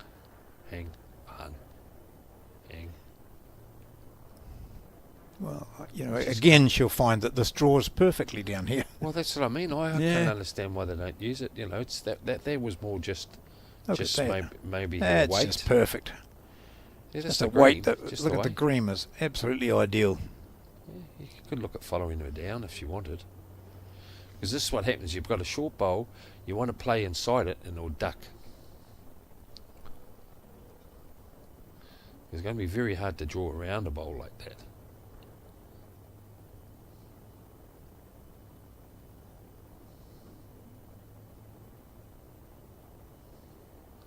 All you do, you're pushing it out. I'd rather just follow her down on that the backhand. And just sit that shot Yep. bowl, which is That's out it. to the side there at 3 o'clock. Because just imagine if she gets a Yep. 3 here. Yeah. She's come from the death. Well, and she's entitled to too. You know, she's playing well. You just need to correct on that last one, and you've got another bowl. Hit that. That's all right. Yeah, no, that counts. Yeah. That's ugly. That's really ugly for Jess to try and cut that down. She has to come inside or follow her down.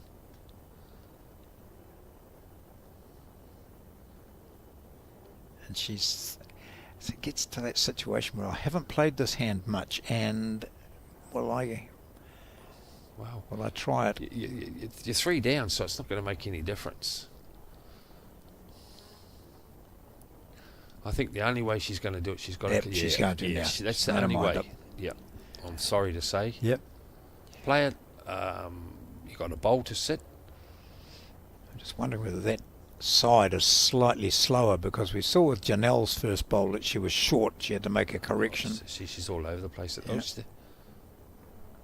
Oh, she's got the game here won, actually. She doesn't have to play the bowl. Oh yes, because Jessie's still Just got one to one play. and that's what I say. Wow. What a fight back. This is worth a deep breath on the Yeah. mat. Yeah. Janelle through from Martinborough. Oh, she's right. She knows she's got her. She's She smells on blood. the run, She knows she's got pounding after it. She's smelling blood. Don't you touch it, kitty back. Don't you touch it Oh, back. or she's going to. Oh, gee. Oh, look at her. Fair bit of clinching going on, I think, then. Here we go. You're 4 down. 3-4 down. 3 in a measure. 3 in a measure. I'd come down and have a look. Compose myself. She's gone back to the forehand. Yeah. Oh, but you saw that bowl. It just Yeah. went flying. Yeah. She's wide again, I think, mate. She's got better weight. Yeah. That'll save her. Yeah, she's got better weight. Oh, she's going to get the shot here. She has to. Not quite. Yes, quite. Yeah. Yes, she does. What a pressure bowl from Jessie Mccor. 3 down. The game was against her. She had 1 bowl to play. She changed hands again, and she has managed to get in and score the single required to take her to 21-18 over Janelle Frew of Martinborough. What a heart-stopping match this has been. They're both standing there looking absolutely smashed, and Jessie puts the mat down and can't believe she's got up for that, and Janelle can't believe that she probably got as close as she did after being 20-13 down. So that ends our coverage today, day 1 of the 2025 Champion of Champions singles here at the Royal Oak Bowls Club in Auckland. We're back again tomorrow with some men's matches at 11:15. The first of those will be Dan Dickerson against July Huipo, and we look forward, Peter Thorne and I look forward to bringing you that coverage tomorrow. Remember, you can catch up on all the scores on the Bowls New Zealand website. Thank you.